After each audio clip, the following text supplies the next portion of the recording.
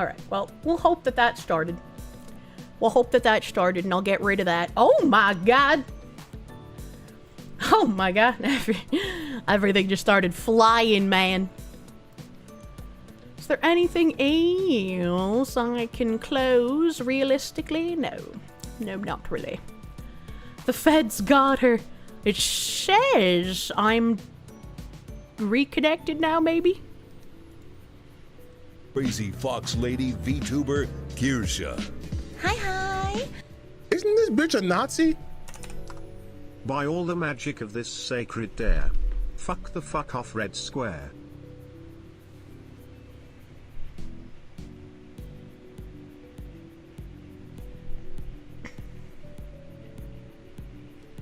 Am I back? Because my OBS still says that I'm, like, not connected.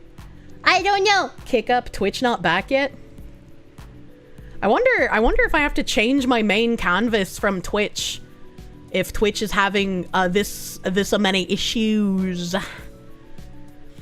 Emergency in Korshovo. Twitch isn't back yet. You're back on Kick. Penny dollars are back. I love my penny dollars. 10 things doctors don't want you to know. Fuck, man. Did Bunker Cat eat the internet cable? It shouldn't have. It shouldn't have, but maybe if Twitch is having many issues, because this happened last stream too. If Twitch is having many issues, maybe I need to make it not my main canvas. Press F to say, fuck you, Red Square. True. Can I have one of my moderators DM me the new YouTube chat link, pretty please? Weird that it's always just Twitch that dies. It is weird, and since Twitch is my main canvas, if Twitch just, like, giga dies, it takes down all of my streams. And what's extra weird, right? What's extra weird is, like, the entire time I've been red squaring the past couple of streams, my internet has been fine. So, like, I can still use my browser, my Azure Lane doesn't disconnect, my Discord doesn't get disconnect, like, my internet's perfectly fine. But it's my OBS that starts dropping, and I don't know why. I have zero fucking clue. Let me custom browser dock here. Okay, alright. I should be in the new YouTube chat now. Why is Twitch always the problem? I don't know, man. I don't know. Is Twitch, like, still dead right now? Is Twitch still down? Anya Boinya. Current YouTube room title fixed. Thank you. Thank you. Still no Twitch? Twitch is still dead. Listening to you on Kick. That's so fucking weird. Hold on 1 second. Maybe I can fix that? Maybe I can fix that? Because my OBS does say that, like, stream is completely dead, but somehow it's working for everyone but Twitch. I fixed it that one time, once before when this happened. Yeah, but I don't remember how I fixed it, so hopefully I can fix it this time. I hit the stop stream button, and it's hung up on stopping my stream at the moment. Very, very hung up, very full of issues. I guess it's a good thing that this happened before I started in on my tangents. And hopefully it doesn't happen again. Twitch has entered late-stage platform syndrome. I guess so. I guess fucking so. Need to get me a new streaming software other than OBS. I don't know if that's possible. My OBS is still hung up on stopping stream. Like, it just does not want to. What the fuck? New YouTube chat is in commentary mode? I don't know what that is. But yeah, they're correct. It does say live commentary mode. I don't know what that means. I don't know if that is making it so people can't post, because this should be the correct chat room, but I do not see anyone besides moderators typing in chat. Imagine watching anywhere but Kick where the warm bodies feed the Foxu. True. True, and it still isn't stopping stream. That's crazy. Okay. Alright, this should have fixed Twitch, maybe? Hello, Butterdog, we need you. This is our time of need. Look at all those YouTube babies freed from the gulags. Welcome back. Well, welcome back. Mod love freedom. We have freedom The AI finally. overlords have been angered not by melons, but close enough. Fuck! They got angered by the pine schnapple. Thank you, Heedster, my By the guy. grace of the Omnissiah, I command the machine spirits of this computer to flow with the power of the motive force. The graphics to render, the cooling to flow, and that the stream be stable. By the machine god, I command this device to function. Please function. Hopefully your offering pleases the machine spirits, because they are never pleased with me. They're never pleased with me. Quandle Bandwi, thank you for the 88 when we were having the issues as well.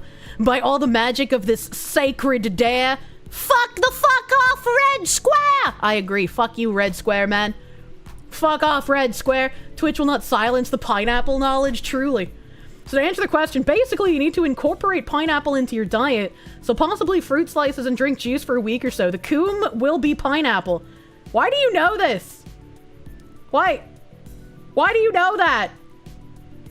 He who shall not be named, thank you. All the pineapple dissolved the YouTube chat. Clearly the chats were not strong enough against the brominated pineapples.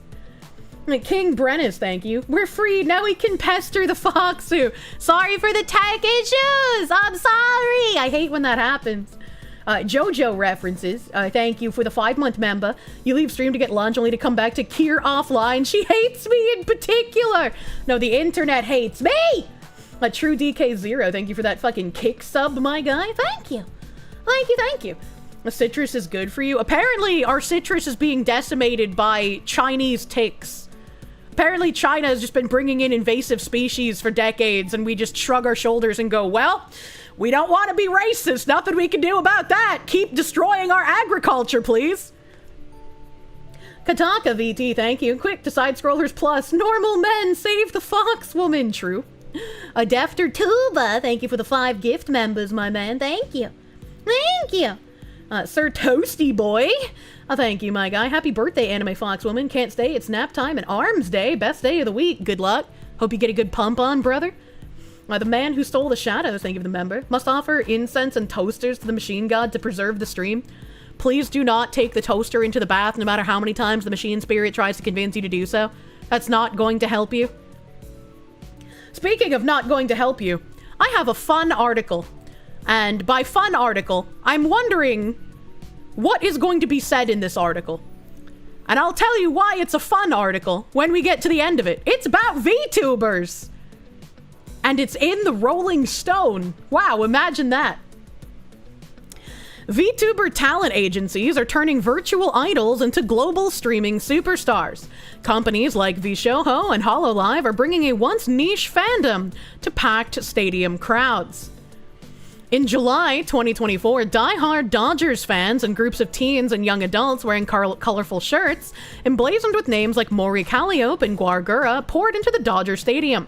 While some had come to watch America's favorite pastime, others waited with bated breath, eyes on the digital screen set up around the arena, eager to see a diminutive anime girl with white hair and shark teeth appear, bobbing around on the screen singing "Take Me Out to the Ball Game." This virtual idol was the first introduction for many in the stands to the concept of VTubers. VTubers, or virtual YouTubers, are not a new phenomenon, but have grown in popularity during COVID-19. On a basic level, they're just like any other creator on channels like YouTube or Twitch, generally hosting variety streams and playing video games while interacting with their fans.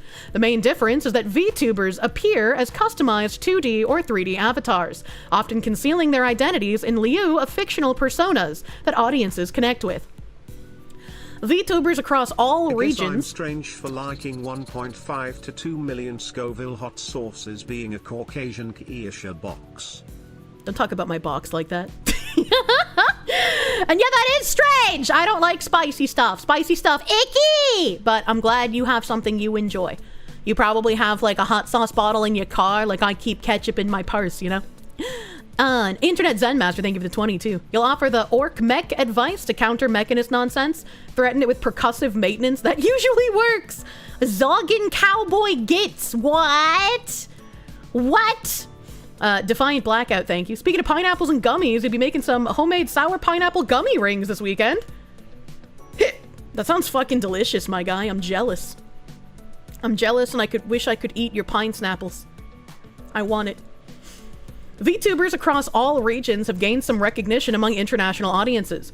Guargura, a fictional descendant from the lost city of Atlantis, broke into the mainstream through her success streaming gameplay and releasing original music on YouTube before retiring in May 2025.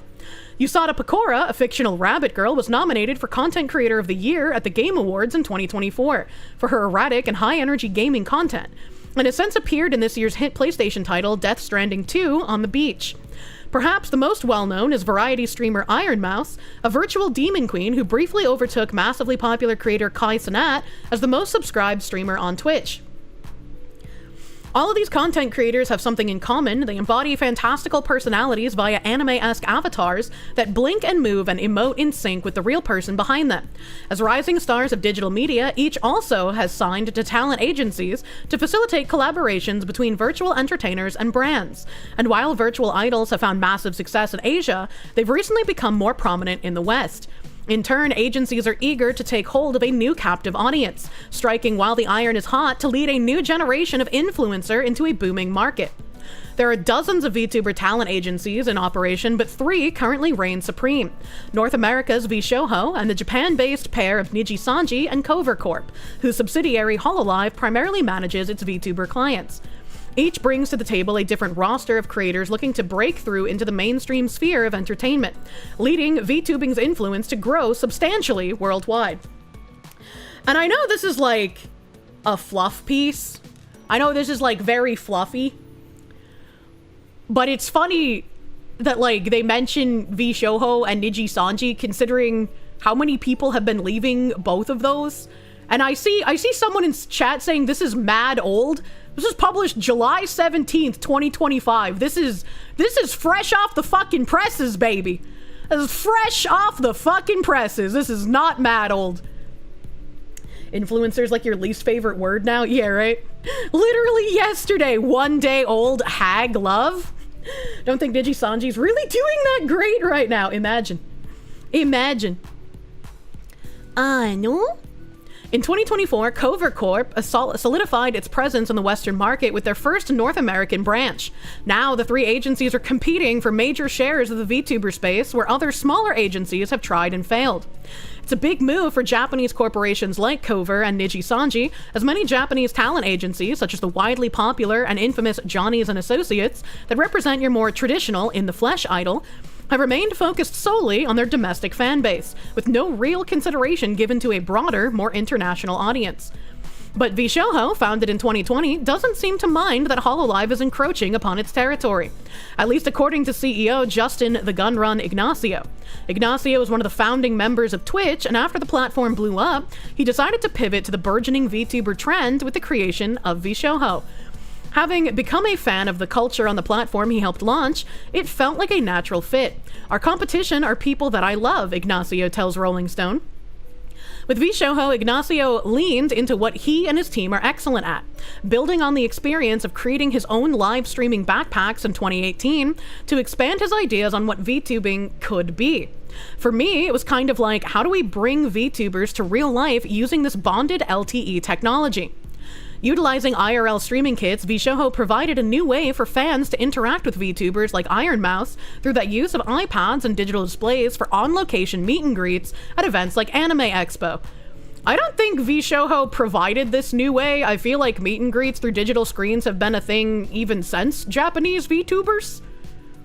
Maybe I'm wrong, but I feel like pretty much everyone did this.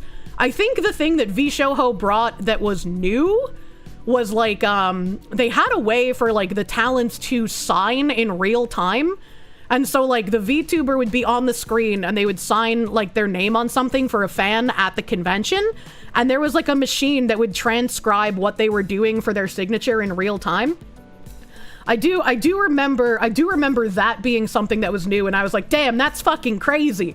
Fucking VShoho actually pioneering VTuber technology. Oh god, thirsty. An auto pen isn't new. I mean, an auto pen isn't new, but like, I don't think I would call it an auto pen either, because it's like, it's translating in real time what the VTuber is writing, right? A bit sippy, big sip. Yeah, I was fucking thirsty, man. So I thought that was really fucking cool. That's what AutoPen is. I thought AutoPen was like it wouldn't do it in real time. It just like would automatically sign your signature like when you pushed a button or some shit. That's an AutoPen. Well, regardless, it's the first time I've seen it used by VTubers, so I thought it was really cool that VShoho did that. And also, I don't know if VShoho were the first ones to do this or if this was elsewhere, but I think Iron Mouse was like the first VTuber that I saw to be on an iPad that she could move locally, like a little go-kart kind of thing. So I thought that was also really fucking cool. Being able to like move around the convention on like a little Segway with your iPad on it, that's really fucking cool. You're pretty sure Japan had that a while ago. They might have. I don't watch too many like convention streams, so.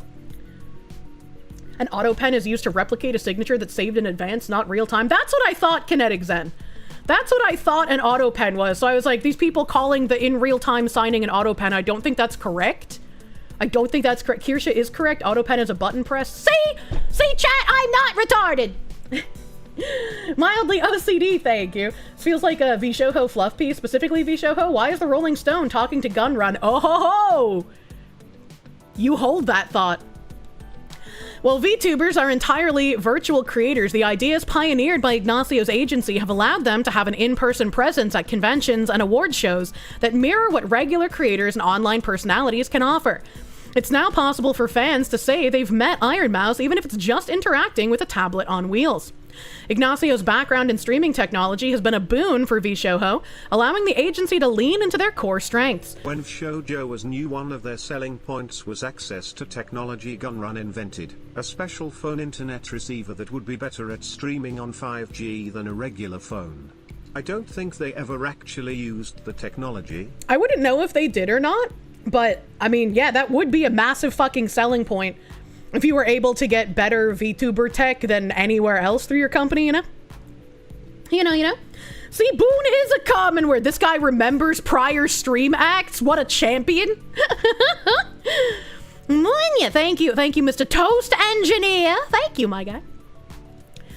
We know what we're good at, and we know what we want to get better at. And we want to lean into that while making sure our creators, our talents, are able to communicate what success looks like for them. And we are aligned to build that out, Ignacio says. It's a sentiment shared by VShoho's direct competition, Cover Corp. Cover Corp, who founded in 2013 by CEO Motoaki Yagu Tanigo, an entrepreneur who'd previously found success in working with Sanrio and the Japanese company Imagineer. It was his first experience in the realm that led him to form Cover Corp in the first place, dipping his toes in the experimental world of VR before founding HoloLive, now the largest Japanese VTuber talent agency in the world. Unlike VShoho, HoloLive has taken a more traditional approach to this model, expecting their virtual stars to speak multiple languages, sing, and dance on stage in live performances, just like any other Japanese idol, albeit via motion capture that's displayed on giant screens. In 2024, Cover Corp established its first North American branch to capitalize on its roster of English-speaking talent. Hell, with the LA Dodgers collaboration serving as the first step in establishing HoloLive's presence in the United States. Cover Corp. Spoot Bubbler. Cover. Wait, I'm not gonna call it Cover Corp, chat. That sounds dumb. The mocap is fucking great, especially when someone like Corone is doing flips. Yeah, absolutely. Absolutely. A lethal weeaboo. It's a semi-auto. That's true. It's a fully semi-auto pen. Why not? That's what it is. Cause fuck you. That's why. You guys are gonna try and correct my pronunciation of Kova when I've been saying VShoho for how many fucking years? That's literally the name. Dodgers game was the first step. Really? We're just asking for some common sense auto pen control. We can't let those filthy VTubers get a hold of auto pen technology. Jesus Christ. One of our missions for opening Cover USA is to create more opportunities for our English-speaking talents, Tanigo says. Imagine not just calling him Yagu. Come on now. Having an office in North America would allow for the Japanese talent agency to properly support its overseas English-speaking talents like Oro Crony, Mori Calliope, and Ninome Inaninas. I can never pronounce her name correctly, man. His article's wording is sus as fuck. Instead of churning out new VTubers, Cova Corp can foster support and greater opportunities within the Western region. Inner knees. You lost your auto pen in a tragic boating accident, Jesus. Calliope. You're just lucky I've managed to switch from Calliope to Calliope, alright? So forgive the Foss woman, she has a Boston debuff. I do. Ina's proper name is a linguistic jumble. Ow! Ah! Fuck, I'm a retard!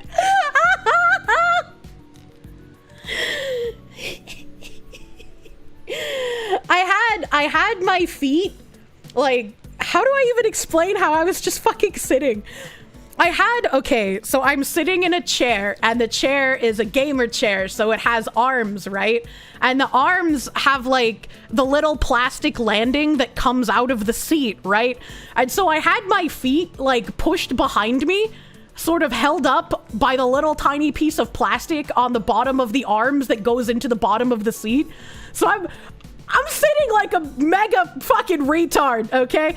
And I like lost my grip because I was shuffling around, and so my foot fell and I stubbed my big toe on the floor because it just fucking hit on the nail part. Gamer TM chair. We know you're a retard. You don't need to yell it. That's what you get for sitting like L. I know. Oh my god. Please don't freak out. You're mid-rep benching. You almost laughed. No! Don't accidentally kill yourself while listening to my stream! Stop it! Deploy the medic, Kirsche. You're a very interesting person. You know? Sometimes. Where the fuck were we? This expansion wouldn't be possible without HoloLive's massive fan base in both North America and Europe.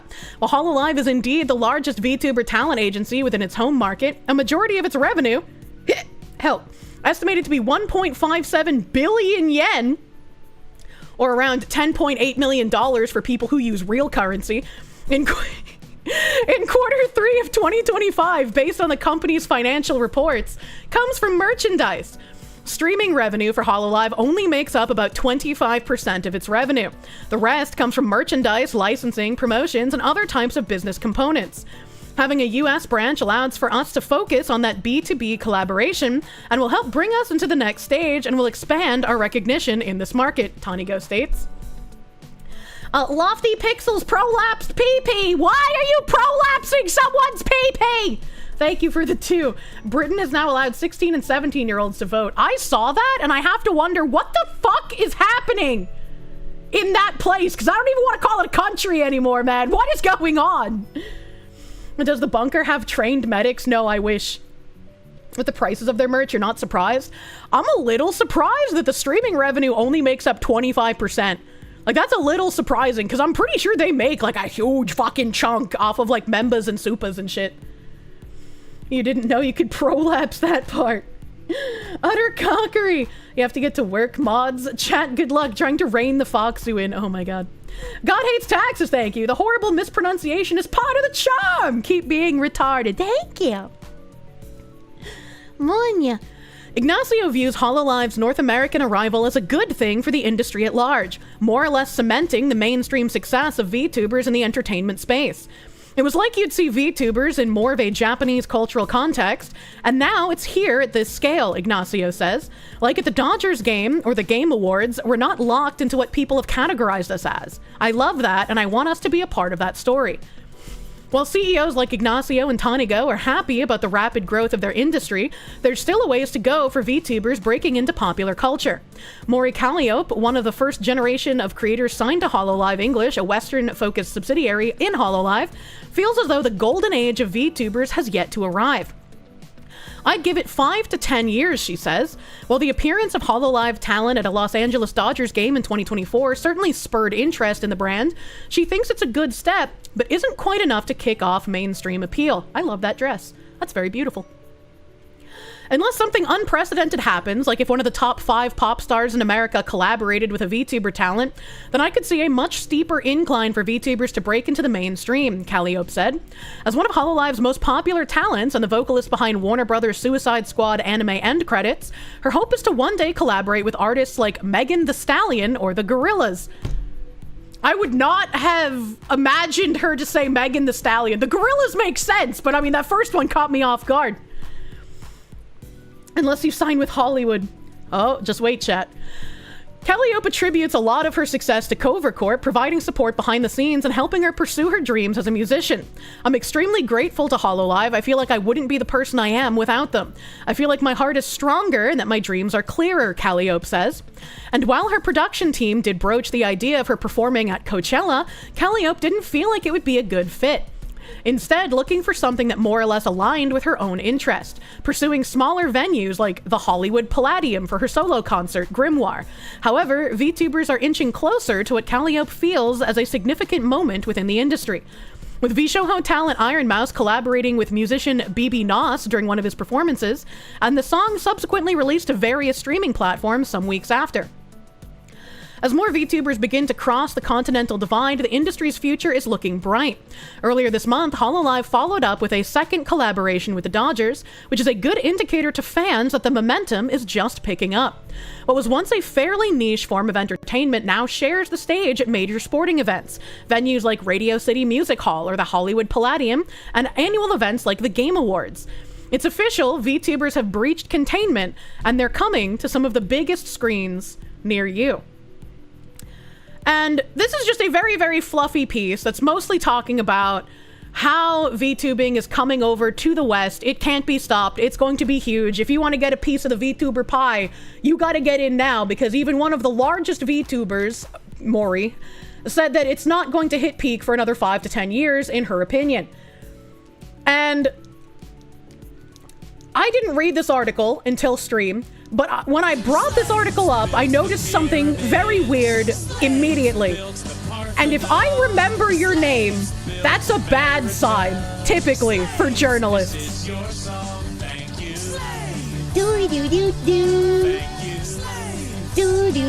is a very CBS how do you do, fellow kids? It's worse than that. It's way fucking worse than that. Thank you, Internet Zen Master! Internet Zen Master, thank you for the 100 fucking slaves. We either get cancerous, defamatory smear campaign hit pieces or out-of-touch boomer coverage. This is not out-of-touch boomer coverage. This is how someone like Anna Valens should be writing articles if they want to be subversive in the industry.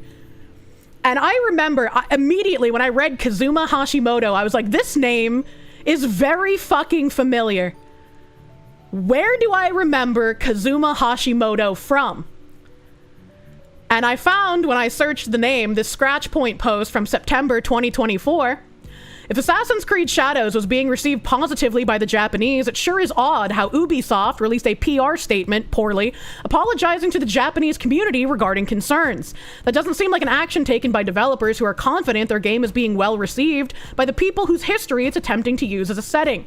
Pretending everyone taking issue with the portrayal of Yasuke as just an English speaker in disguise is pure projection by people who constantly point to any singular person with the slightest bit of Japanese ancestry to act as though it somehow represents the opinion of the entire culture. And the screenshots he puts here. Kazuma Hashimoto, a Japanese consultant and translator in the video game industry, said the reception of Assassin's Creed Shadows was mostly positive in Japan. It was people in the West who were upset with seeing Yasuke as a samurai, he said, explaining that many of the negative online comments written in Japanese appeared to have been roughly translated from English. And this was Ubisoft's statement directed at the Japanese having all the issues. Remember, this got so big that it went to Japanese politicians discussing it on, like, their parliament floors. Assassin's Creed Shadows takes the franchise to 16th century Japan, where it launches on November 15th. This is just a little bit about the game itself. And then in the second tweet, Scratchpoint says, Kazuma Hashimoto isn't this person's birth name and possibly taken from an anime character. Kazuma has apparently worked for Sweet Baby Inc. as a consultant for various companies, also assisting with localizing scripts according to LinkedIn. This is another case of someone who wasn't even so much as raised in Japan, using partial heritage to lend credibility to their views, while imposing an obviously westernized mindset on Japan. And you have some tweets from Kazuma saying, Happy Trans Day of Visibility. I'm Kazuma, a half-Japanese trans man who works in translation and journalism. I write media analysis primarily concerned with video games and Japanese pop culture. I dress like an Ayami Kojima character in my spare time and moonlight as a VTuber. Another Happy Trans Awareness Week. I'm a trans man who writes about politics and examines pro-imperialist propaganda in media, specifically video games, and occasionally post pictures of my cat.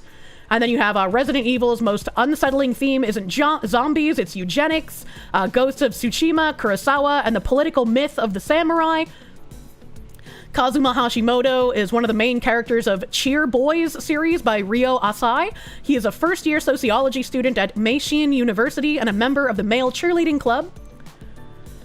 Freelance narrative design consultant at Sweet Baby Inc. This is from Kazuma Hashimoto's LinkedIn, provides consultation on various AA and AAA titles under Sweet Baby Inc., includes work on unannounced Square Enix, Ubisoft, and Insomniac titles, alongside researching and crafting characters for upcoming titles for both new and existing IPs. Assisted in foundational world building and character creation for new IPs. This has included writing lore for gameplay maps and backgrounds for major characters. Worked collaboratively with teams to create authentic representations of marginalized individuals with constructive criticism, offering suggestions for teams to implement through various brainstorming sessions and sensitivity reading. Helped localize game scripts to not only make sure the original intention of the character dialogue stayed intact, but was also grammatically correct in English. And then another couple of tweets here of Kazuma just talking about random stuff, I guess. I don't know how this tweet is relevant, but I also tweeted about this person because I learned about this person back on September 19th, 2024. Oh, my tweet's a few days before Scratch Points, I think. No, a few days after. September 19th. A few days after. So is someone just telling me to go to fucking bed in the comments here? So I said, Filthy Smear Merchant tries to rewrite the narrative and say Assassin's Creed Shadows was well received in Japan to run cover for Ubisoft. Base JP YouTuber exposes the underhanded tactic the guy used to consult for Ubisoft as well as with Sweet Baby Inc. And this is a JP YouTuber here that says, I learned from everyone about the Hashimoto Kazuma issue, where New York Times stated that Assassin's Creed Shadows is well received in Japan, and Japanese criticism was translated from English. They're a former Sweet Baby Inc. freelancer, former consultant for Ubisoft and Square Enix, and a freelance writer for Polygon and IGN. And again, they have a little bit of a bio here. Kazuma Hashimoto is a Los Angeles-based media critic, journalist, and narrative designer. Joining the industry in 2016, he has gone on to write for major publications like Polygon and IGN, where he was nominated for the New York Game Journalism Award in 2020. On top of this, he has interviewed developers from Square Enix, Platinum Games, and Koei Tecmo. Additionally, he has worked as a cultural consultant for AAA developers such as Square Enix, Ubisoft, and Insomniac. Here, he has provided insight to create more authentic experiences for audiences and helped create foundational world building for several projects. When he isn't working, he's at the beach, writing at local cafes, finding new spots to eat, blah, blah, blah. This is Kazuma Hashimoto's profile here. They have I write a lot, script writer, critic, queer, he, him, Polygon, IGN, Silicon Era, Games Radar, at them, Inverse, MMORPG, plus more, blah, blah, blah. And then there's the freelance narrative design consultant screenshot once again. So she's Japanese, Sweet Baby Inc. So that's why I said that this article is what, if Anna Valenz was smarter, they would have done. Because there's no like ideological pull in here. Kazuma didn't make the article about them, despite them also being a VTuber and will obviously profit off of VTubing becoming bigger in the West, right? So this is a good way to subversively position yourself as someone who knows the industry, knows what they're talking about, and then you can start slipping in your ideological slant later on. I think he might have a reason to deflect the criticism of the game that he probably caused, right? Right? Twitch Mobile is still going. That's weird. Unity article was crap the moment I said Rolling Stone. But this is also a good thing because most people aren't going to remember Kazuma Hashimoto's name. So they're going to read this and they're going to be like, yeah, these are my Oshis. I agree. I want them to get bigger in the West.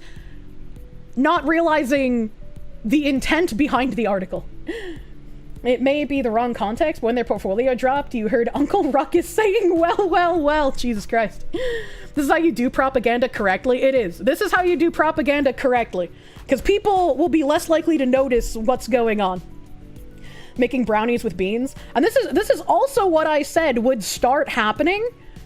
I said that, like, the people who want VTubing to stay apolitical forever are putting their heads in the sand like ostriches. Like, I can understand the sentiment of wanting things to stay apolitical, but it's not gonna happen. These people will come for your hobby just like they came for comics, just like they came for movies, just like they came for card games, just like they came for anime. VTubing is not some sort of, like, special area that is protected from the cancer. It's going to come, and it's better to notice when it starts coming than it be too late and you're already gaped afterwards. Understand, gatekeep, exactly.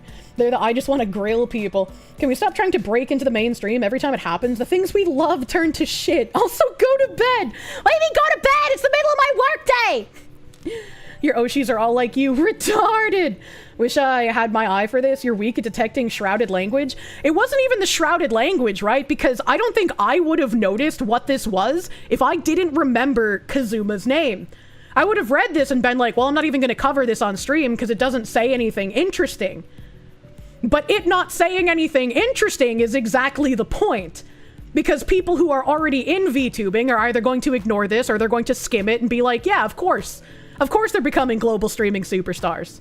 But this isn't for people who are in VTubing.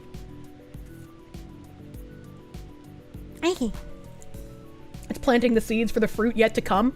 It's exactly what happened in video games journalism way back in the day before even Gamergate happened. Don't forget tabletop gaming, Warhammer, and Battletech have fallen to the cult. Yeah. Can't wait for the VTuber has a Nazi problem and lolly problem article from this person in the near future. Kirsche, it's 2 a.m. Make your razor post and go to bed. You can't gaslight me on the time! The Palidan, thank you. This article and Kazuma's behavior are serious violations of the SPJ Code of Ethics. You're so glad you left journalism behind. It's rampant. It is. It is, and it's really sad. You think you hate journalists enough, but you don't. I actually am an exception. VTubing has mostly been left-leaning since the old days. I mean, I'm aware. But most VTubers, regardless of being left-leaning, don't add that to their content. I mean, there have been some, especially during, like, the VTuber Awards when they give, like, speeches. Sometimes they'll say something political. I'm sure if I did that, I would be castigated. Don't gaslight the fox who I require my tangents. But yeah, most still kept it out of their content, even if they were still seething on, like, a different account, right? Most would keep it out of their content. I think I am one of the first that talked about it as frequently as I have. I want to say, like, Fudakuchi Mana has also been talking about it for ages, but I still think it's funny she outed herself as a gaming tourist when trying to cry against me for having the PS2 in my blurb on my website. Modern journalists look at journalistic ethics as a quaint notion of a bygone era. Yeah, pretty much. Pretty much. And you finally got your cup? You swear it makes the flavors taste better? That's what I want to hear, brother. Drink the gamer sups from my ass! Pakistani National, thank you. No, seriously, go to bed. I've only been awake since, like, noon! What do you mean? He who shall not be named, thank you. Once something becomes mainstream, it becomes a target for the ideologues. VTubing isn't immune to this. Yes, but there are a ton of people that seem to not understand this concept. Oh, man. I don't like your views, but damn, can man a whale? I mean... Arigato gyro, thank you. TLDR in the UK. People got sick of the backstabbing party, so we stopped voting for them. This paved way for the front stabbing party, who were trying to hold on to power by leveraging the demographic change. I feel like if you're going to change the age of voting, wouldn't it make sense to increase it, not decrease it? Phoenix DS, thank you. Like a chameleon trying to sneak in under the radar, should highlight all of Kazuma's articles and link them back to their older posts, right? right? It's just like, again, this is something that I wouldn't have even thought was interesting enough to bring up on stream if it weren't for who wrote it and what this person is about subversively. So it's begun. We're gonna have to take a look at all kinds of VTuber articles coming out and see what a journalist happened to be behind them. UK loves lowering ages for things. That reminds me of something I didn't talk about. Hold on. Can I even find it, man? I hope it wasn't a Daily Mail article. There's the grocery store stuff. No. Oh, man. What if... Okay, hold on. It should still be... Oh, fuck! What did I click on?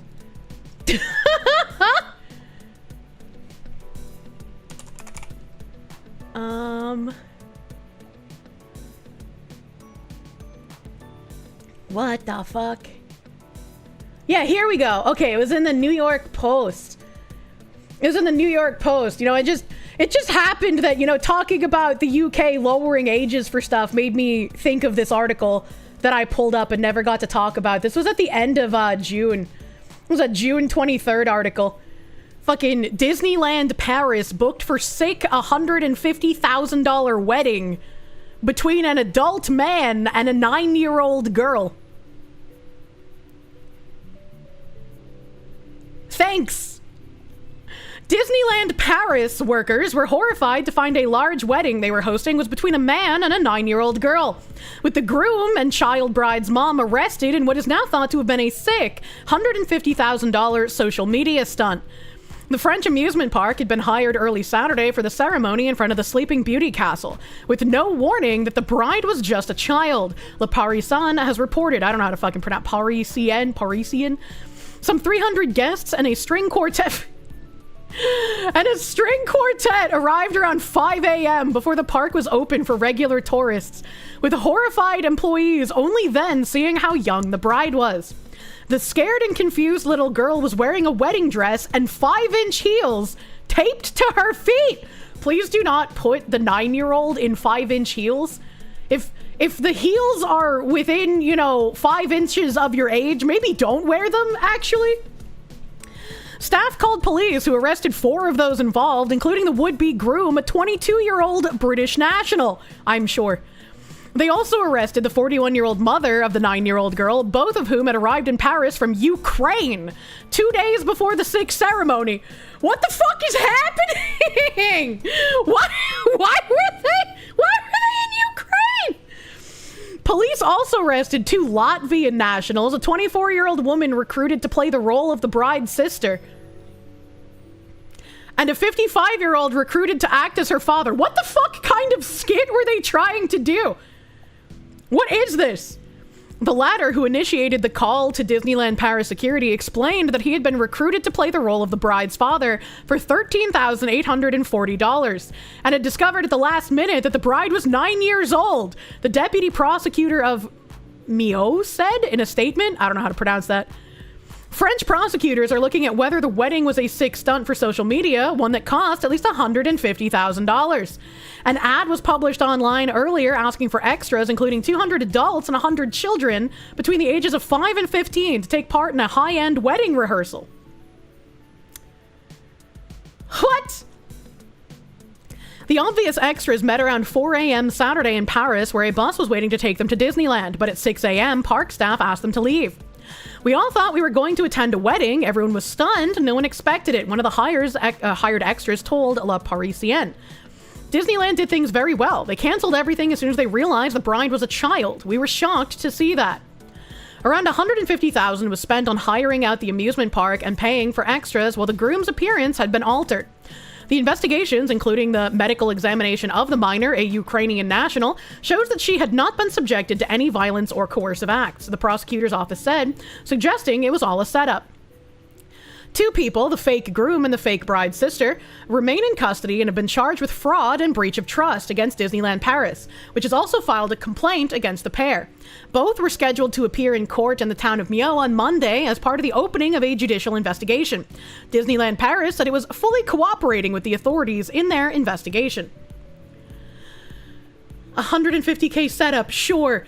The only way I could even possibly begin to believe that this was a setup and that the groom was a British national is that if they were trying to film some sort of this is what our country is going to become kind of nonsense, right?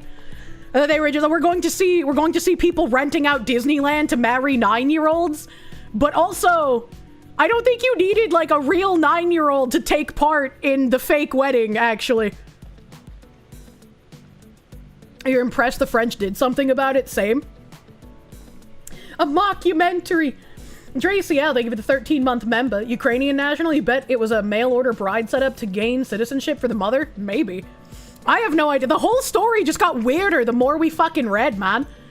Would have to be either somebody imitating Borat or a cultural commentator if that was the angle. Yeah. British national looks inside. Pakistani man. Yeah. Given it was in Paris, you're actually surprised that Disney even reported this. Same. I am also surprised. And yeah, when I see British national, I immediately just think, oh, they're probably talking about someone who's not actually British. But if they're claiming that this is a social media stunt, I would be willing to believe it was an actual British person possibly trying to make like a cultural documentary. Still really fucking weird. And I would like to hear more about this. I would like to hear more about what happened. I wonder if there's like any update. Disneyland Paris wedding. Disneyland Paris wedding 9-year-old update. June.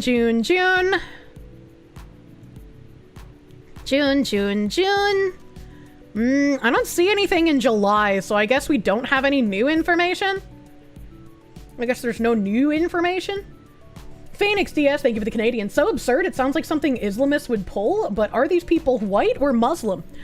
I don't know. I could completely believe that these were people trying to make like a cultural documentary of being like, if we keep unchecked immigration, this is going to happen, right? Like I can see that angle, but it still seems like a very fucking weird thing to do. And if it was that angle, right? If you were an influencer trying to make a cultural documentary, why would you not tell the park staff that's what it is, right? Like, why would you want the park staff to panic and possibly shut you down thinking you're actually trying to marry a minor, right? Like, some of it just not making sense. My mod seems to have the guy's name. Hoops, where? The Epstein binder blonde explained her full story on Megyn Kelly's YouTube channel. The what? It wasn't a setup or anything like that. The guy had a criminal record. He even got his own Wikipedia page. Jackie Jaj. Well, that doesn't sound like a British name. That doesn't sound like a British guy. Jackie Jaj. How do you know the guy's name? Oh no.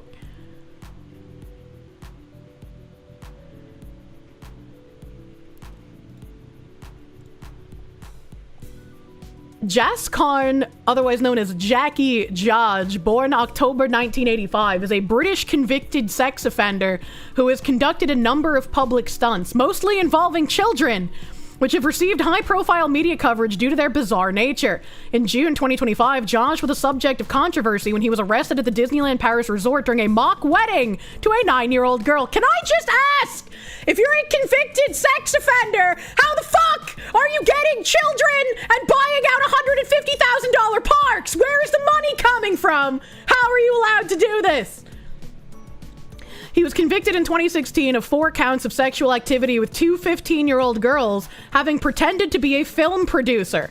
Jaj had driven near schools in Hounslow in West London, claiming to be a Hollywood film producer and offering alcohol. He was sentenced to 4 years in prison, and he is on the sex offenders register. How do you get convicted of 4 counts of sexual activity with 2 15-year-olds and then you only get 4 years in prison? How is that even humanly possible? How was he allowed in the US? I don't know if he is, but that was Disneyland Paris that we were talking about, by the way. In 2023, Jaj managed to mock film premiere in Leicester Square involving girls who were hired to pose as fans. What? The children had been instructed to cry, far reach, and faint for Jaj by the casting agency that had hired them. Help. Josh was arrested in June 2024 after being witnessed talking to young girls in East London outside a dance school. He also filmed them and took photos without the consent of their parents. Why is he still alive? I don't understand. On August 31st, 2024, in what Josh described as Project Dover, he started a large fire and an explosion using gunpowder and a detonation cord in a yard on Dock Road in Silvertown, Greenwich. A fake BBC News lorry and police cars were set on fire and destroyed while Josh posed naked for the cameras. He had initially worn prosthetics to disguise his identity. The Evening Standard reported that Josh had sat at a typewriter, surrounded by hundreds of newspapers on the floor, before flicking cigarettes at a police car, a police van, and a BBC World News branded lorry, which all exploded into a huge blaze. 25 firefighters were involved in suppressing the fire. No one was injured in the incident.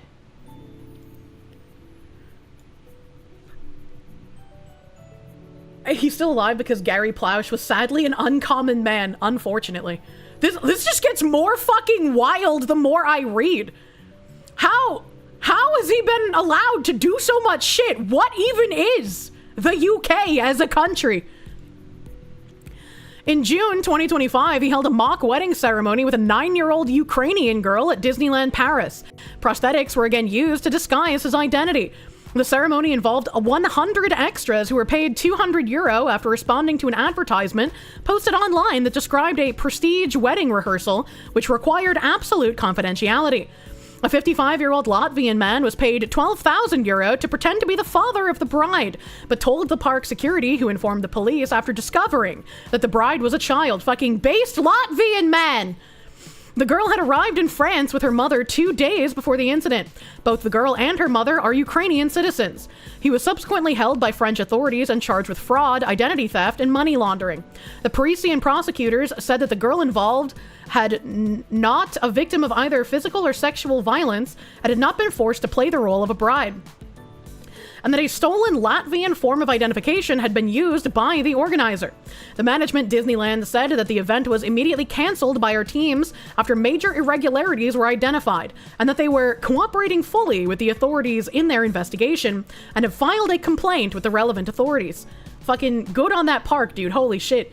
Nah, yeah, I don't know why that article was talking about this as like some kind of social media stunt. Because it doesn't sound like it's a social media stunt. It sounds like a narcissistic child molester really gets off on doing incredibly public stunts that he never gets fucking punished for. Do we have pictures of this fucking guy? Do we have pictures of this guy? Because there's no pictures of him in the Wikipedia article. Already calling it, France is gonna let him go.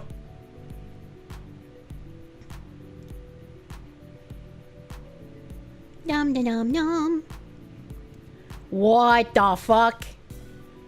Okay, maybe this is the only picture of him I'll be able to see, but we'll see. Oh, hey, here's a BBC article that asked the same question I did. How is a pedophile able to hire Disneyland? That's a great fucking question, man. Let's see, is there any other images of him? Oh, dude, he looks gross. What the hell? Okay, so there's a bunch of images of him, and he just like looks grody, man.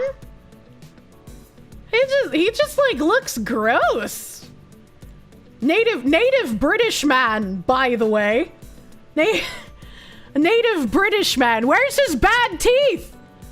He can't be British. I don't see any bad teeth. He looks like an Indian Ezra Miller. Dude's got Bert's hair from... Oh, God.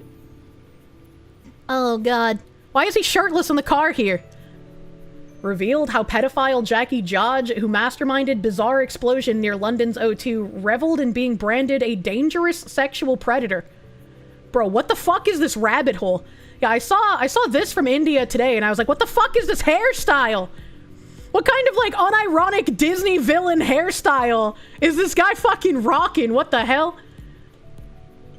And then there's this one. They always look a certain way. The dead dog hairstyle. It looks so bad. When it emerged that last weekend a convicted pedophile had organized a fake wedding to a 9-year-old at Disneyland Paris, many people were perplexed. Who would do such a thing? How is it even possible? The BBC understands it was the latest bizarre stunt by Jackie Josh, a British man I've been investigating for 2 years. Thank you, Noel Titteridge. But, you know, he first came to my attention after a tip-off from a teenage girl came out of the blue in 2023. She was horrified that she had come face-to-face with a pedophile who she had been hired to fawn over.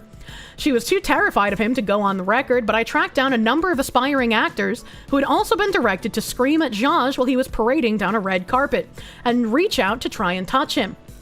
In all, 200 children and young women had been recruited by reputable casting agencies to play Josh's fans at a fake film premiere in London's Leicester Square that year. Some were as young as 6. How is he still out on the street? I don't get it. I don't understand how so frequently these people are just let go and there's like just no accountability in any way, shape, or form.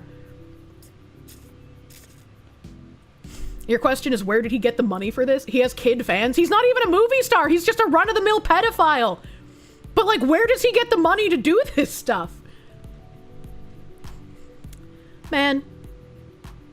Towards the end of the event, someone recognized Josh, who had previously been found guilty of sexual activity with 2 15-year-olds in 2016 and sent to prison. The fake red carpet was one of a litany of stunts he has organized since his release, which often involve casting girls as his fans. Run-of-the-mill. Yeah, I hate that run-of-the-mill pedophile is like an actual thing in current year. You can do things are bad out there, but Jesus Christ. Non-native Brits can't do anything wrong in Britain, while real Brits will be frog-marched off for even noticing. Well, at least they're finally starting to fight back. I saw some tweets about like some foreigner punching a British guy holding a baby in like a train station or some shit, and then that guy got his ass kicked. Who's paying the bills? Seriously. Oh my god. All have been organized at great expense while he was on the sex offenders register and subject to restrictions on his activities. For the mock wedding at Disneyland Paris, a 9-year-old Ukrainian girl was flown in to play his bride. The theme park can be privately rented outside of its operating hours, and actors had been booked at great cost to be there. One received £10,000. The BBC understands that Jackie Josh, 39, who's from West London, has now been charged by French authorities in connection with organizing the event. Over the past 2 years, I've set out to try and understand how he's been able to carry out these stunts and why there are not more stringent rules preventing them. Well, if the journalist following this guy for 2 years can't understand how he keeps doing this and getting away with it, I'm sure we're not going to find any other answers, unfortunately. This guy's hair is exactly like Pesci from JoJo Part 5. Like, no joke. Jesus Christ. Hell, shouldn't sex offenders be banned from Disney? You would think so. That's a Ferrari. I wouldn't have known. Ryan Spalding, thank you. First time super chatting to a VTuber other than chatting on side scrollers. It's strange at first, but you realize it's for the anonymity and to have a stage character like Kiss early in their career. Yeah! Except my tongue isn't that long. It's too short. I can't do that. Christian Gamer Donut, thank you. He will eventually get destroyed. God's judgment is mercifully slow, but not absent. It's too slow. I wish it was faster. We need more lightning strikes. Many have taken place at high-profile British landmarks, including the British Museum, the Royal Exchange in London, and the University of Oxford. They also typically involve young people being hired to act as his fans in elaborate productions. This is really fucking weird. This is really strange. And also, like, chat, hold on. If I open this image in new tab, it's hard to tell because thankfully they have blurred out the identities of all these people. But like, with a couple exception, it looks like they're almost lined up by race. Like, more people are lighter over here and more people are darker over here. What is this fucking weird police lineup pedophile thing that he's doing? The gradient. Extremely strange. Extremely strange. Videos of some of them were uploaded to a YouTube channel, which was watched more than 6 million times and had 12 million subscribers. Who's the YouTube channel putting up this shit? Who is it? Why did you just say a YouTube channel? Why don't you say Hoomst? Many remained on YouTube for years until last September when the BBC alerted Google, which owns the platform. A video on a separate channel showed him next to one of the victims he was convicted of sexual activity with her face anonymized. It had remained on YouTube for 4 years with more than 1 million views. Holy shit. There can't be that many YouTube channels with 12 million subscribers. So, like, even if they had to delete the videos of this creepy pedophile fuck, who is the channel and why were they posting it in the first place? Did they know who he was? Did they know that they were reposting his, like, weird pedo fetish material? Botted. Google told the BBC at the time that it takes user safety seriously, but offered no explanation as to how an account featuring a man with almost no profile or success had 12 million subscribers, or why the videos had not been previously removed. Yeah? I mean, when they say an account featuring a man with almost no profile or success had almost 12 million subscribers, it could have been one of those channels that just, like, reposts current happenings, right? But, like, typically those channels wouldn't just post some guy that wouldn't get any interaction. So how much did he pay to get put on that channel? What is the price there, as it were? Clips on social media sites appear to cast Josh as a successful writer and singer and are often styled as music videos. It is not clear if the weapons Jackie Josh holds up in a music video are real or fake. Why does he look like a woman? Like, not like a real woman, but he looks like a man trying to pass as a woman in the picture on the right. You know, we say this a lot, but this guy glows. Yeah, right? I am just aghast at the fact that this thing is still on the streets, dude. Many are highly concerning, some featuring him posing with young children and weapons. It is not clear if the guns are real or fake. If he's taking the videos in the UK, they can't be real. You know, the BBC is more scared of the guns than the child touching. A fuck off. Thank you for the Canadians. You were genuinely hoping this was anything but a diddler stunt? Genuinely sickening? You're gonna go get buffalo milk and some other stuff? I need to put stuff on my throne. Maybe I'll take some time to do that tonight, because I still want to try the buffalo cheese. Thank you for whoever fucking linked, I can't remember who it was, who linked that Wikipedia article. Because this has been a crazy rabbit hole. What the fuck? What the actual fuck? Middle East Epstein. Others revel in his infamy. In one, he's greeted by fans apparently celebrating his release from Wormwood Scrubs prison. I wanted to know how he had organized the stunts and if he had received help. Over the past 2 years, I have spoken to videographers, production assistants, and technicians who were hired for some of the events before they discovered Josh's real identity. One man repeatedly appears in videos they shared with me.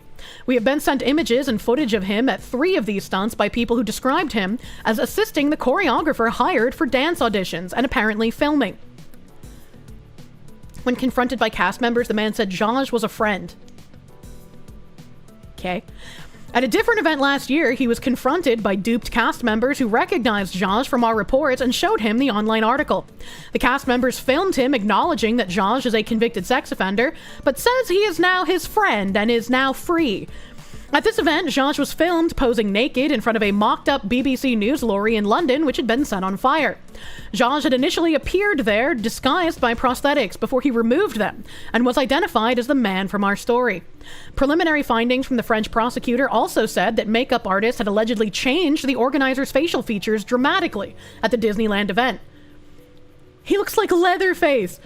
I'm just like fucking... I don't even know what to say. This is wild. How is he allowed to do all of this shit? How Josh funds his stunts, which involve extraordinary costs on venue hire, cast, and props, is a mystery. One production hired a tank, while in another, a mock police car was set on fire. The booking of Disneyland Paris alone would have cost more than €130, according to the French broadcaster BMF TV. I was also told the hiring red carpet space that is the home of movie premieres in Leicester Square would have required tens of thousands of pounds. Josh was listed as a director of a business that was wound up in 2016, but there is no other obvious source of money. I also wanted to know how he'd been able to carry out these events while subject to a sexual harm prevention order.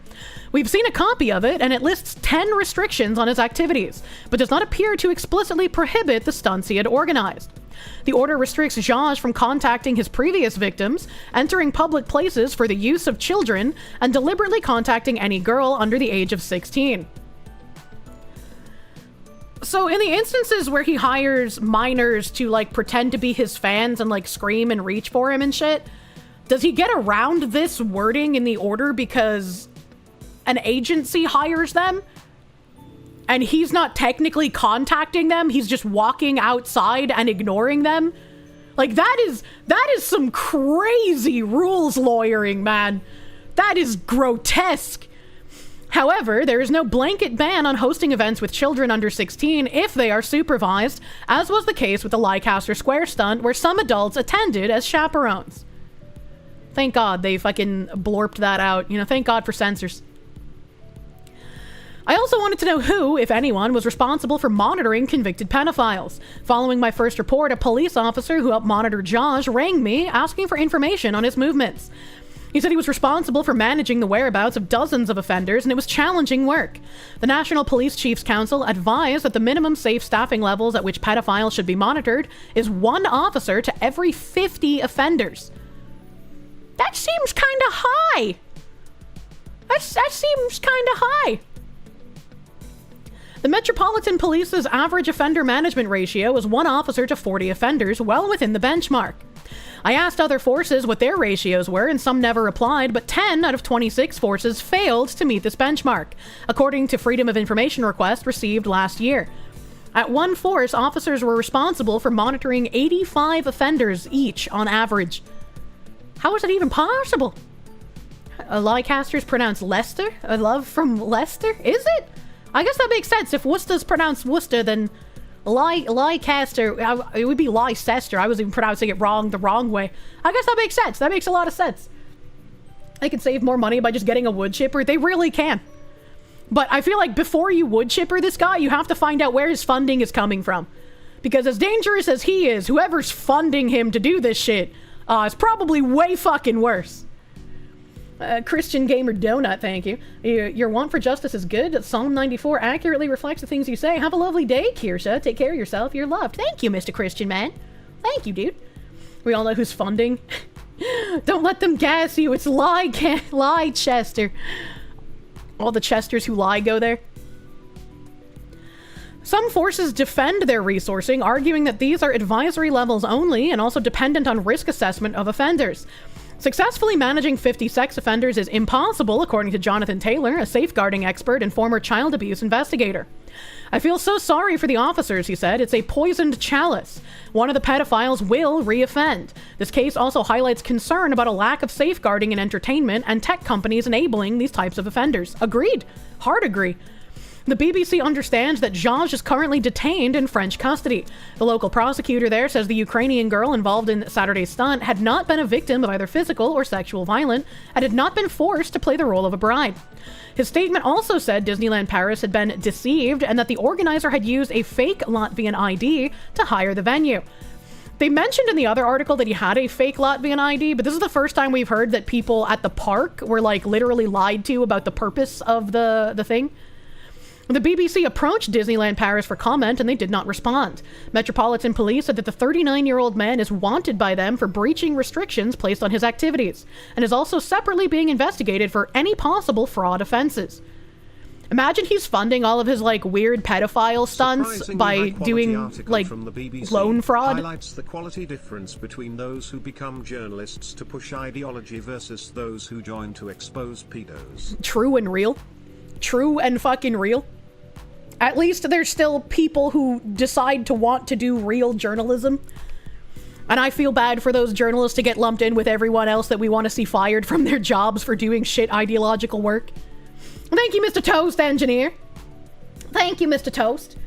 Sparky, thank you. Checklist time. British national. Looks like how do you expect? Pedophile. Possibly laundering money. Chat. I want to glow. It's time for the glowy dance. It's time for the glowy dance since we can't glow normally. And then the last article I brought up about this how pedophile Jackie Jodge, who masterminded bizarre explosion near London's O2, reveled in being branded a dangerous sexual predator. And this is before the Disneyland stunt, maybe? September 2024? Oh no, I think the Disneyland thing was in summer that year, maybe? I don't know. This whole timeline has got me like fucking crazy, dude. How is he doing so many of these stunts, man? Asmaria, thank you. He was probably getting money through USAID. Fucking, I wouldn't doubt it. A convicted pedophile who organized a huge film set explosion near London's O2 Arena has gloried on camera about being branded a dangerous sexual predator. Sex offender Jackie Jodge was filmed naked as a blast was triggered using gunpowder and a detonation cord, only for it to spiral out of control and send the roof of a police van 50 feet in the air in Silvertown in Newham, East London. Jodge was previously jailed for 4 years in 2016 for having sexual activity with two 15-year-old girls after supplying his victims with alcohol and took them to parties in Hounslow, West London, in his silver Range Rover. It has now emerged how the serial prankster...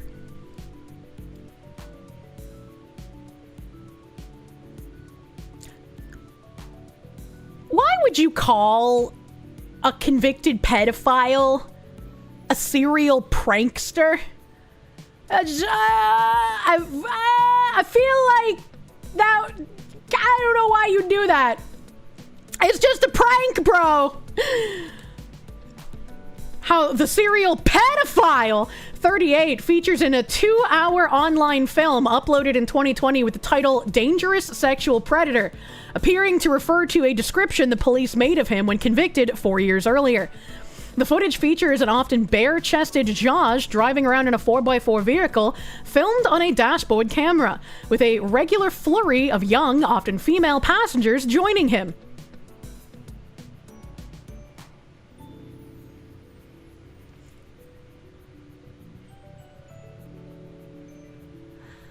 Uploaded to where? How? This article's in 2024. How was this online for so long? What the fuck? What the fuck? In one section, a young male passenger asks, "What do you work as?" with Jodge smirking as he replies, "Do a few things, bruv. Don't worry about..." Oh, he speaks like a fucking chav, too. Why am I not surprised? He is heard describing one female passenger as looking like a young Keira Knightley, while another schoolgirl protests she cannot get out of his vehicle because the teachers will see.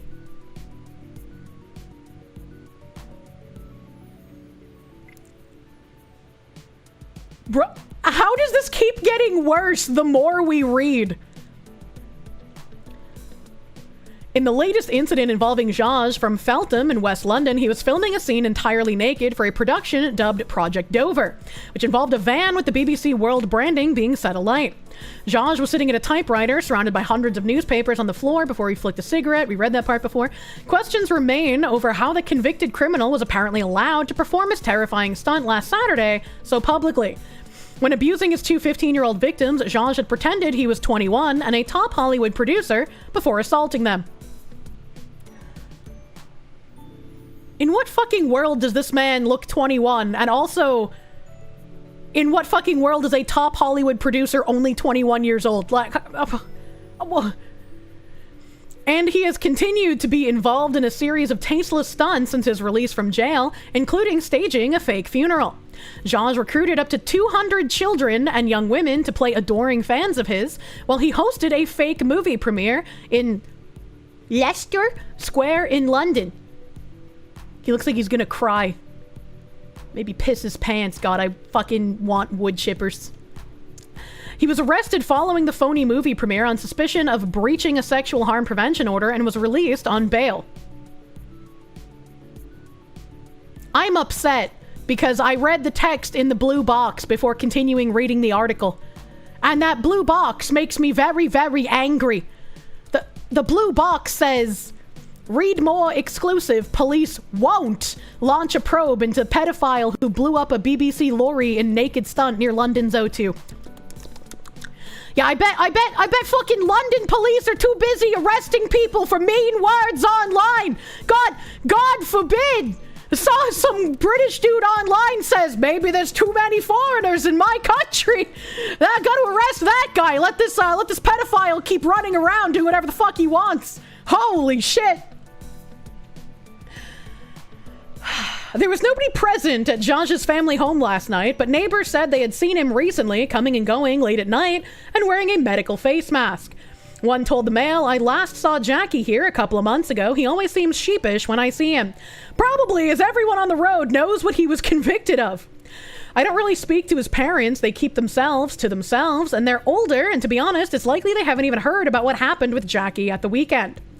Zhaz, whose real name is Jaskarn Zhaz, is said to have offered significant cash incentives for people to work on his films. He is said to have offered workers £5,000 instead of their usual £750 fee for help on the explosion stunt, paid £10,000 in advance to undertakers involved in the fake funeral, and is paying privately for a KC to represent him in court. I don't know what a KC is. Jaskarn Zhaz, a truly very British name. I mean, it's more British than Mohammed, right? That's like one of your most popular baby names there now. What the fuck are these names? The AI is conking out again. The KC is the King's Counsel. Thank you! Thank you, King's Counsel, a lawyer. Thank you. I had no idea what that was. Woe to those who call evil good and good evil, who substitute darkness for light and light for darkness, who substitute bitter for sweet and sweet for bitter. But if you make something more sweet, that doesn't actually make it less bitter, God. Imagine this guy is the child of a wealthy couple. I mean, maybe. He is understood to have previous involvement in a real estate firm, although records suggest his tenure in the business was extremely brief and some time ago. Look, chat. He's got soft little kittens on his shirt. He can't be a danger. We have to let him out of jail so he can keep being the precious, loving kitten human that he is. Reading comp Doko. I was making fun of chatters who were making that exact argument the other day. So my reading comp is perfect, thank you. Zhaz is also recorded as being the director of a small IT firm which was dissolved in 2016 around the time he was convicted. Was that IT firm even real? Was it even real? How many shell companies are there? Who owns this man? He boasts nearly 1 million followers on the Instagram account of his pseudonym, Jalaya. There's no way. There's no fucking way. Jalaya Instagram.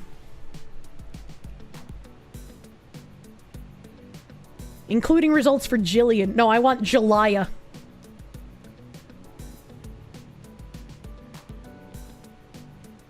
Maybe they shut down his account, because I do not see it. I do not see it. There's someone that came up that's like... What's a Hoda file? This is the account that came up. As like some astrological sign, champagne glasses. Hodo file? I don't know what a Hodo file is. Wonder who he's selling to, since it's pretty clear what he actually makes money selling. Yeah, importing a bride from Ukraine to play in his little fake pedophile wedding makes me think maybe there's an actual human trafficking angle here. A hodophile is someone who loves to travel. Couldn't you just be a normal person and put loves to travel in your bio like every other live, laugh, love woman? Come on, man. Do you really want to have to explain hodophile to everyone? Meister Cheese, thank you for the 5, dude. I love cheese. Brother, grab the flamer. We need more than just a heavy flamer in current year, chat. We need something better. The profile has not been updated since January, with his last post containing screenshots suggesting he had breached Instagram's community guidelines. Combined with the caption, "The public domain is no place for Jalaya, goodbye." Maybe if I, like, search for that. Maybe if I do a Google search for "the public domain is no place for Jalaya, goodbye." The public domain popular song list. Okay. That's weird. Yeah, nope, that doesn't give me anything, unfortunately. Unlucky. I was hoping we'd be able to find it. What did you miss? Sorry you're late here. I kind of hate how, like, journalists aren't very good at archiving things. Because, like, I feel like there would be some stuff on his Instagram that you might want to archive for your articles, for public interest, you know, for possible future lawsuits. Other posts contain clips of his music videos featuring his police mugshot and footage from MPs inside the House of Commons chamber. Zhaj, who poses as a film producer, faces trial at Isleworth Crown Court on August 4th, 2025, for breaching notification requirements and a sexual harm prevention order. Hey, that's next month. How the fuck, with a pending court date, was he able to do all of this shit? Hopefully, when he gets to that court date, they just fucking lock him up for life, man. The 38-year-old was arrested in June on suspicion of breaching a sexual harm prevention order after he was accused of attending a casting session with children where he videoed and photographed them. He was pictured with a large group of children gathered around him in a £3.2 million Bugatti, is it pronounced Chiron, outside dance school The Hub Studios in East London, where he is said to have got them to cheer for him as he gave them golden envelopes and even a necklace. Well, you know, you guys in London already got used to the part and parcel of daily terror attacks, so what's a little bit of pedophilia on the side? You know, maybe you just get blown up in the afternoon and you never have to think about it again. That's just a normal occurrence of living in a large city. What's wrong with you to complain about something like that? Where's he getting all this money? That's what I want to know, man. Like, what the hell? What is happening, man? No. Mail Online revealed in April how he also used an internationally renowned casting platform, Backstage, to hire child actors in order to stage an elaborate £10,000 fake funeral at the London Oratory. That is a large fucking fire from his explosion, man. That's crazy. A photo posted on Reddit shows a naked Zhaj casually walking nearby as firefighters battle the searing flames while black smoke billows into the sky. This is like a level of narcissism that I genuinely cannot understand. Like, you're spending so much fucking money on this. A general predator! Hold on, wait a minute. Thank you for the lemon. Think all the people are part of some kind of cult? A cult with access to a lot of money? I don't know if I should start ranting about Bohemian Grove just yet. Am I that far in my Alex Jones tenure? Be jamming, thank you. Where's this sick freak getting all of his money from? That's really suspicious. You think he's getting paid by someone moneyed named Andy? Wink, wink. Don't bring Andy Dick into this. But yeah, where's the money coming from? The other article we read from the BBC where the journalist said she's been following this fucking freak for like 2 years. Even she doesn't know where he gets his fucking money from. And she doesn't seem like she's trying to cover anything help for him. She actually wants this guy fucking locked up. So I don't know. You're about to achieve nuclear criticality with how much you're glowing. Oh my god. Let's see here. The sick hoax a month earlier sparked international media attention when it emerged that the presiding priest had dramatically stopped the service upon realizing that it was being filmed, and that the mourners were paid actors and the coffin was empty. Zhaj paid for a horse-drawn hearse to carry the empty coffin. He was also filmed on October 17th last year with up to 200 children and a young woman playing his and young women playing his fans during a fake movie premiere at Leicester Square in London. He was spotted outside the Odeon Lux Cinema, where a red carpet was set up with barricades. Zhaj could be seen repeatedly parading up and down in different outfits, and then greeting some of the extras in videos and photographs seen by the BBC. Casting agencies have said actors were kept safe and children had chaperones.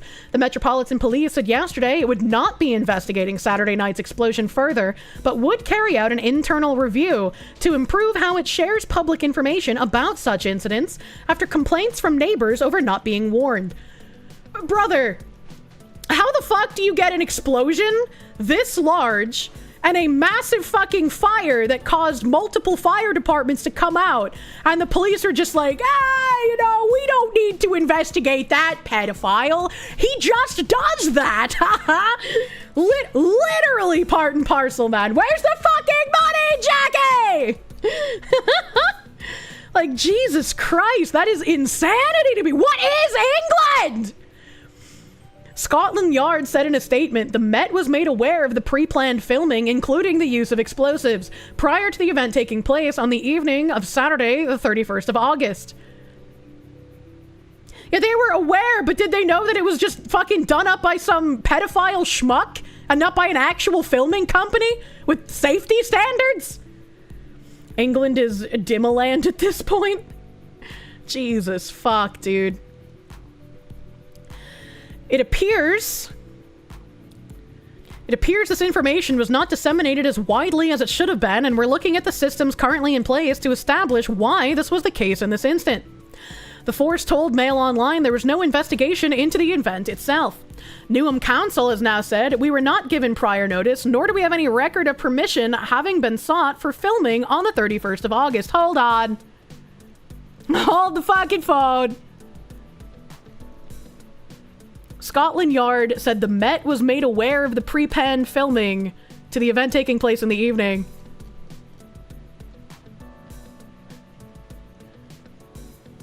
We were not given prior notice, nor do we have any record of permission having been sought for filming on August 31st. But there's no need for an investigation, by the way. Why would we investigate a pedophile that started a large explosion and fire? There's no need for that. That's perfectly normal in London. We are liaising closely with the London Fire Brigade and have approached the film agency involved. The filming was first due to take place on August 24th with Zhaj wearing a grotesque evil villain mask. But the special effects and film crew pulled out when Zhaj removed his prosthetic mask, and one of the cast recognized who he was. He had been using the name Toby until that point. Zhaj is said to have offered cash incentives for people to continue, including engineers who he offered £5,000 instead of their usual £750 fee. A source exclusively... Fox Lady VTuber Kirsche. Hi. Isn't this bitch a Nazi? This bloody Judge bloke throws so much money around, is doing such insane crap, he makes infamous Nepo baby Hassan Piker look reasonable by comparison. True. London is not a serious city and Trump should intervene militarily on behalf of the natives at this point. I mean, would the UK even complain if Trump was just like, yeah, we're gonna use the US military to invade England. We're gonna retake London. We're gonna throw all of your tea in the harbor now. They'd be like, tea is a small price to pay for our country back. Let's go Marshall Plan 2.0. Kaze, well, thank you for that fucking 18-month member, my guy. Glorious Friday! Happy belated birthday to you, Kirsche, and many more with the himbo of your dreams. Thank you! Tomorrow I finally get to see everything you guys had planned for birthday since I was in California during the actual day. I'm very excited.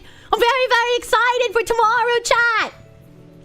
Sparky, thank you. You get why Sargon keeps crashing out on his personal channel? It's frustrating to see your country collapse around you and being unable to stop it.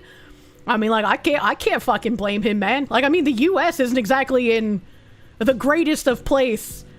You know, we have the Caliphate of Minnesota directly in the heart of the country we have to worry about, you know, but the chat gets to meet you tomorrow. That's true. Binary Mind will be on the stream as, like, my hard wrangler to keep me focused. Otherwise, I'll just tangent around infinitely, like usual. You keep telling Sargon that he needs to run for office and he won't fucking do it. I mean, he might not have time, right? He's got like a family and things himself, but that's why when I encourage people here to get involved in local politics, it's like, if you don't have the time personally, you can at least offer support to people, you know, who you would want to see in office, right? And I mean, maybe he's even disillusioned from that because look at how he supported like Nigel Farage and what happened with him. He campaigned with UKIP before, but that didn't bear fruit. Yeah, I mean, I remember that, but like, you don't just do it once and then give up, right? He did run, and he was retarded. I don't remember what happened with his run. I'm gonna be real honest with you guys. Patchouli, thank you. The initial bride angle reminds you that Ukraine used to have a very prominent problem with oligarchs funding trafficking ops disguised as modeling agencies as recently as the 2010s. Could be how he's being funded. I think somebody alluded to that earlier, and I was like, that does seem like a possibility, unfortunately. Monya. A source exclusively told Mail Online he has apparently got form in terms of setting up fictitious films and things like that, hiding the agenda and his identity from the legitimate and professional businesses and individuals that get booked via a separate production company to carry out the film work. But like, where's the money, man? Where's he getting the money for all of this shit? Where is he getting the money for all of this shit? And he can't be the only one doing this, right? Like, I'm not gonna call the guy a retard, because obviously he's successfully manipulative, unfortunately. But if you're going out to all of these production companies and you're obscuring who you really are, clearly this can't be a one-man operation, right? Like, there's gotta be somebody else helping him here. Reminds me, you read the Lauren Southern accused Andrew Tate of raping her and she went on a coke binge with Tommy Robinson? What? What the fuck? All his momentum got killed because of some hit pieces about his joke about Jess Phillips. I'll never let him move past that joke. I remember that. I also remember him apologizing for it kind of recently. Now, we think this one was a giant FU to the BBC, the police, and the newspapers for outing him for the offenses that he was committed or charged with. I mean, yeah, obviously, when a narcissist is outed for doing terrible things and they feel like they couldn't get away with it because you outed them, you shone a light on their dark, despicable behavior, they're going to lash out and they're going to hate you and they're going to try and paint you as the bad guy. Man, I've seen that before firsthand. It is understood Zhaj drafted in a different team of special effects technicians from Eastern Europe for the reshoot on Saturday night, with the set being rigged with high explosives. But some did not initially fire, with a lorry cab exploding 2 or 3 minutes after the initial blast and delaying access to the contracted firefighters from tackling the blaze earlier. One source described it as a complete disaster and said, so that could have been very, very nasty had the fire crew been allowed to get in any closer. So all in all, it was, pardon my French, a bit of a shit show. One video posted on Reddit shows a naked Zhaj casually walking nearby as firefighters battle the searing flames while black smoke billows into the sky. And this is kind of like poignant, I think. I don't think it's the actual imagery that he was going for, but when you have, like, a convicted pedophile parading around naked while firefighters try to put out the fire that he created, it's kind of like, it makes me think of just society in general. We live in a society. But, like, normal people try to put out the fires that these deranged freaks cause, and the deranged freaks just get to parade around and don't actually face any real repercussions for it. You know? It's just fucking unfortunate. The BBC said there is no BBC News involvement in the events of this evening in the Docklands. Residents living close to Saturday night's blast were left furious as they likened the explosion just across from the Thames to a bomb going off and an earthquake. The blaze sparked mass confusion as the Royal Borough of Greenwich Council had warned residents that there would be a loud explosion during filming on the previous Saturday, August 24th. Hell, boat engineers working on the River Thames when the explosion happened said it sounded like a massive bomb going off. He is gross looking. He is grotesque. What the fuck is even that? Man. Something ain't right about that woman in that romper. Something ain't right. I don't know what this picture is, just random people. Previously revealed to be behind a fake funeral. Oh, is this a funeral? I guess they're wearing all black. Michael Weston, 56, told Mail Online, it was incredibly loud. I thought it was going to burst my eardrums. Apparently, a load of gas canisters exploded. I thought I was going to have a heart attack. It sounded like a bomb going off. Isn't that kind of crazy? Where, like, you know how Europeans make fun of Americans? Like, oh, haha, you know, if fireworks go off or someone pops a can too loud, you guys might think it's gunfire, right? Because there's just too many guns in the US. Imagine living in the UK and you hear a loud, like, pop, and your immediate thought goes to bomb because you're just so used to bombings in your country at this point. That's crazy to me. That's fucking crazy. Motherfucking Serious Heap, thank you for the 5 gift of subs. Thank you. Thank you. Fun thing is, fireworks sound nothing like gunfire. They do not. But some people think they do.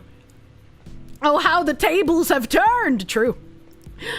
A London Fire Brigade spokesperson said the first of 4 engines from the brigade responded after control officers received multiple calls about a fire in the Silvertown area on Saturday. Firefighters attended and were able to safely extinguish the fire. The brigade said it received about 100 calls regarding the blaze and received assistance from other fire rescue services due to the volume of alerts. Man. A daily reminder that Sweden has regular grenade attacks. How come Sweden gets grenades? Warm Body reporting, thank you. Thank you. Monya. Acorn hits the car, true. What do you expect from a country that still has a king? I don't know, man. Maybe not letting pedophiles go crazy and do whatever the fuck they want? I don't know. That just seems like this guy shouldn't have been given only 4 years.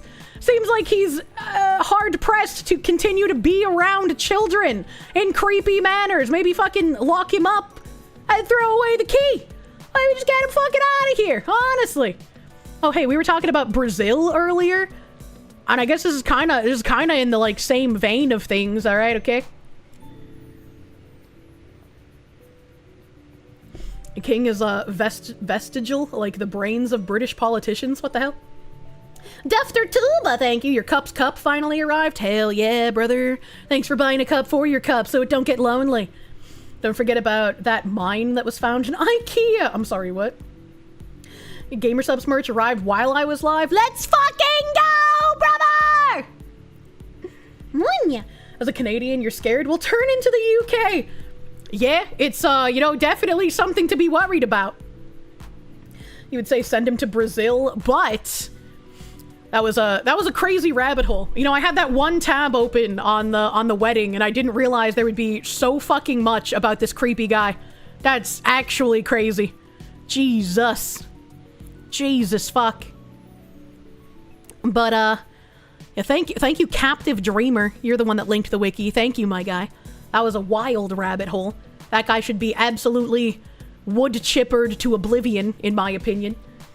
That's the Kirsche way, digging through the taboos, no matter where they take us. Speaking of which, now we're going to Brazil! 25 investigates, Massachusetts daycare funds benefited the wife of convicted Brazilian child rapist. Wow! Imagine that! New public records obtained by 25 investigates revealed that a convicted child rapist from Brazil, Andre Tiago Lucas, indirectly benefited from more than $100,000 in Massachusetts taxpayer funds. These funds were paid to his wife, Francielle Nunes, who operated a licensed in-home daycare in Hyannis while allegedly concealing Lucas's presence from state daycare regulators. Holy fuck. Good fucking God. Investigative reporter Ted Daniel first broke the story of Lucas's connection to the daycare in May. Now, further details shed light on the financial aspect of the scandal. Nunes collected over $100,000 from the state while operating a daycare licensed for 6 children, according to an accounting provided by the Department of Early Education and Care. Nunes received $43,000 for rent, utilities, and other expenses through Commonwealth Cares for Children, C3, a non-competitive grant program available to licensed daycare providers, along with $65,000 in childcare financial assistance. The money began flowing to Nunes almost immediately after she received her daycare license in 2022. Callie Fontanilla, a former educator and senior fellow at the Capital Research Center, a right-leaning Washington, D.C. think tank, said, "All you need is a tax ID number and meet the requirements of having a daycare, which don't include having a social security number or being a legal citizen."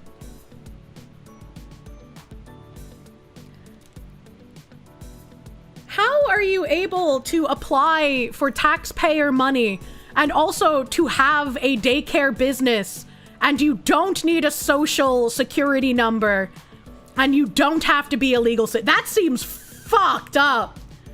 That seems absolutely like, when I set up any of my LLCs, I needed to give information, right? Like, that's crazy. That's just how math is now. That's fucking horrible. That is insane to me. Also, man, I have been, like, peeking into the like, New England subreddits.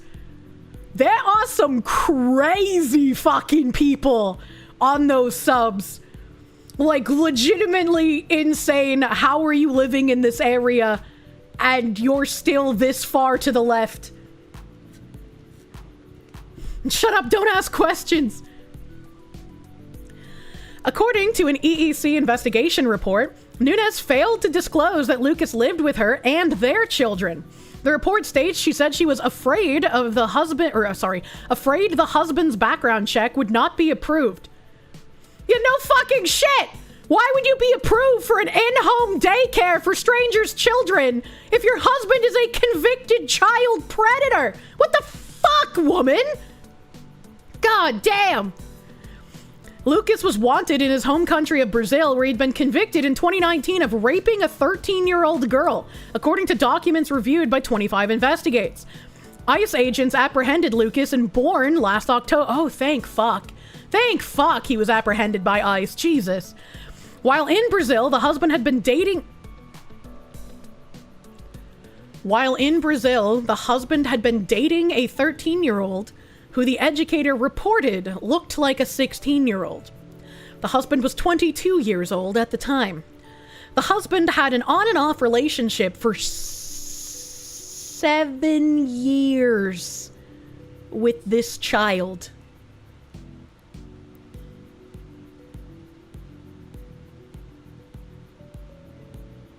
I'm just kind of stunned. How... Was the wife involved when he was dating the child? Did she just be like, oh, that's okay. You know, it's okay. At least it wasn't a donkey. Like, what is the fucking thought process here? Starting at 13? Like, when did the 7 years start? Not that it makes it any better, but like, what the fuck is happening? How is he alive, Brazil? Because he hasn't been living in Brazil. He's been living in fucking Massachusetts, getting taxpayer money. What the fuck did the wife know? And if she did, she's just as disgusting as him. Yeah, exactly. Hopefully ICE is gonna deport this fucking freak. Although I'm sure people in Massachusetts will campaign to let him stay because they love fucking criminals for some reason. EEC records show the agency inspected the home daycare 5 times. However, the agency stated they found no evidence that Lucas was staying there during those visits. Even if Nunes had disclosed the presence of her husband in the home, his fugitive status may not have been discovered because Massachusetts does not check for criminal history outside of the United States. Why are you like this? Why would you not check for criminal record? Jesus Christ.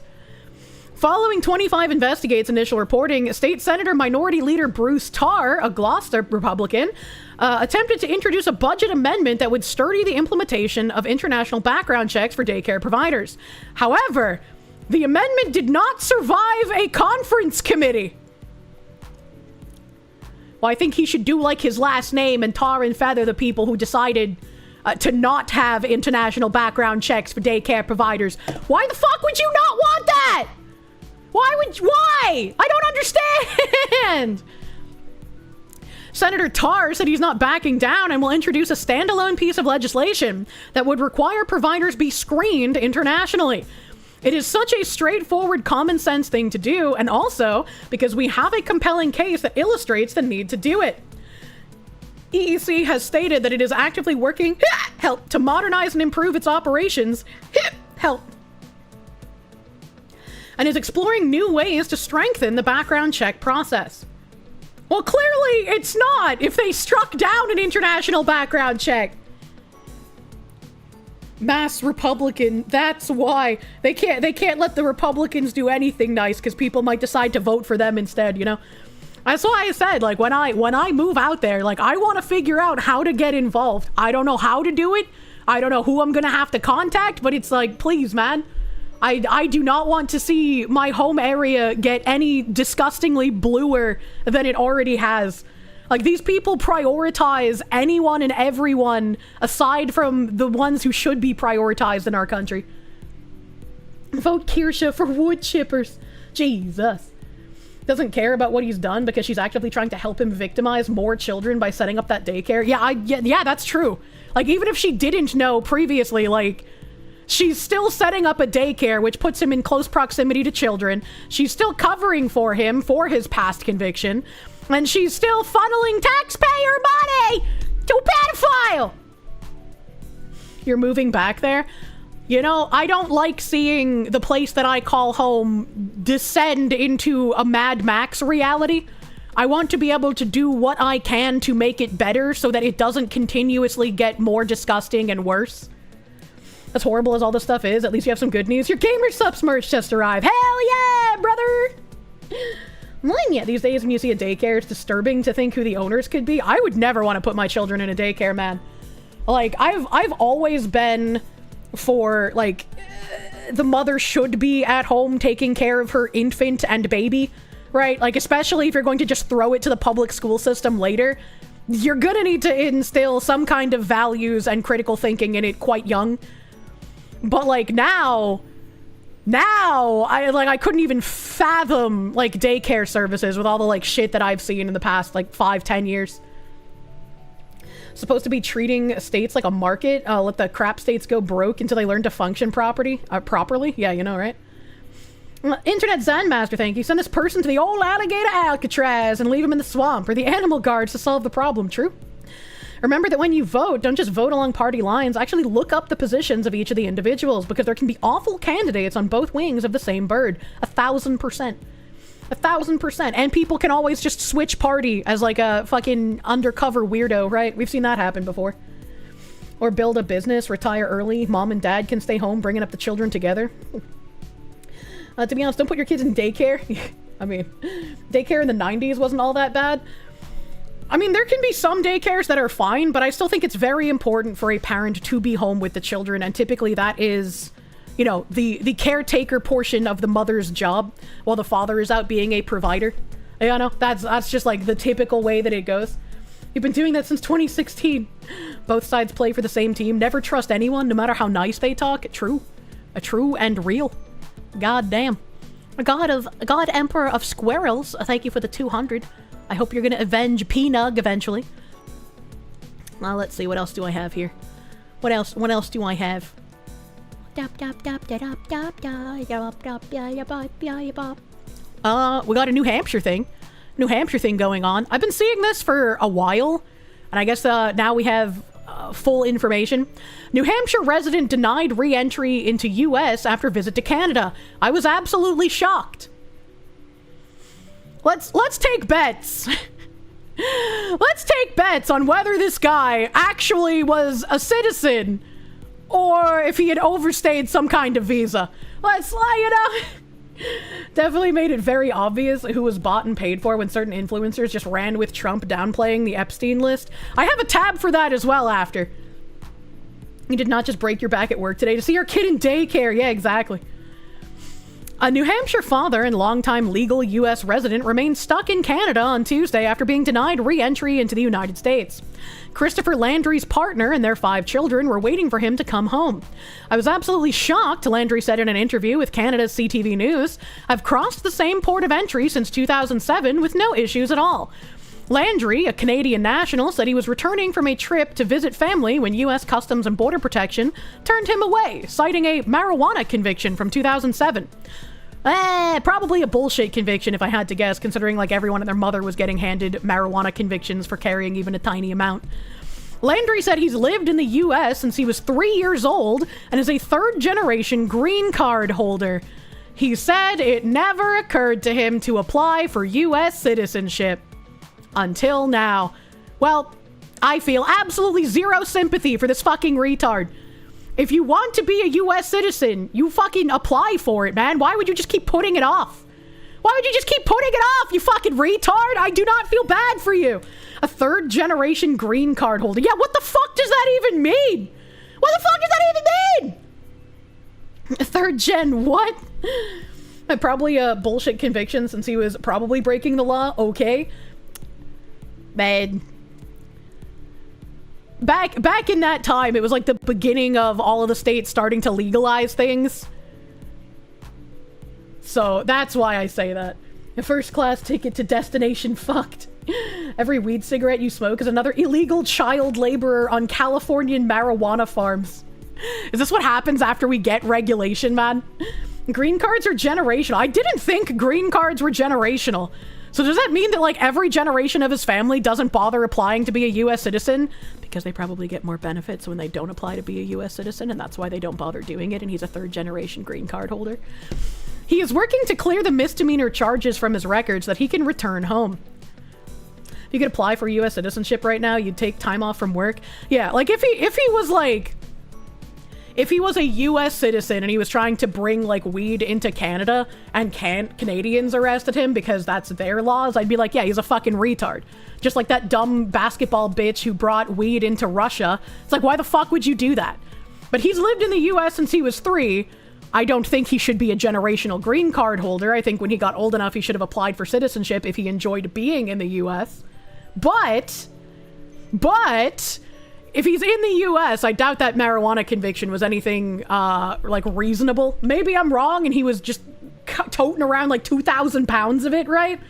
But there have been people arrested in, like, Massillon, New Hampshire for literally just having, like, the fucking crumples of an old bud in their car. That basketball bitch is most likely an AGP. Ever looked them up? Yeah, they're finally coming out with more information about how that dude is a man. And it's like, well, anyone with eyeballs could look at quote-unquote her and say that that's a man. But it's always nice when actual information comes out and we all get to go see. We told you so, you fucking retards. His family has had 3 generations to figure it out. Fuck him. Yeah. You frankly don't care. And he should be deported. Yeah.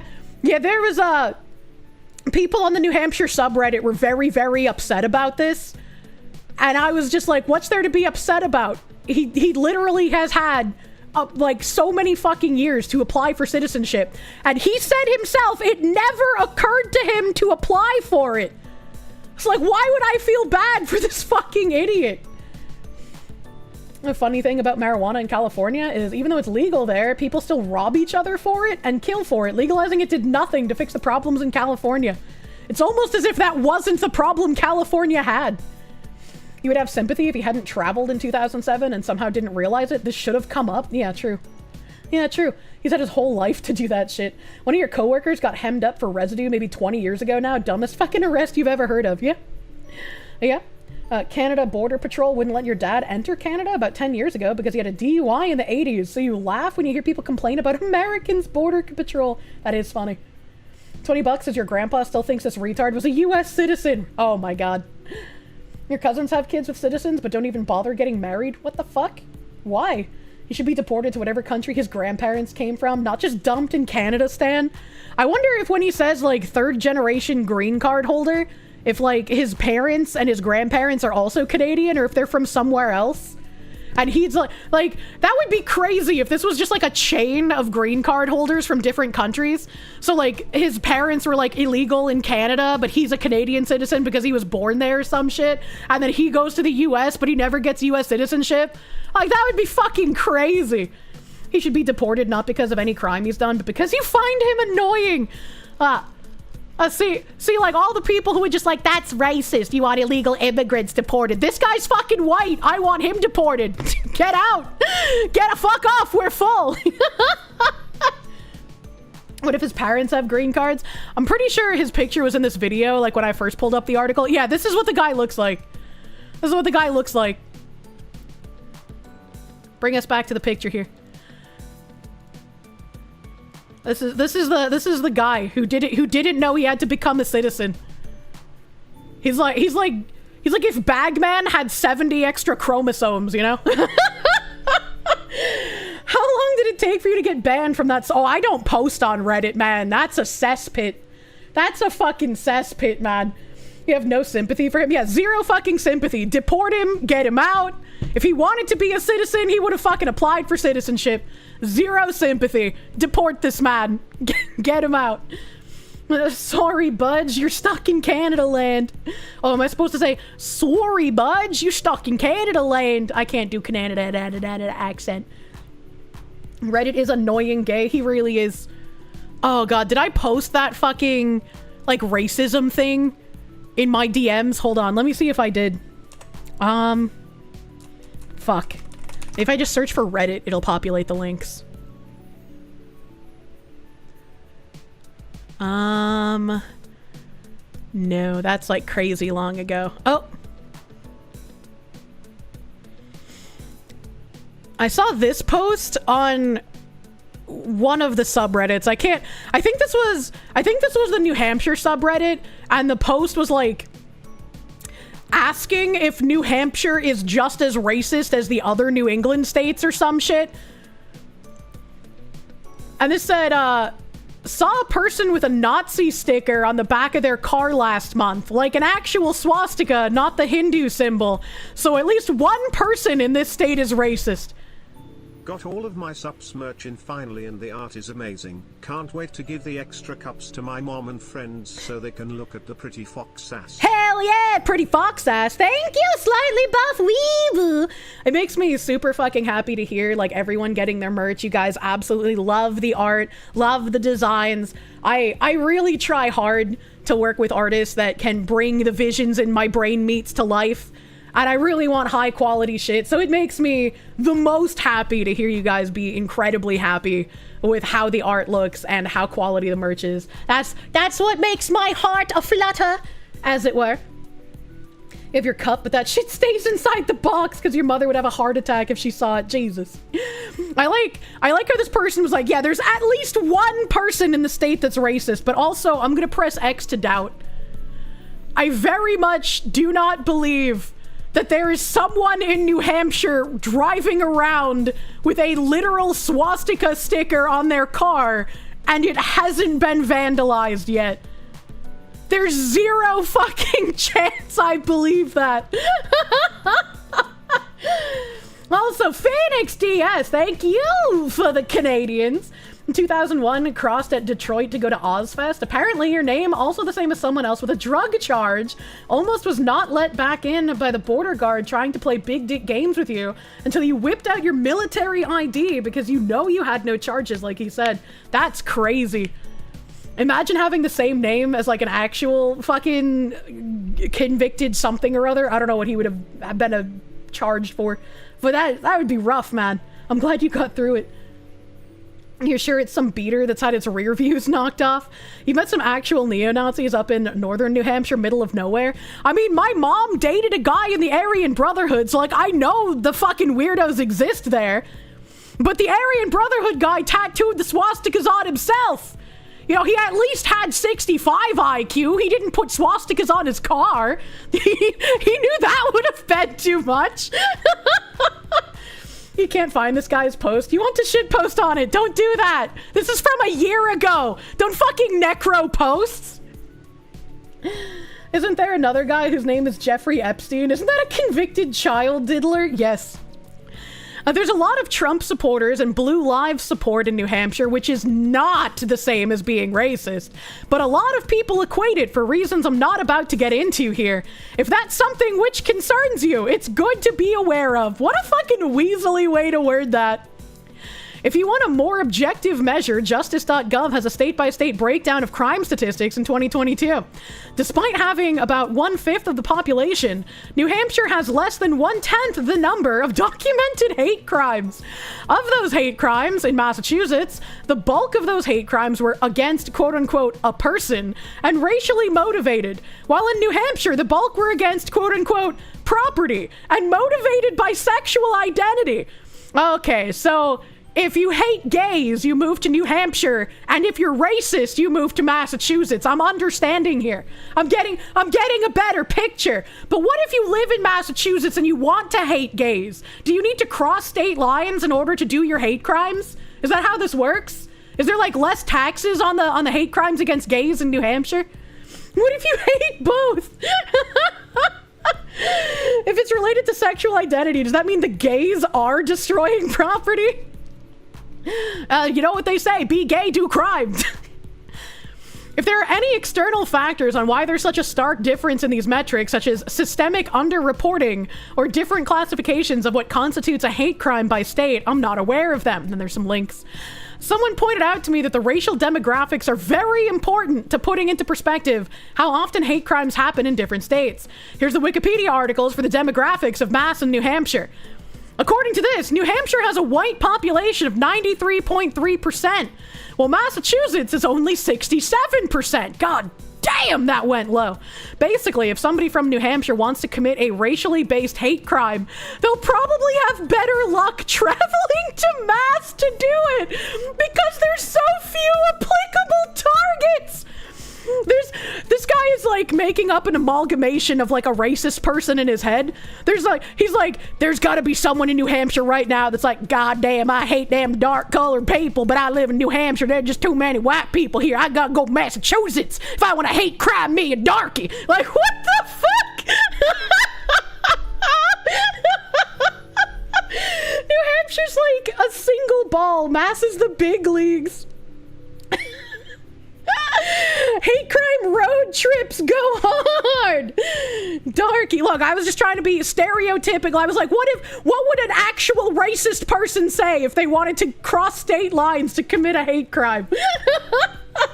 He crossed state lines. Oh my god, I hope we'll see that one day. I hope we'll see someone on trial and they'll be like, sir, the defendant here crossed state lines to commit a hate crime. This is just as violent as crossing state lines with a firearm. He was a semi-auto racist provider. I'm just visiting family friends, sir. Jesus Christ. He crossed more lines than one. John in English, thank you for the 5 gift members. Thank you. Thank you, thank you. Look out, he's crossing the state lines. Oh my god, he's not Japanese, he's Laotian. I love King of the Hill. This is a major contributing factor to why New Hampshire has much lower rates of racial hate crimes than Massachusetts. I like how I like how this guy pointed out that New Hampshire has a 93.3% white population, and he's like, yeah, living around all these white people, if you're a racist, you have to go elsewhere to commit your hate crimes. That's so crazy. Because it's racial homogeny, I wonder. Yeah, New Hampshire has much lower rates of racial hate crimes because it's homogenous for the most part. I mean, damn, the government trying to make it different. We read that article that I've had in the back of my mind since like 2018, 2017, whenever it came out. You know? Japan and South Korea have way less hate crime. Gee, I wonder. That's why hate crime's low. Say it ain't so. Yeah, that's funny. That's funny. Supply and demand strikes again. Massachusetts, meanwhile, 67% white. Bastion of multiculturalism. Literally saturated in hate crimes, according to this guy. God hates taxes, thank you. Got my Gamer Subs merch the other day and you love it. You're just waiting for the weeb trays. One of them is for your friend who smokes. I hope your friend loves my ass. Massachusetts tourism is something else. Can never speak the name of that place. The best you can do is saying New Hampshire. It's New Hampshire. How is sha hard? It's just a sha. You're what? What you're hearing is the best way to reduce the amount of hate crimes is racial segregation. Whoa, whoa, whoa. What are you, some kind of commie? Got your weeb tray today. You do indeed love the Kier ass. I hope your smoke tastes better off of my ass. They wouldn't let us deport all the illegals a couple years ago, so we had to send them to your home state. Jesus Christ. What's the old line? Don't take a dump where you eat. Don't shit where you eat. Pocket sand. I need to get some pocket sand, man. I need to get pocket sand. I thought there was another. I thought there was another thing. Oh yeah, I did open this up. Let me see. I'm learning more about the legislation in New Hampshire. I'm learning a little bit more, you know, about the people who are apparently serving there. And there's a member of the New Hampshire House of Representatives that said something very strange. Let me see if I can find an article on him. Let's see here. I don't know what an anarcho-capitalist is, by the way. That just seems kind of weird.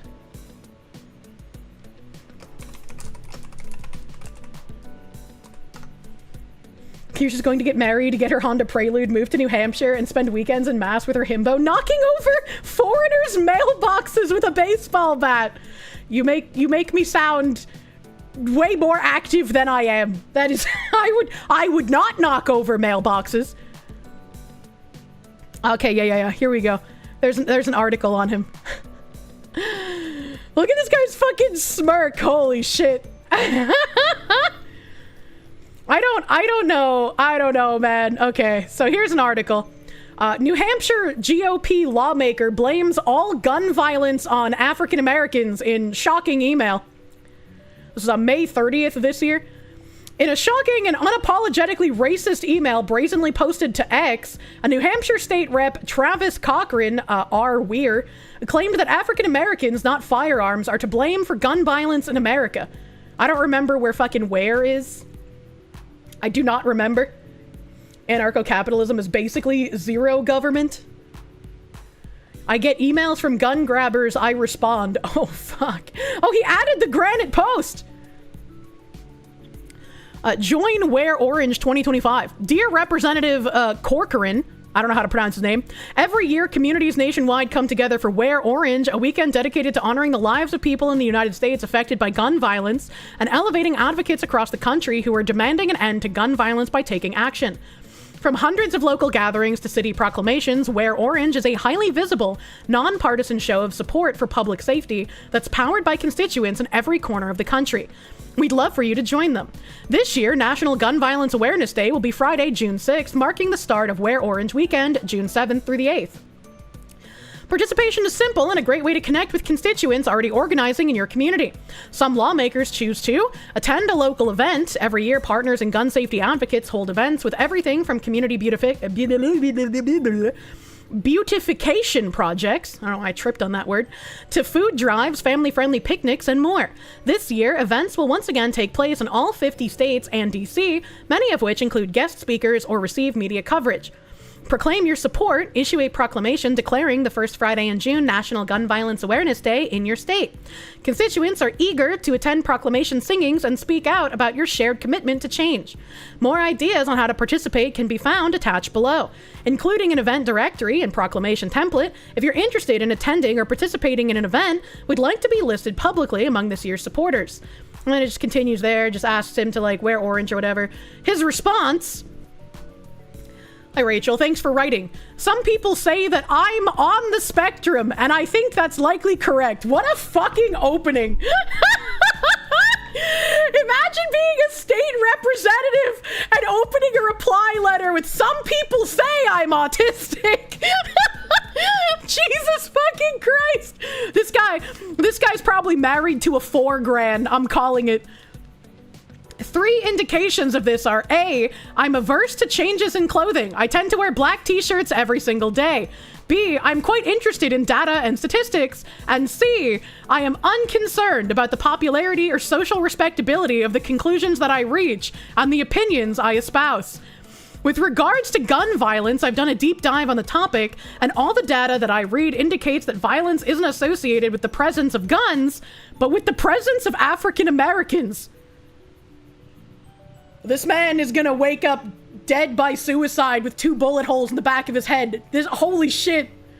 What is he doing? Blacks commit violent crimes at 5 to 10 times the rate of whites. This is one reason why there's such an amazingly tight correlation between states with a majority white population and states with extraordinarily low crime rates. This man is treading very dangerous ground. I don't think I've seen anyone in any, like, political position say this shit. You didn't know the Clintons were black. I know, same. That's amazing. Oh my god. What the fuck is this guy doing? Why would you just say this? I agree that awareness is important. People need to understand facts if they're going to push for the correct policies to reduce violence. You have my pledge that I will wear a black t-shirt on Friday, June 6th to help make people aware of the fact that crime is predominantly caused by African Americans and not by guns. Have a great week, Travis Corcoran. Holy fuck. Oh my god. This guy, who fucking says this? What the good fuck? I am so confused. Glowing like the light tower. Jesus fucking Christ, brother. What is this man? And he says, hey, Granite Post, correct your egregiously false headline. I never once said that all violence is caused by blacks. I said most. Whites, 63% of the population, do 29.9% of the murders. Blacks, 12%, do 38.7%, which equals about a 7 times per capita disparity. And this man doesn't know that you're not allowed to quote statistics. He doesn't know! Grandpa, stop! New numbers just dropped. And then someone named Timothy Horrigan said, I'm 100% unable to understand why Rep. Corcoran thought it was okay to say such a thing. Maybe that's because his IQ is so much higher than mine. And Travis responded, Timothy, why would it not be okay to respond to a political request based on a provably false premise with data that can correct the person's misunderstanding? This guy is an ultra-autist sci-fi author who got so upset at someone who objected to him building a shed on his own property and tried to use political corruption to attack him. He spurged out so hard he became a member of the House of Representatives. That's actually a very interesting background story. I don't know how you know that, Mr. Toast Engineer, but that is very interesting background. That's very interesting. It's like, I don't know. I don't know. I like the background, but this guy, where he says, why would it not be okay to respond? I just thought it was normal that everyone knew you're not supposed to look at statistics. That you're not supposed to acknowledge that they exist, and if you're forced into acknowledging that they exist, you have to, like, mental gymnastics, you know? That guy is basically the bulldozer guy. I was thinking something similar. I was like, that backstory reminds me of the fucking killdozer guy. Help.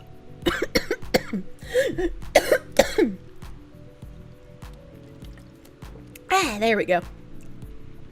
What rule of etiquette / newspeak did I break? You refuse to bend the knee to a deliberate lie. He's quoting that. Someone else is quoting numbers here. This is an actual, like, is he in the House of Representatives, like, right fucking now? I get emails from people who are upset that I use evidence-based reasoning. I respond, oh no, brother. Subject, violence isn't associated with the presence of guns, but with the presence of African Americans. Content type, multi-part. Violence is a symptom of poverty, lack of education, a fucked foster care system, and a lack of access to resources like therapy. The people who suffer the most from these circumstances will be the perpetrators of violent crime. More often... I was trying to figure out how to read her next sentence because the grammar's a little weird. To say it is black people who are responsible for gun violence is a gross oversimplification of some very serious and complex issues. It's also an incredibly racist generalization. White people are always so insulted by generalizations until they are the ones making them. If I said people like you, cis, straight, white Republican men, are the reason racism and sexism are still alive in America, spelled with 3 Ks, you'd say generalizations aren't fair. I don't think she would like some of the statistics that could be quoted on that. But saying black people are responsible for gun violence is perfectly okay and normal and not harmful at all. So one question for you, what do we do about the African Americans if they are the cause of the gun violence? What's the solution to gun violence if it's all black people's fault? Sincerely, fuck you! Resident of Goffstown. Of course, sis, there it is. There it is. Sorry, my throat just started fucking acting up, brother. That's 100% a Linux email client. He's hitting all of the libertarian stereotypes. He responded to this woman by saying violence, he's quoting her. He is a 4chan poster! There's no way you could convince me that someone is going to use those carrots to indicate a quote if they're not a 4chan poster. I've never seen anyone else do that. Fucking holy shit, man. Actual unironic 4chan shit posters in the House of Reps in New Hampshire. That's how you quote in emails? I've never seen this happen in my emails. I've never seen this. He's green texting in his head, truly. There's Markdown's quote too. I don't know if that's that. Because like this one has double space. This one only has single space. So I think he's actively typing the carrot and then pasting what he's quoting. Because you use Gmail, you silly fox. For quotes is standard markup syntax. You can smell him by the syntax. I choose to believe he's dating a 4 grand. Violence is not monocausal, it's a factor of lots of things.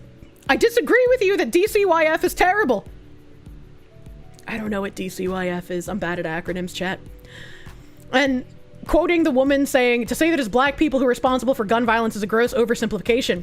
He responded, did I say that? I thought I said that they were overrepresented as perpetrators of violent crime by a factor of 7 or so.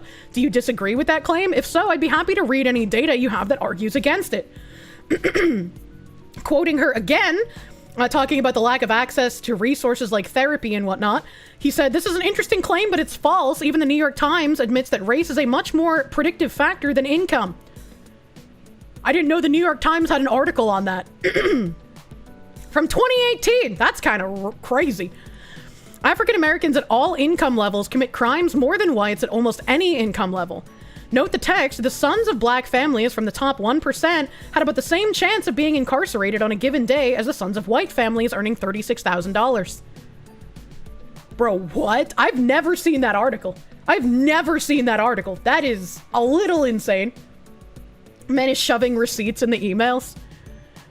He's fucking graph posting in an email! Holy shit!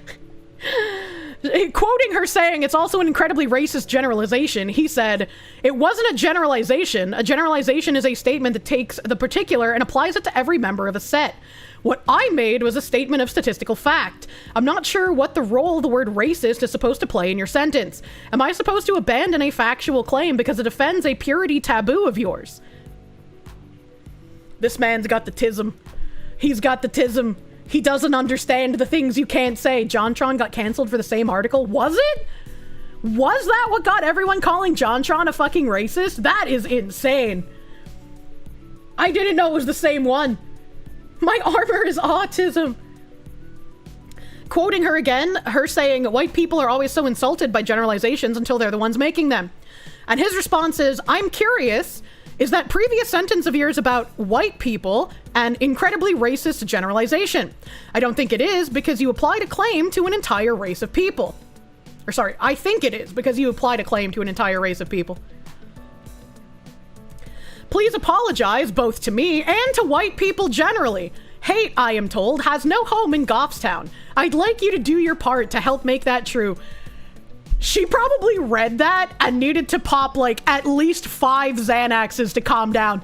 Holy shit, this guy, he pulled the Uno reverse card. He did. This is insane to read from like an actual politician. Jesus Christ. Goffstown, New Hampshire. And he's quoting her again. So her saying, so one question for you. What do we do about the African Americans if they're the cause of gun violence? What's the solution to gun violence if it's all black people's fault? His response is, I have no policy proposals, but if we know that blacks are much more likely to cause violent crime than the presence of firearms, the fact is at least useful because it lets us avoid policies that would create real harm, aka gun control, while doing nothing to lower crime rates, which was the entire point of my original letter if you read it carefully. And then he quotes the sincerely fuck you and her name.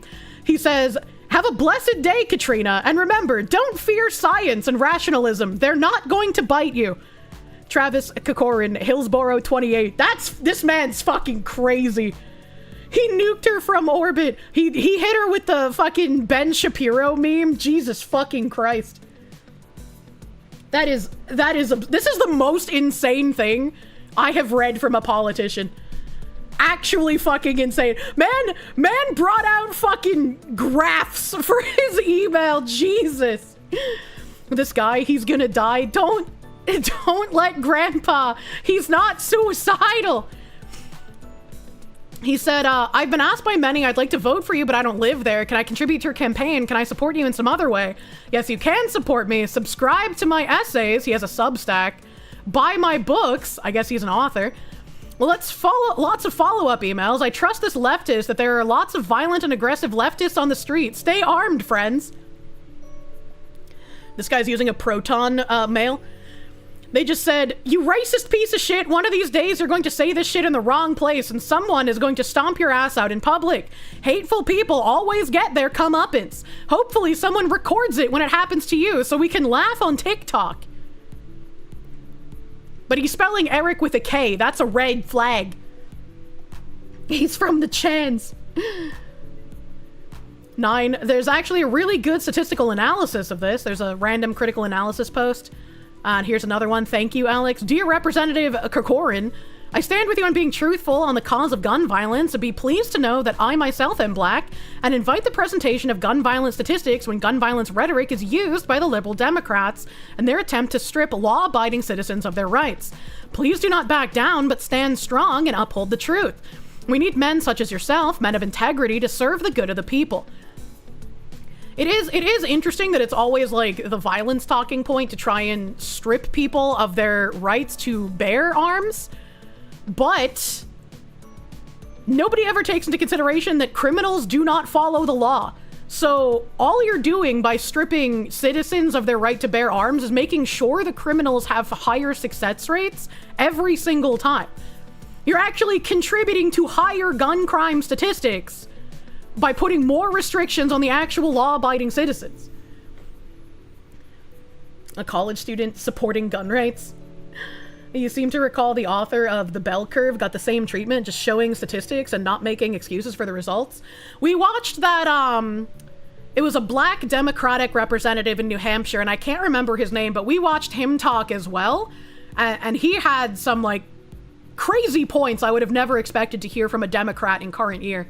But he was like breaking away from his party's rhetoric for a couple of things. I remember watching him on stream. It was really good. Hateful people always get beat up. Let me just threaten you with violence to prove how non-violent black people are. I mean, it's probably a white person who was threatening him, right? Because it was like, he said it was like an Antifa thing. Most of the Pantifa people tend to be the, like, incredibly white guilt-ridden people who were like, I am a champion of the minorities!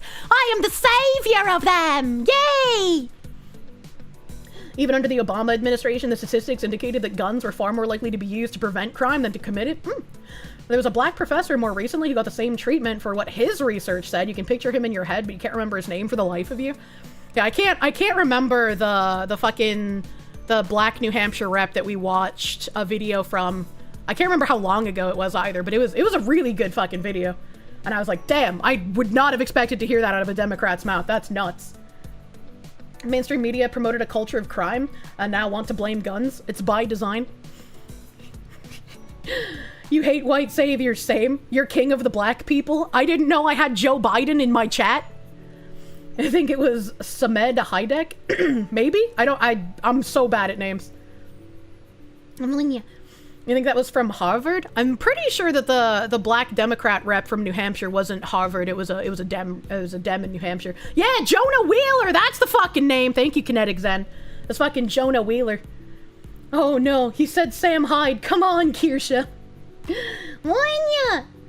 Can't keep getting away with this. Samed Hayek. Oh shit, you're right. It was a Sam Hyde joke. For a New England himbo already. I see. Send him a DM. If he's not married to a Filipina, he's most likely one of those autistic cherry boys you love so much. Brave SJ, thank you. But also, this man looks like he's old enough to be my father. All right, defend the Enlightenment. Is there a better picture of him? Where did we? Yeah, this guy looks like old enough to be my father. I don't know how old he actually is, but like he definitely looks old enough to be my dad. You also recall a black mayor? Or a police chief who called out black youths by telling them to pull their damn pants up? Oh god, I keep needing to hiccup. My throat's killing me today. Let's see, what is he posted about on his Substack? Reconciling libertarianism and zoning and a sketch of a Pareto-efficient transition to a free market alternative. He's got part 3. There's 3 parts to that. Holy shit. It's time to defend the Enlightenment. Coming soon. Okay, so he hasn't written about too much yet. The New Hampshire housing crisis. Does it exist? What caused it? Oh, baby. There is a New Hampshire housing crisis. Oh, no. I don't want to enter my email. It is generally agreed in the media and in the narrative that New Hampshire is having a housing crisis. What is meant by this is not 100% a fixed target, but tends to expand to things like the rental vacancy rate is too low, the average house price is too high, and the most politically potent one, young families can't afford to stay in New Hampshire.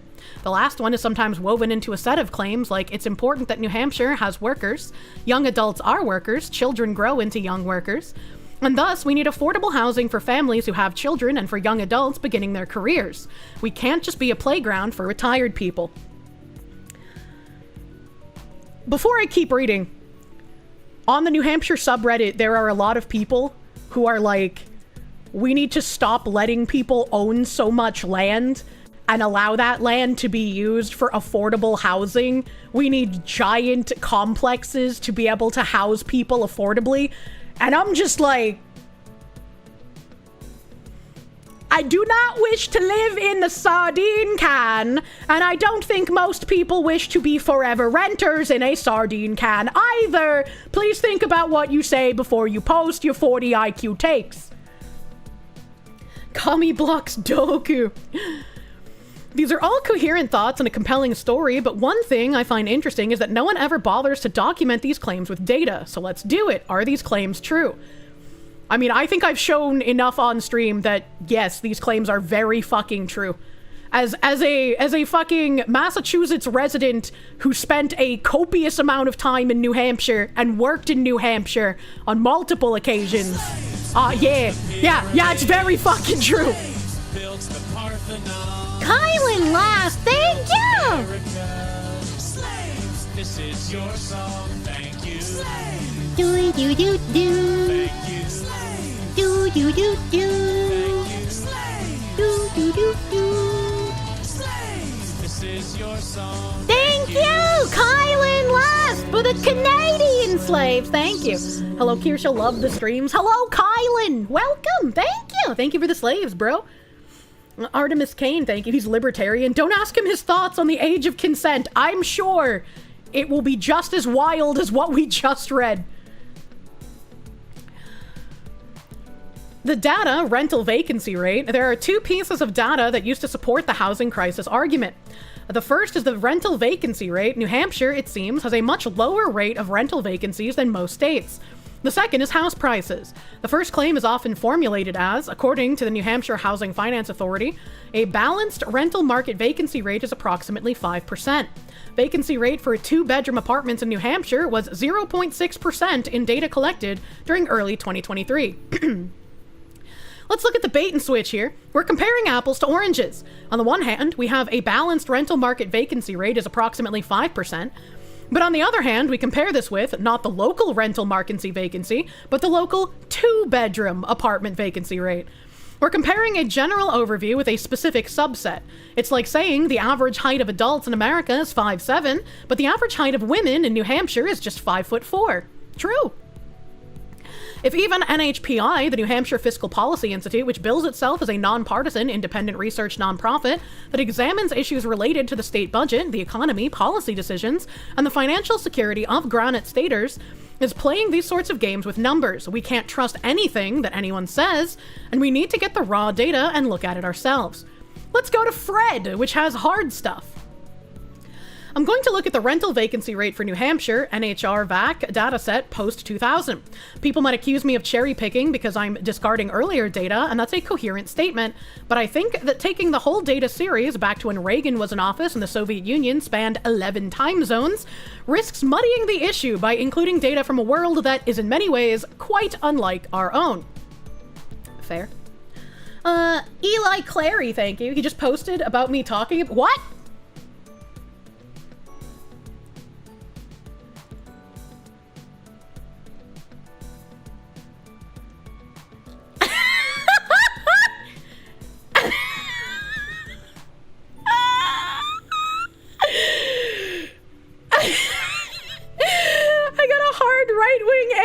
Cat girl fangirling me on YouTube. I fucking love the current year. He loves anime women. Let's fucking go. I'm a fox, but it's okay. You can call me a spicy cat. That's fucking funny. Holy shit, what is this? How did this happen in real time? How did this happen?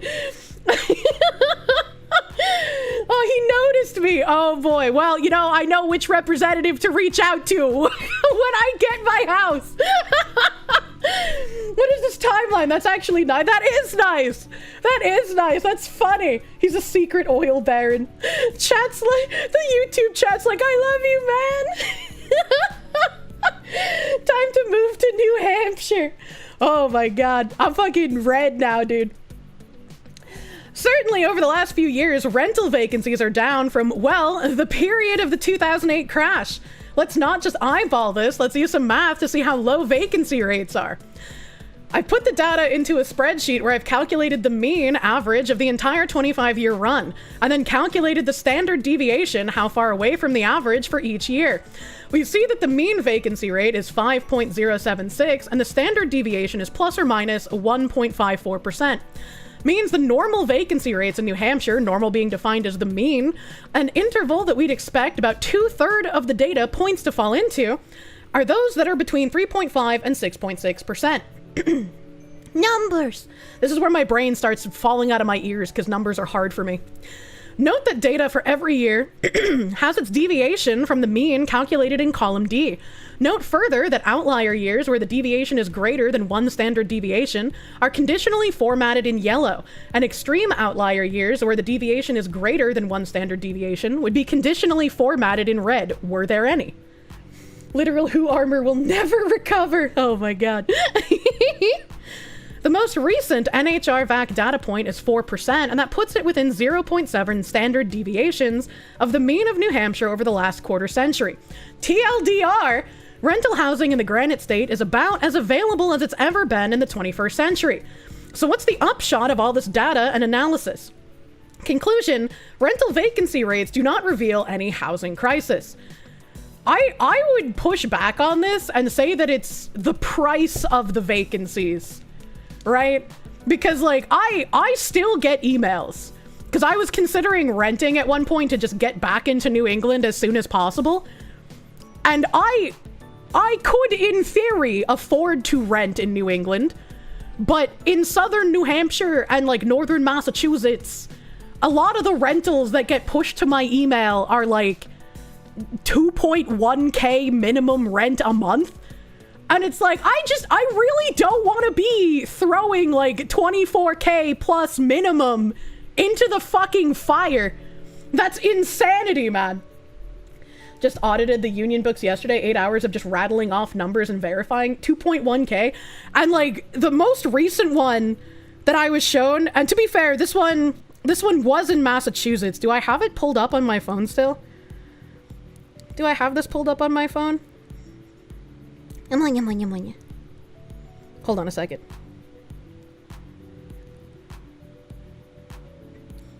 No. Yeah, I don't have it still pulled up, but it was like it was like a street that you could just tell it was a really bad fucking neighborhood. And it was like a shop on the first floor, and then there was second and third floor, possibly either like I couldn't tell from the front if there were two apartments on each floor or if each floor was its own apartment. And it had like one of those tiny skinny ovens that you would see in like a college dorm. That was $2,100 a month. So like bad neighborhood, fucking, it looked real bad. It looked real fucking bad.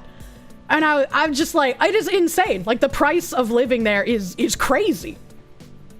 It's pretty common. There are places in every state that are more expensive and more of a problem. The data might look different for that particular area. Anytime you limit your data set like that, you're gonna get variations. I mean, maybe. Mr. Penguin Lord! Mr. Penguin Lord, thank you for those 50 gift members on the YouTube. Thank you. Why is Twitch effing me again? Twitch, stop it. Twitch, stop it. Sell more merch will help you get your house. Soon, TM. Some of the stuff that I wanted to have ready for the next drop isn't going to be ready for longer than I thought, so we might do a drop before that drop. We'll have to see. We'll have to see. I'm trying to think of some nice stuff. You just want a safe for work cup. I said the next drop will be safe for work, so don't worry about it. Don't send the state representative a donkey. Don't do that. I feel like a plush would make much more sense, all right? Another argument to justify the claim that there's a housing crisis is that people can't afford to own their own homes anymore. More and more are being forced to rent. I also agree with that. As somebody who was born and raised in this area and cannot afford a home in this area, and I've been looking for almost 2 years now, yeah. My dad, born and bred in Massachusetts, unable to afford a house, and he's been a blue-collar worker for his entire life. And just send him a mouse pad. Oh my god. The himbos are the only ones allowed.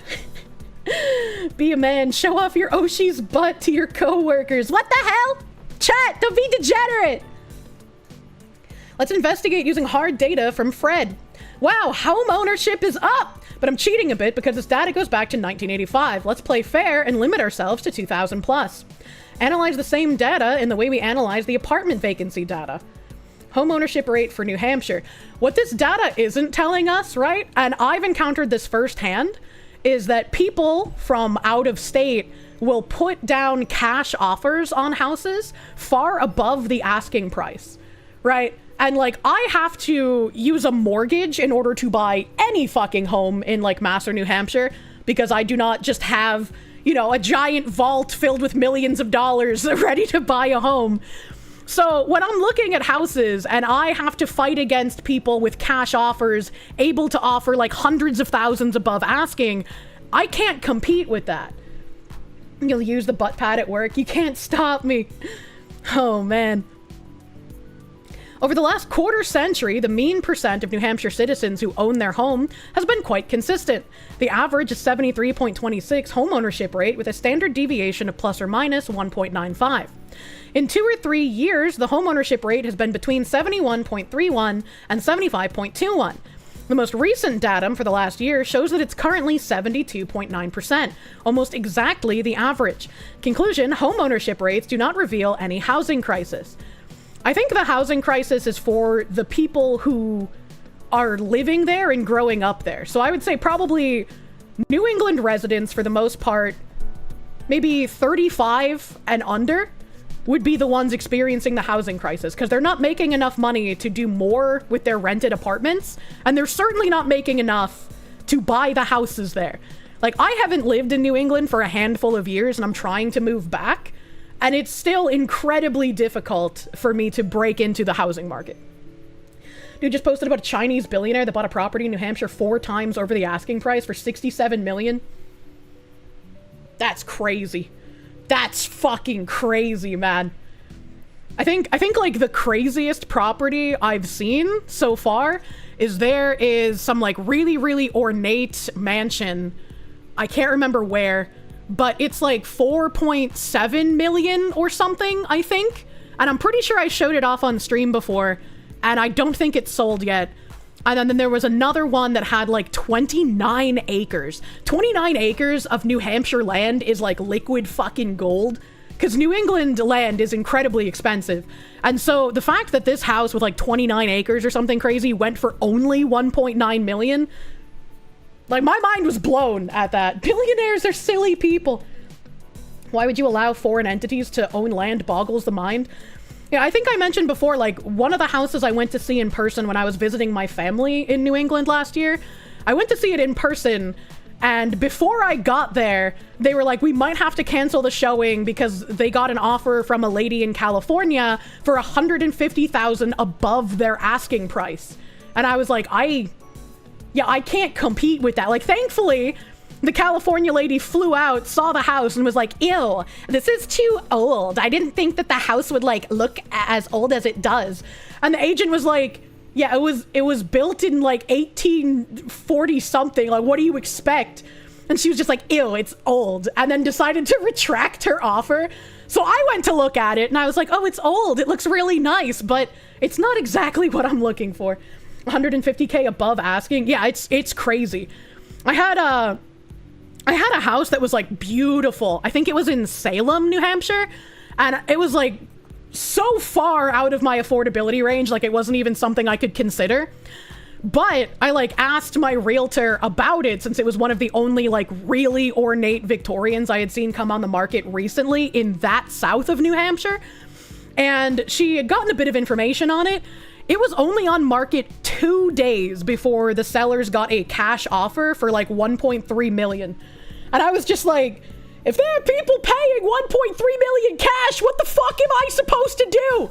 I'm a mortgage peasant. What is this? How dare a house not be built yesterday? Salem's Italian town. And prices in Salem are fucking wild. They really are. Don't worry, Kirsche. We're all hag maxers here. You gotta be a hag maxer in New England, man.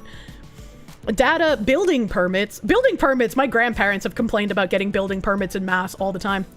The claim is New Hampshire isn't building enough housing, and the proposed solutions are state-level overrides of the zoning codes in every town. I think, like, I agree. This is something that people are claiming. I don't think this would help. I don't think this would be helpful at all. Even if the claim that we need more housing is true, is it really true that New Hampshire as a whole has this problem, and that the solutions should be at the state level? Disaggregation is next to godliness. Is New Hampshire as a whole failing to build housing, or is it certain regions? I think it's certain regions, right? Like I've talked about before, the place that I'm targeting for wanting to live in New Hampshire or Massachusetts is a very expensive area. If you go like north of Manchester, everything in New Hampshire gets considerably more affordable. If you go like west of Nashua, everything gets really more affordable. Like there are beautiful historic Victorian houses in like Milford, I think it's called. You go get your MILFs. They're like, you know, 500,000-600,000, and people in chat are gonna like lose their minds when I say that. But in comparison to the prices I'm used to having to look at in New Hampshire and Mass, 500,000 or 600,000 for a house is relatively affordable in comparison, unfortunately. Remember, Kirsche, while you're trying to get into the housing market, someone recently bought a full Carnotaurus fossilized skeleton for $30+ million. I wonder what it's like to live with that kind of money, man. Dartmouth is not cheaper than Manchester. I don't know where Dartmouth is, man. I'm gonna be real with you. I don't know exactly where that is. Can I look at a map? Can I look at a map? Oh god. Dartmouth, New Hampshire. Map. Scroll out. Show me the big map. Oh, that's like on the Vermont border. That must be like a real fucking outlier. If that's like more expensive, that's gotta be a real outlier because like, I see these other towns like Lebanon, Canaan, Newport, New London, Windsor, Claremont. All of those places are cheap as fuck for housing. Like, it seems the closer you get to either the Vermont border or the Canadian border, the cheaper housing in New Hampshire gets. But the closer you are to like southern Maine, so like in Portsmouth and whatnot, and then anywhere south of Manchester is just crazy expensive. I suspect it depends on if you have the money first or the friend's family first. It's a college town. That makes sense. Dartmouth College, I was gonna say, is a recognizable name. 600K, that's practically a starter home in any part of New Jersey that's worth living in nowadays. See, again, which is crazy. I can't remember the name of the town that I stopped in New Jersey when I was driving up to visit my family last year. But I stopped in a town in New Jersey, and I originally was like, it's very far from my family, but this house is fucking perfect. It is like, I could not have imagined a more perfect Victorian house in my brain, and it was only $400,000. $400,000 for a like incredibly ornate Italianate Victorian that is incredibly ornate on the inside. They had hand-painted ceilings. They had like crazy ornate decorations on the walls and shit. Like not stuff that they would take with them, but like embedded into the walls. It was insane. It got sold before I got down there because this was when I was still like figuring out how the fuck do I offer on houses. I don't know what's happening. Yeah, but it's in New Jersey. I know. I would have fucking bought that shit. I would have been like, 400,000, man. That's like half the price of a fucking Family Guy home in New England. Would highly recommend finding a house near an Amtrak Down Eastern station. The Down Eastern train runs frequent rail services between Maine to Boston. But why would I need that? House prices are finally coming down around you a bit. Yep. Yeah, like I was saying, there's a bunch of houses that I offered on in New Hampshire, and the agents have been calling me back like crazy. They've been like, hey, you ready to renegotiate? Our sellers are, they want to renegotiate. It's like, oh, Oh, I thought my offer wasn't good enough before. Maybe I should offer you lower now. Want cheap houses that are big? I think 100K Canuckian dollars, Nova Scotia. Big problem is it's in Canada. I don't want maid services, I'm sorry. No maid service for me. Is the growth rate reasonable? Let's investigate the data. Generated a time series showing residential building permits issued per year, divided by resident population. I did this for each county independently. We see a big building boom in the first years of the century, 2000 to 2004. Oh, minor grammar error. Opinion discarded. Which then collapsed and reached its bottom during the 2008 housing crisis. And for the last 17 years, building in all countries has been consistent, or counties, sorry, has been consistent, adding housing units at approximately the same proportional rate year after year. And I think there are a lot of new developments. Like when I've been looking for houses, there's a ton of like new construction builds and even ones that haven't been finished building yet. The problem with those is that they're all like disgusting cookie cutter corporate looking houses that I couldn't imagine any normal human being wants to live in. And they're expensive too. Like I don't think I've seen one of those under 700K. You were just offered 750K for your shore house in New Jersey. It's a 2-bed, 2-bath. Jesus fucking Christ. Corpo box house hate, true. Alejandro Trombono, thank you for the 5. If you ever become a millionaire, you'll likely live in a simple travel trailer as you buy up all the houses to donate to Foxes. He's gonna put foxes in boxes! I do not see any recent discontinuities, I'm bad at English sometimes, that suggest that something has recently gone wrong with the market. This data suggests to me that New Hampshire counties are digesting new population reliably, steadily, and at a pace that is appropriate for their existing infrastructure. A response is, I don't know, Travis, it sure seems like we managed to build housing faster during the 2002 to 2006 bubble. Are those lower numbers over the last decade or so really acceptable? Let's dig in and figure out what the current organic growth rate looks like. If we assume that each residential building permit creates a typical New Hampshire household, 2.39 people, then these typical rates of 4 residential building permits per year per 1,000 people means that housing stock is rising at 9.95 beds per 1,000 residents per year. That's about 1% per year, or about 10% per decade, which is right in keeping with New Hampshire's long-term demographic growth over the last century. And I could probably agree with that. I feel like, especially looking at numbers, like do not think that it's a lack of available housing that's the problem. I think it's the prices that are the issue. Newport, New Hampshire is not a bad town if you wanted to buy a house there. It's a factory town built by Bill Ruger. That name does not ring any bells for me. You do recognize that the flaw of using statistics on something like this is that the houses are not all equal. Demand for Victorian styles is not satisfied with Soviet block apartments. And I mean, another big issue that a lot of area in New Hampshire and Massachusetts face are people and companies buying houses as investment properties.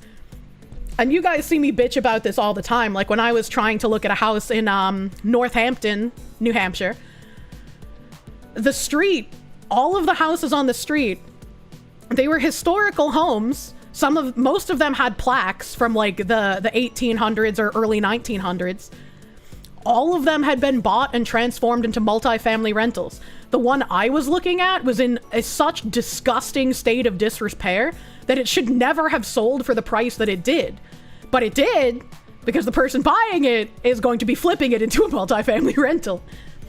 You can't break the market down into people's preferences, though. I mean, you can't. Like, your house is essentially going to be worth what people are willing to pay for it. And we're coming up against that wall where, like, people just cannot afford the prices that housing is at. There's a real question of whether the natural growth of New Hampshire demand is lowered due to less housing being available and built. Well, no, this guy is basically breaking apart that reasoning. He's showing that there isn't less housing available and there isn't less housing being built.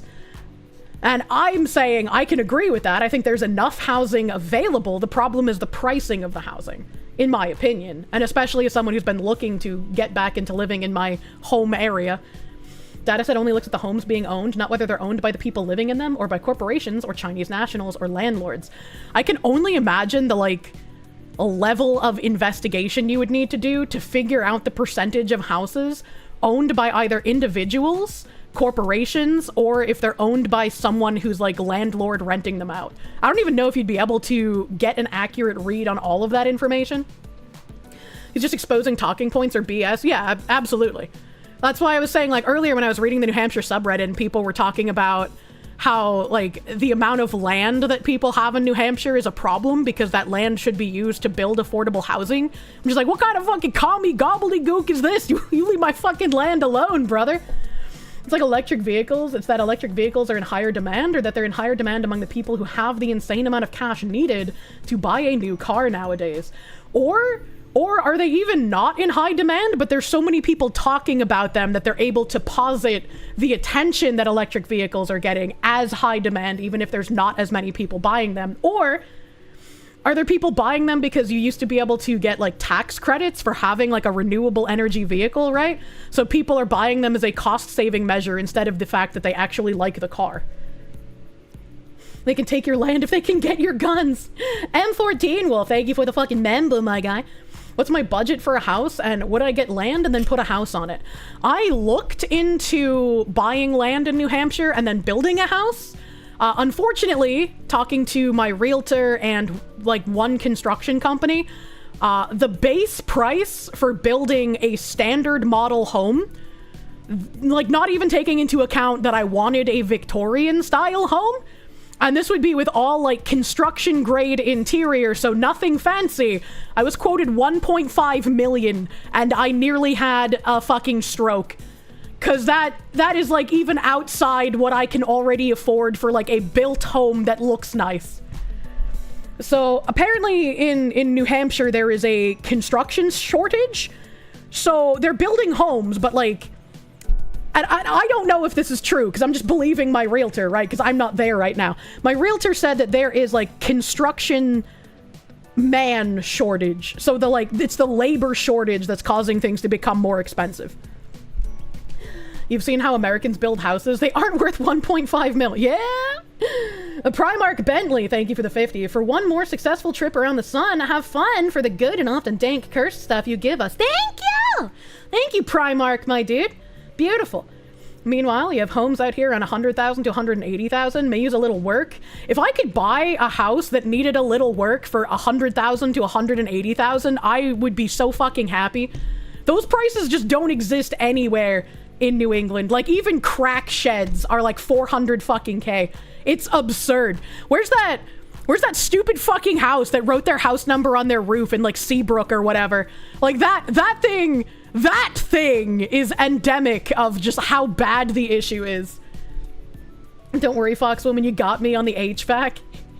Not only labor, but also materials have gone up hard. Wood and steel is extremely expensive when compared to half a decade ago. True.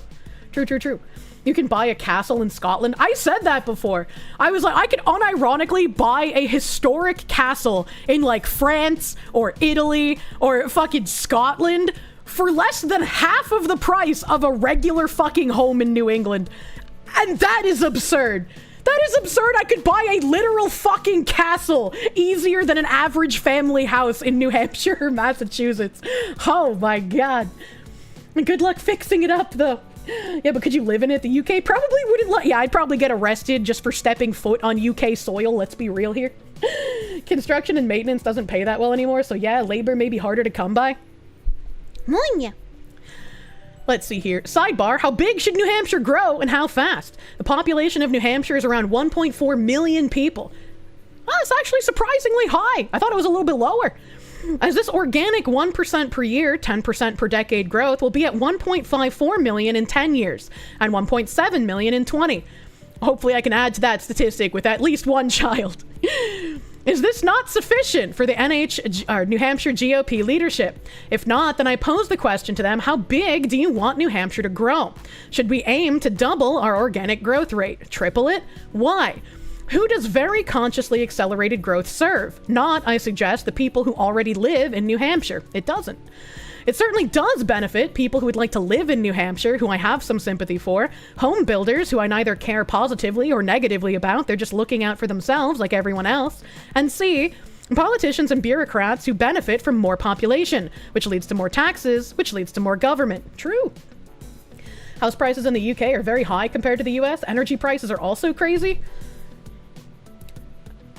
I thank the Lord that New Hampshire has so many tax breaks, because if I had to pay all the taxes that I do everywhere else in New Hampshire, and then looking into the cost of all of the utilities out there, brother, everything's so expensive there. I could not believe it when the price of electricity in Masson, New Hampshire is literally double what I had paid in like Georgia, or what my friends pay in some of the other states. Like, it's crazy. Buy land, have chatters, build a castle. Could we have our own alligator Alcatraz in New Hampshire? House prices. Two arguments that New Hampshire House Republican leadership have made to justify the existence of a housing crisis are: the median home price is $525,000. 36% of poll respondents say that housing prices are the top political issue.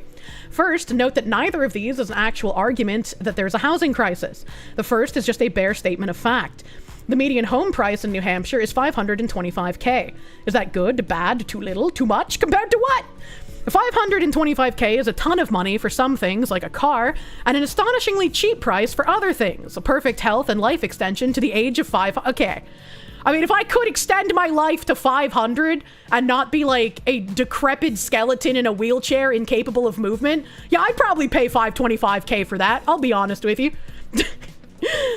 Is $525K a lot for a house? Yes. Is it too much? Depends on the house. What does too much even mean? These are very fair questions, right? Like, oh god, I don't know if I can find that fucking decrepit crack shed house, because I don't remember its house number. Let me just see. Was it like 84? Like Zillow 84? No, these are like Salem, Hampstead.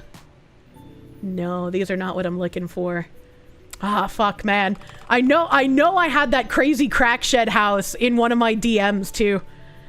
What if I search for Zillow in here? Surely I will find it. It's not that one. It's not that one. It's not that one. That's an auction. I did try looking at auction homes before, because I was like, what if someone just gets foreclosed on and I can buy their home? Apparently, in foreclosure auctions, people want you to pay cash. I can't compete as a mortgage pleb, unfortunately. That's not it. That's not it. Oh my god. Oh my god. KB, how the fuck do you find this shit so fast? How are you crazy like this? How are you crazy like this? Alright? So this guy in his article, right? He said, is $525K a lot for a house? I would say $550K is too much for this fucking house. And it's active under contract! So someone is paying some price for this house. This is not a house worth $550. And there is nothing anyone can tell me that would make me believe this house in Seabrook, New Hampshire is anywhere worth $500,000. There ain't no fucking way. Ain't no fucking 1.2K acre, sorry, 1.2K, 1.2 acres though. Even if it's 1.2 acres, this is still you need to demolish this house and build a new one. Yeah, for fucking Seabrook, the town of opiates and prostitutes, come on, man. Even in New Jersey, 550 will get you a better, that fucking perfect New Jersey Victorian was 400,000. That's not a crack house, it's a crack home. But Kirsche, it has 84 on its roof. That's because that's the fucking house number. These crackheads, instead of putting it on the side of their house like normal people, put it on their fucking roof. It has a custom roof number.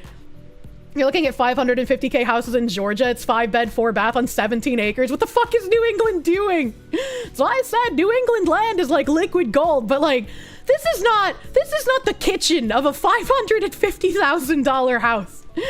There's no fucking way, man.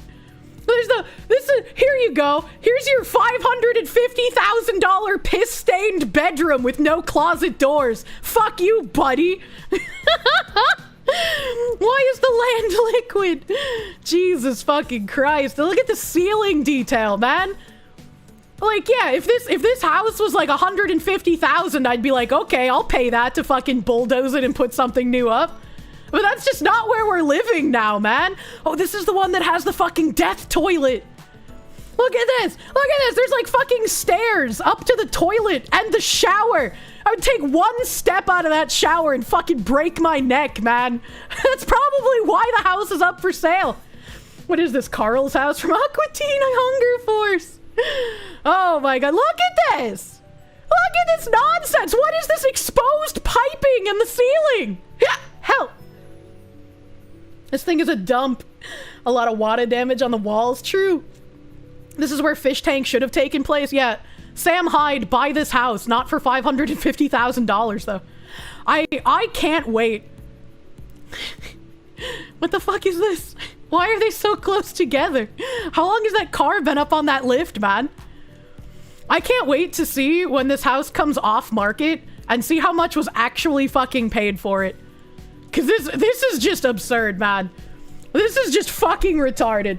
A mask of 7 eyes, thank you. As a New Hampshire resident, it's not gold, it's just rocks.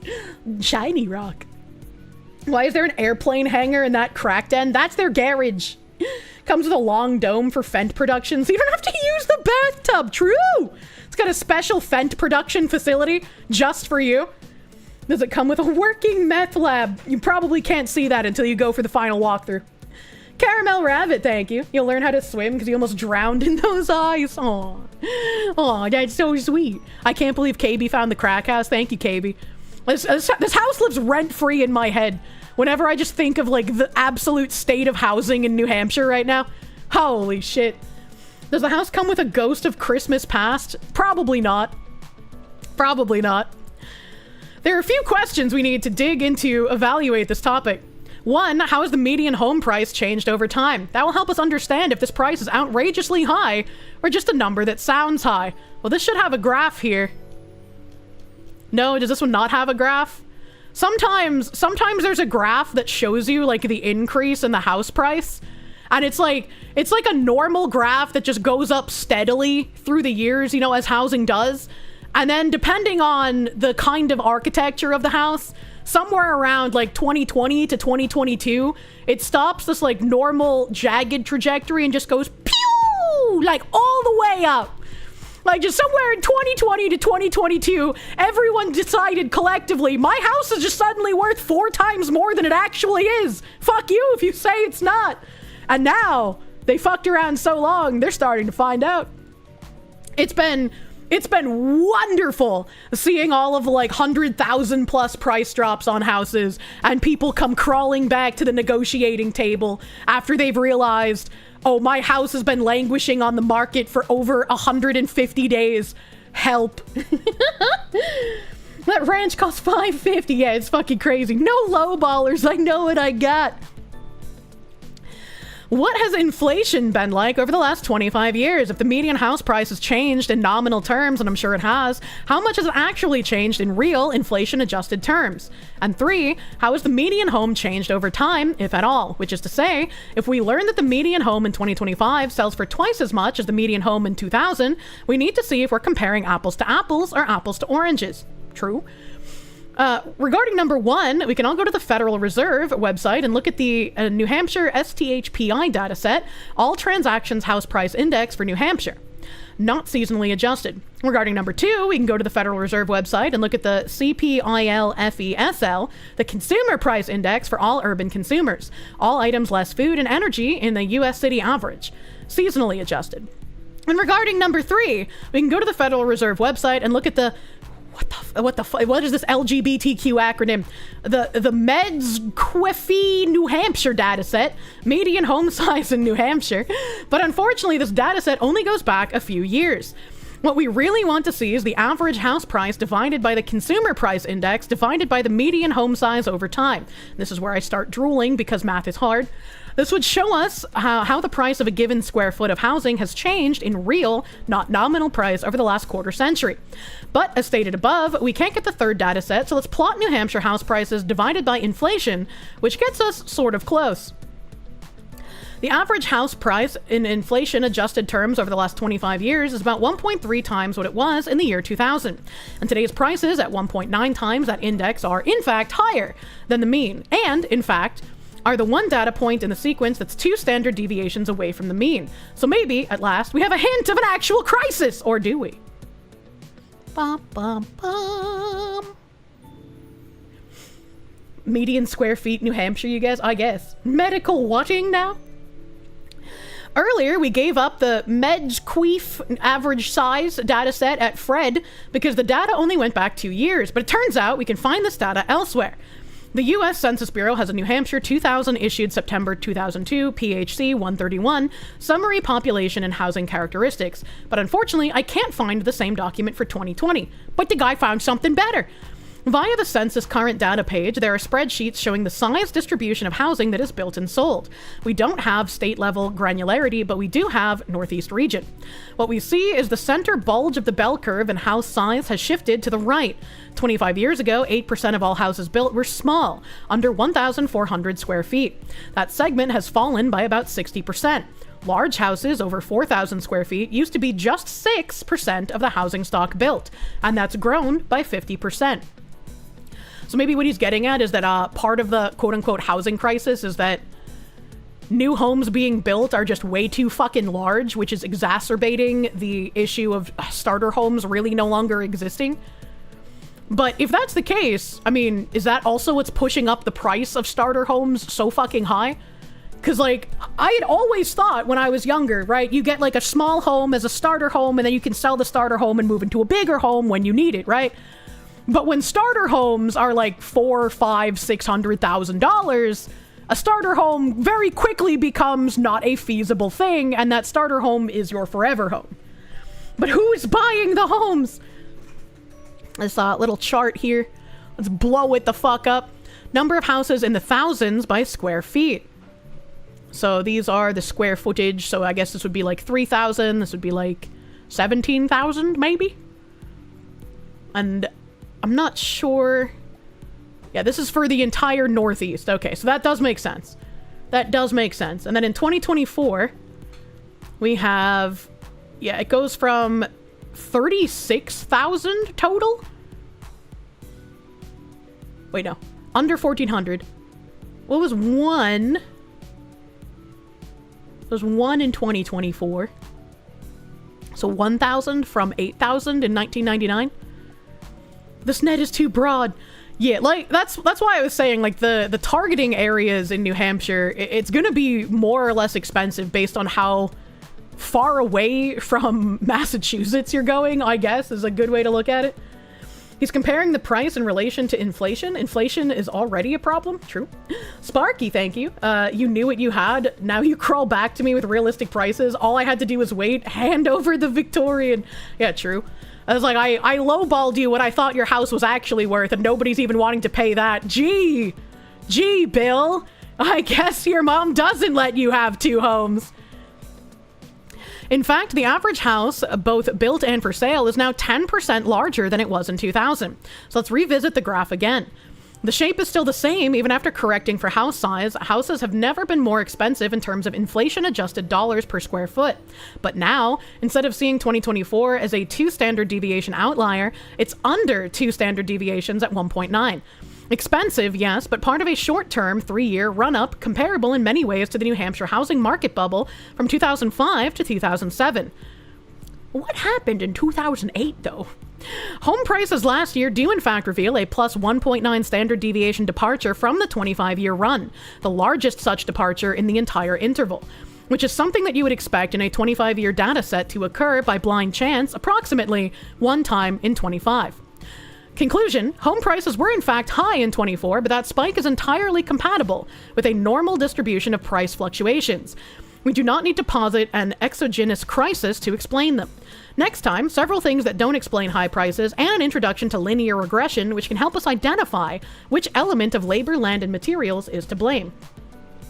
I think this is a pretty good overview of a lot of, like, statistics. I know numbers hurt my brain, but I tried my best. I do think that maybe calling it a housing crisis can give you sort of a different definition than what it actually is, because it's more of an inflation crisis, and houses are hit real fucking hard.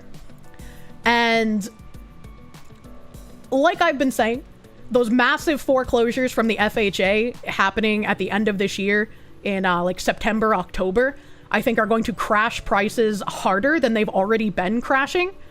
However, as far as New England goes, I do think that New England will not feel the impact of the crash as much as other areas in the country. Because New England is still very much a seller's market. I think the, like, New Hampshire time-on market for houses, even though the houses I've been looking at have been staying on market for, like, 60, 80, 150 days when they would have gone really fucking fast last year, the average speed for houses going is still really, really fast. It's increased, I think, from, like, 4 days average on market to 7 days average on market for the under, like, 800,000 homes. So it's still very fast, still very seller market. I'm glad I'm seeing crashing prices in New Hampshire and Mass. I just don't think they will crash as hard as elsewhere. You'd say it's way into crisis territory. You got 40K homes selling for 600K. That ain't inflation. That's a bubble, the mother of all bubbles. Yeah, I would definitely call it a crisis, but I think a lot of people, and what he touched on in this article, calling it a housing crisis, start saying that the answer to the housing crisis is build more affordable housing. And just building more housing isn't going to magically make it more affordable, because I don't think we have an availability issue. I think there's plenty of availability. It's just the cost of what is available is unrealistic for a lot of people. People are underestimating the effects of inflation a ton. The problem is that salaries did not rise while goods doubled in price. Yeah. Inflation is especially damaging to the housing market because houses are one of the things that maintain their value really well relative to the value of currency. Combine that with government fuckery and you see a lot of ridiculousness in the housing market. Very much so. You plan to visit New Hampshire and New England, what's the best time of year and places that are must-see in New Hampshire? I would say end of summer or fall is like a really good time to visit because of all the changes in color that happen in fall. If you're going to New Hampshire, I would say you're easily going to cross into Mass a bunch of times. I don't know if you're a history buff, but the Salem Museum has a lot of really fun stuff in Salem, Mass. There is Newburyport, Massachusetts, which is a very, very cute port town. Has one of my favorite restaurants, Michael's Seaside. Michael's Seaside is amazing. It's not crazy expensive, and you get to, like, sit on an outside dock on the water. It's really nice. She's a leafer. What? In New Hampshire, I would say you want to go to, like, North Conway. North Conway is beautiful. You could also ride, like, the steam engine trains. I can't remember what they're called, but they have steam engine trains that bring you up Mount Washington. That's a beautiful view. Amazing to go on. There's a lot of cute little shops in Conway as well. There's the Kangamangus Highway in North Conway that's also fucking beautiful to drive on. You get to go see some, like, kitschy little stuff over in, oh god, is it Clinton? Jefferson? I can't remember. Some fucking president named town that has, like, cute little kitschy outposts in it. There's a simple way to fix the house prices. Have the local government find the sellers for specific issues, obvious damage, old roof, etc. All that stuff would make it less worth for house flippers to set insane prices and would punish only focusing on cosmetic renovations. I mean, maybe. The Kangamangus is great. It really is. It really is. Any mod here, you have a question? There should be some mods in chat. We're lucky. Gotta remember this timestamp. Your sister's going back to Salem, Mass for vacation again in September. Hell yeah. At Bear Week at Provincetown, Mass. Don't go to Bear Week! It's not the kind of bear you think it is! Oh my god, that's why you wonder if we're going to switch to, like, a duplex house stick and try to split the difference. Parents live next door. I don't want to. I don't want to live in a duplex, man. I want my own place. I want my own property. Fuck you, it's my land. Typical Skooky. Do I know where Hooksett, New Hampshire is? Like, roughly, I kind of know where Hooksett is. But, like, this is, like, once I get into New Hampshire, right, I don't know how to do it. I don't know who to get in contact with for, like, local reps. But I would love to, like, get involved locally. I want to be helpful. I want to use, you know, the platform that I have to talk about things that matter to me locally in New Hampshire. Maybe help out, like, local businesses and shit. Like, if they have online websites, I can be like, hey, I can fucking advertise your products if I like them. Let's fucking go. Let's make more fucking local money, dude. And two of you, how would someone go about submitting an emote for or from 7TV? I think you just make, like, a mod ticket in the Discord. If you're not in the Discord, which it will be opening up soon, TM, sometime the end of this month. Yeah, just get a hold of a moderator, because they handle that stuff. They handle that stuff. You lived in a duplex in the past? Don't think you recalled ever seeing your neighbors as a kid? My mom lived in a lot of duplexes because my mom was, my mom. We lived in a duplex when that dad dragged his daughter out when she was 16 for prostituting herself and beat her cat to death with a baseball bat. That was duplex living. They're helping local economies, every global corpo. I am very thankful for my New England upbringing, instilling in me the, like, buy local, support local kind of shit, you know? Let's see. You said that the guy posted about, like, some Chinese people buying a house. Where's that? Oh yeah, I see it here. I see it here. The New Hampshire rep guy. One of China's richest men, Zhang Shanshan, bought a $67 million worth of New Hampshire land at 4 times its assessed value. The land is directly tied to the state's water supply. How do we allow this to happen? That's a great fucking question!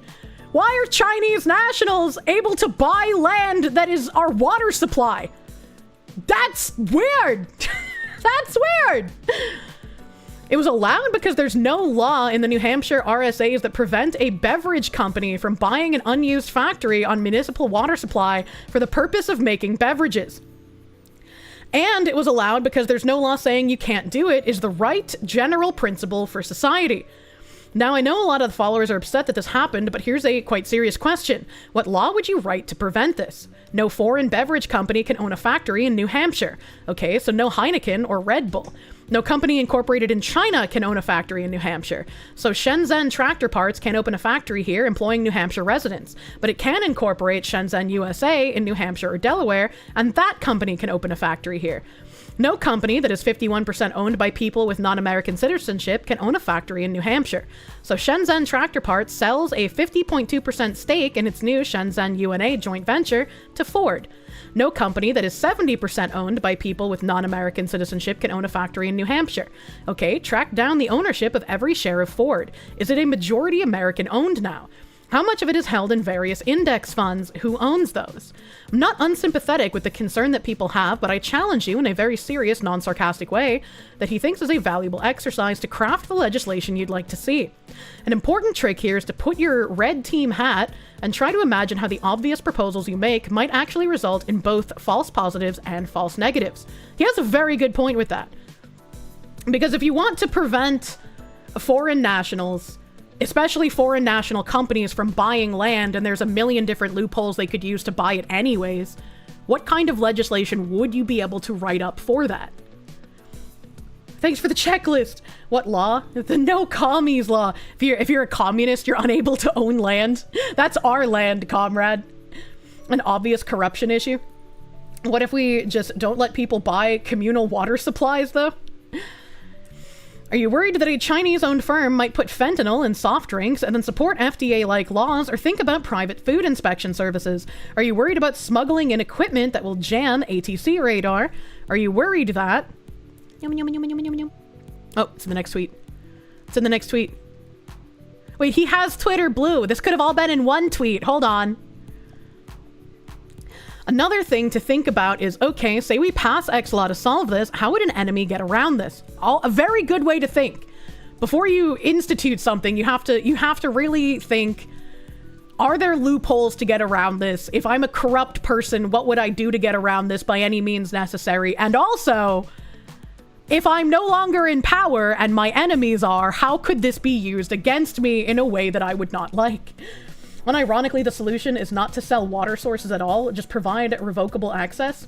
You know, rep is based and smart. Andrew B, thank you. Red hat team hat. Bro's a software guy. Easy, have to be a citizen to own land, then end. That would be interesting. Or they do that because Chinese land is largely contaminated and their economy is not doing so well. The location raises an eyebrow, like near military or civilian infrastructure. It's very weird. And I feel like maybe just putting a... foreign companies are not able to own land with public resource infrastructure, maybe? So that way they wouldn't be able to buy land with, like, our electric grid access or our water source access. And I mean, I'm prefacing this with like I feel statements, which is not a good way to preface things when you're thinking about legislation, because laws should not be balanced based on how you feel, but how things are in factual reality. But I just feel like allowing countries who's got incentive to kneecap our country access to buying land with public infrastructure like water sources on it is probably a bad idea. I don't know, like, I'm probably not smart enough to figure out how to legislate around that. You know, I feel it's woman to I know. Foreign companies need approval from the government to buy land, and we just need to deal with the corruption. Need to dust off the Chinese Exclusion Act. Another thing to think about is, okay, say we pass X law to solve this, how would an enemy get around it? What's stopping PRC intel agencies from bribing an American to sublet some industrial space to them off the books? Which, again, you know, another issue that we have. When we have Chinese nationals who haven't even applied for green cards, haven't even applied for citizenship, they just come over here, spend a few years here, and then get elected to, like, immigration boards in California, or, consultant roles to people who are government officials, like in New York. What, like, you can't legislate, like, those kinds of interactions, right? You just have to hope people are smart enough and not corrupt enough to not get bribed by Chinese nationals trying to infiltrate our government. But unfortunately, it doesn't seem that we're at that point. One simple law: any business with whole or partial ownership or controlled by another nation is not allowed to own the land. Well, he already discussed that and how that wouldn't exactly work very well, unfortunately. It might turn out that you can only 10% reduce some particular threat model, and doing so puts insane hindrance on normal Americans, e.g. should every factory be inspected once a month by the CIA looking for spy gear? I don't think our employment situation or industrial capability would be helped by defaulting to no new factories, foreign partnerships allowed, and then putting government employees in charge of approving waivers. I agree, especially because if we're putting government employees in charge of approving waivers, that's obviously going to get corrupted almost immediately. Like, how many jobs have we seen cut from the government that were basically useless chaff, and we've had to read articles trying to, like, make you feel bad for these people who have cultivated 30, 40, 50, 60 years of government busy work, essentially being put in a giant adult daycare and getting paid taxpayer money for it? It's a great point, but you do think that forcing CCP agents to illegally sublet property off the books is better than just letting them buy critical infrastructure? If you can't ban it, at least make it harder. But wouldn't that make it even more difficult for, like, an average US citizen?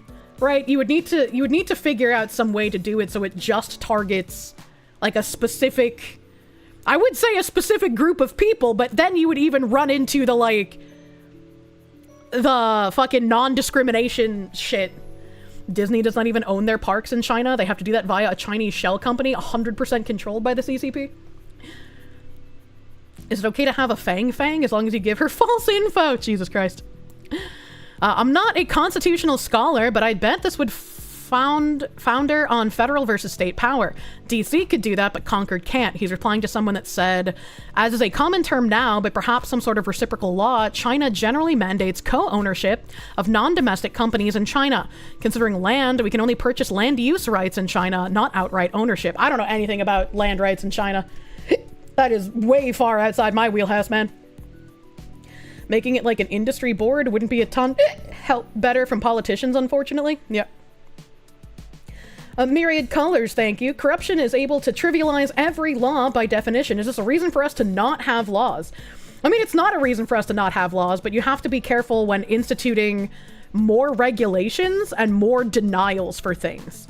Because if you don't word it especially specifically, it could end up doing a lot more harm than good, and it could end up stunting the growth of actual citizens while the Chinese can just use all of their corruption loopholes to get around it anyways, and it won't affect them. I was like, again, I don't make legislature. I'm just like a cartoon fox woman, right? So, like, I like talking about these things, but I don't think I'm smart enough to specifically solve them. It sounds like the solution is to just get rid of our enemies. Deus Vult. Property inflation also comes from a lot of very rich individuals buying tons of property and land. Yeah. He's thinking too hard. If you want to keep foreigners from owning important land, you can just do it. When you catch someone committing treason, you punish them for treason. When was the last time we punished someone for treason? That's a great question. None of the ideas discussed above prevent that. You don't need to own 100,000 square feet of factory space to do that. You don't even need to rent it. Worry is ecological sabotage. Bioweapons are scarier than nukes. Livestock diseases, food crop parasites. I don't think I saved the article. So on that note, let me see if I can bring up.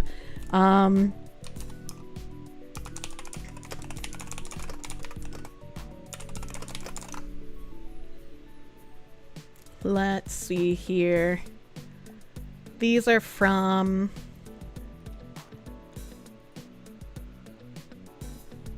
Okay. Spicy cat raid. What the hell is this spicy cat raid? So here's an article. Here's an article. Asian longhorn tick found in southwest Michigan. Asian longhorn ticks have been confirmed for the first time in Michigan at a state park near Indiana. 2 nymphs were found through routine tick surveillance by Calvin University at Grand Mare State Park in Berrien County, less than 30 miles from the Indiana state line. The Michigan Department of Agriculture and Rural Development says the impact on livestock, specifically cattle, is a major concern. Female Asian longhorn ticks can reproduce without mating and lay up to 2,000 eggs at a time. Large infestations on one animal can cause stress and reduce growth and production. Extreme infestations can even kill an animal due to blood loss. Livestock owners are urged to work with their veterinarian, perform regular tick checks, and keep pastures and lawns mowed to reduce habitat. This invasive pest was first detected in New Jersey in 2017 and has been found in 21 other states in the eastern U.S., including Illinois, Indiana, and Ohio. JKVT, my dude, thank you for the raid. Welcome, Raiders! Welcome, Raiders! Globalism was a mistake, true and real.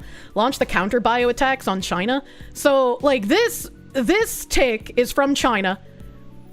Wow, I wonder how a Chinese tick managed to get into the United States and is now decimating our livestock.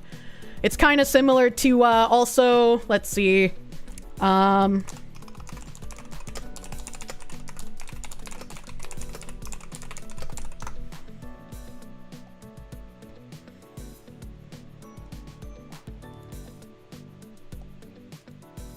here is another issue. This was in February 14th, 2025, but there have been a bunch of articles all this year about orange grove destruction and production. This is very long. This is very long. Okay. All right. So we got... This is the University of Florida page. How the Asian citrus psyllid brought the citrus industry to its knees.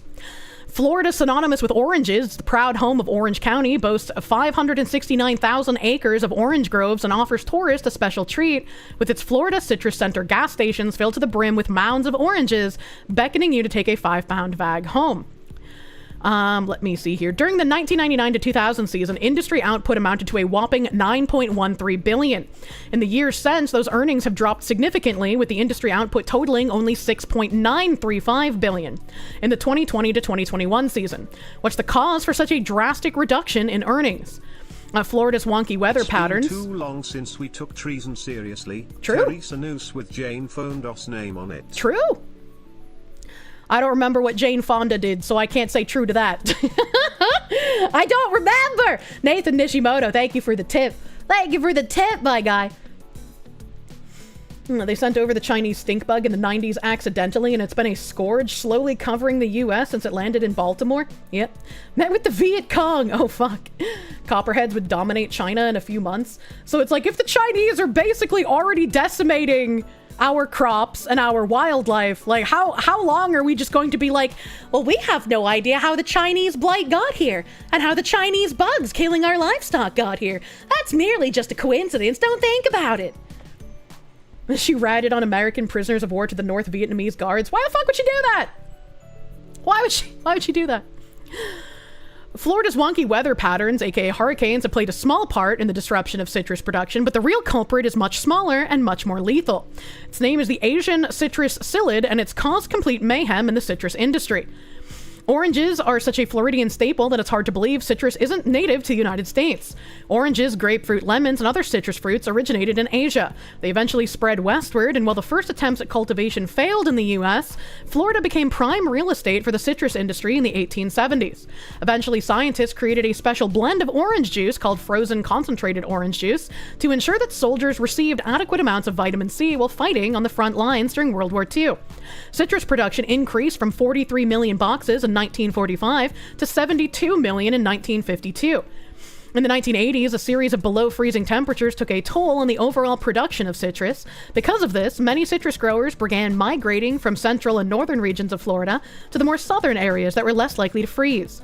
Most growers were able to make a quick comeback and provided large amounts of citrus for processing plants and packing houses.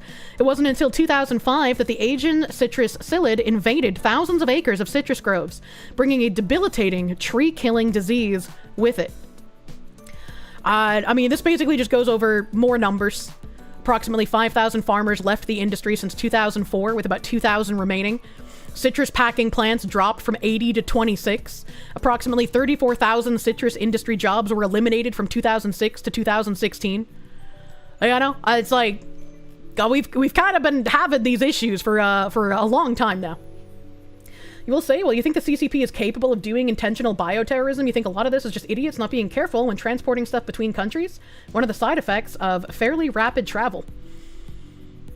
I mean, you could be right, but then again, COVID-19 was also made in a lab in China, so, you know. Oh, this isn't his Twitter. Shenzhen Tractor Parts spins up Shenzhen USA. The latter firm buys the land. Yeah, that's true. How about a law? Americans, and especially those in New Hampshire, should be incredibly productive and creative and generate so much wealth that they can outcompete basically everyone else in the world in buying New Hampshire land.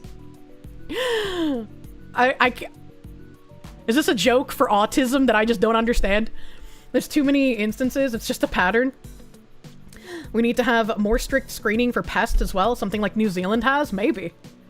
John in English, thank you. Serious winter creeper, English ivy, would ruin their hollow concrete buildings, right? Weaponized incompetence is a weapon too. True.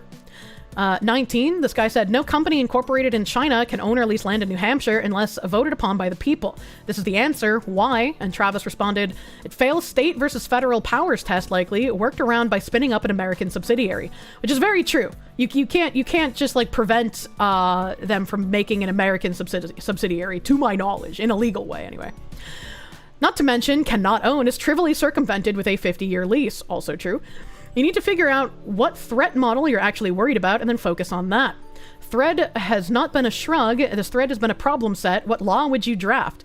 And these are very interesting like thought exercises to put forward as well, because you really do have to think about how you would be able to draft a law that would actually address the problem without it just harming average citizens while the people who are used to living in corruption just circumvent it anyway. Foot and mouth disease that devastated millions of cattle and shut down thousands of cattle farms was released into Europe by a single tourist throwing a half-eaten beef sandwich into a bush before his flight home. Never underestimate how fast a pathogen can spread. That's insane. Imagine. Why would you just throw your beef sandwich into a fucking bush? What a disgusting person. Error 404, thank you. We're ruled by women and weak men who don't have the stomach, so nothing will happen until the boot is already on everyone's necks. I can't really disagree with you, unfortunately. I wish I could. It just got back. Is this about the Asian tick that just showed up in Michigan? Yeah, I briefly mentioned the Asian tick. But someone had mentioned that the Travis politician guy posted about a Chinese national buying $67 million worth of New Hampshire land at 4 times the assessed value. And the land is directly tied to the state's water supply, which is just really unfortunate. Really unfortunate, man. They're putting lives at risk by capitulating to Trump. Imagine being that mentally ill.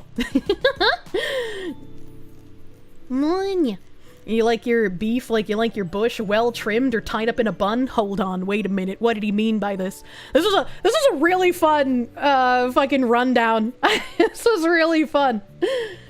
You're genuinely against the death penalty, but you have a really hard time saying the enemy world-ending weapons literally doesn't deserve it? I don't know what you mean by this. Like, in theory, I'm for the death penalty, but in practice, I don't trust the government to carry it out correctly. You know? Zyman Maru, thank you. Floridian here. We're drowning in invasive species, pythons, iguanas, New Yorkers. It's terrible. Imagine once the real parasite gets to your state and you have to deal with the Californians. In it is the Japanese equivalent to Desu. True. True. Can't keep Colombian cartel members out of the US, and we're going to try and keep the Chinese out? Yeah. We got a long way to go before we can do that tango, man. You've totally forgotten what the fuck we've been talking about. New Hampshire? We've been talking about New Hampshire things? Oh, man. I got really distracted. Oh, I was wondering, because I wanted to bring up this article about Steam and the, like, new payment processor censorship bullshit. I was wondering, because I've seen a couple of people post about it on Twitter, but I don't have any of the tweets myself about the, like, weird feminist organization that I guess was the one who put Steam up to this. So if anyone can post some links to those tweets, I would appreciate it. Ham the Third, thank you. Bring back the guillotine. I'm still sad I missed out on getting a fucking rainbow gay guillotine t-shirt as like a political trophy from that like transgender communist who was running for office in Maine. That'll forever be like, I am so sad I wasn't able to get one of those. Patchouli, thank you. IMG, the largest family-owned citrus op in Florida, almost completely destroyed by the oopsie of letting in the Asian fungus. Globalism was a mistake. True. Mildly OCD, thank you. Could easily be that we're getting government-approved produce from China and the CCP is lying to those producers. Sort of like how the CCP lied to WHO about COVID-19. Possibly. They're not busy being enraged about Zelda casting. Visa and MasterCard and the feminist organization all need to be sleeping on the streets. Moin. These foreign species have a harder time moving to your state. Gotta love cold weather. It keeps out most of the other stuff as we already have enough bears, wolves, and moose. The Mises! Go to Pirate Nation. He has some screenshots and links. Alright. Alright. So, we have a niche gamer here talking about Steam updates rules to comply with payment processor censorship. Steam, the largest PC gaming platform, has recently updated their rules for developers to prohibit content that may run afoul of the nebulous standards of payment processors. Payment processors have had way too much power for way too long in regards to this. A payment processor should have zero fucking say in what I'm able to buy as a consumer. If someone makes a product and I as a consumer want to pay them money for that product, I should be able to without a payment processor stepping in and saying, no, we don't want to process payments for this. That's a little fucking crazy. According to Automation, the new rules remain vague and directly mention how this restriction is mandated by payment processors such as card networks and banks, saying that developers should not submit content that may violate the rules and standards set forth by Steam's payment processors and related card networks and banks or internet network providers, in particular, certain kinds of adult-only content. Which, this is obviously referring to porn, but it is so vague that it can most likely be applied to more than just that. And even if you are someone who wishes to see porn games banned, they are going to come for things that you enjoy eventually. Just because you personally dislike something doesn't mean it should be eradicated from the face of the earth. And I don't think eradicating it from the face of the earth in the case of this would actually help anything whatsoever. You heard about this? It's terrible that people are celebrating the censorship. It's terrible and it's very weird. Payment processors have been doing this for many years. They have. They did this recently even with some manga websites, if my memory serves correctly. I mean, I've talked about in the past how people like Owen Wilson, I think it was. Not Owen Wilson. Owen Wilson's the actor. Owen Benjamin, there we go. Took me a second. Owen Benjamin has gotten debanked. Kirsche has gotten debanked. I've talked about people who are just not allowed to participate in economy because payment processors decided, you're not a human being anymore and we're just gonna cockblock you anytime you try to use a payment processor. They're targeting Japan heavily for a while now. It's because Japan largely did not participate in globalization. They exported a lot, but they weren't importing culture from other places as often as we are here in the US. And that's a problem for these people. Andrew Jackson was right about banks. Your bank constantly blocks a display. You have to go through PayPal every time. Oh, you just reminded me I have to go check my fucking customer service queue. Oh my god. So, I've been in a customer service queue for support on a website for like days now. And I started as like 1,900 somethingth in line. and it said that they would be, you know, with me within like 7 to 14 hours or some shit. And that was like 3 days ago. And now I am the 551st person in line, and it says an agent will join you in 3 to 5 days. But it's like they don't have an email support system. It's only live chat. So like if I get to my place in line and I'm not at my PC, I guess I'm just fucked and I have to get back in the queue? Like, how does this fucking work? Did someone already mention that this was a group of feminists? I mentioned that, and I asked for tweets that people had made about it. In recent months, payment processors such as Visa and MasterCard have been throwing their weight around to try and effectively ban content they find disagreeable. Sites in both Japan and the West have been hit with these restrictions. Victims include Patreon, Fansly, and Japanese retailers such as DL Site. After Fansly effectively banned certain VTubers and content creators, many of them moved to Rplay. I didn't even know that Fansly was having this issue. Aren't there like tons of fucking English VTubers who are sponsored by Fansly? Fansly came to me and offered me a sponsorship, but I was like, no thank you. No thank you, I don't do that kind of content. Japan has been particularly targeted by these efforts. Earlier this year, payment processors allegedly withheld funds from developers who sold their game on Steam based solely on their game's objectionable content. What do you mean we could have had ASMR? As a result of being targeted, Japanese retailers and lawmakers are becoming the largest obstacle to payment processor censorship, with free speech activist Councilman Yamada Taro and former Prime Minister Fumio Kishida calling out payment processors as the problem, and they are correct. Furthermore, multiple adult games were removed from Steam in a short period, likely coinciding with the new rules update. It's unclear what chilling effect these rules will have on Steam's burgeoning adult games market. And I just don't think that's okay to do. I don't think the payment processors should have that much power, and I don't think they should be bending the knee to some, like, literal fucking who feminist group, man. Like, it's actually kind of crazy. Moin. Alright, let me see here. Doesn't have a ton of info, just a screenshot. Alright, my mods have linked me a couple of the tweets. Moin. Get rid of everything but the furries and the gay Tumblr slop. What? This says, collective shout feminist group open letter to payment processors. They've admitted responsibility for censorship with payment processors for Steam and potentially other platforms. Wow, that's crazy.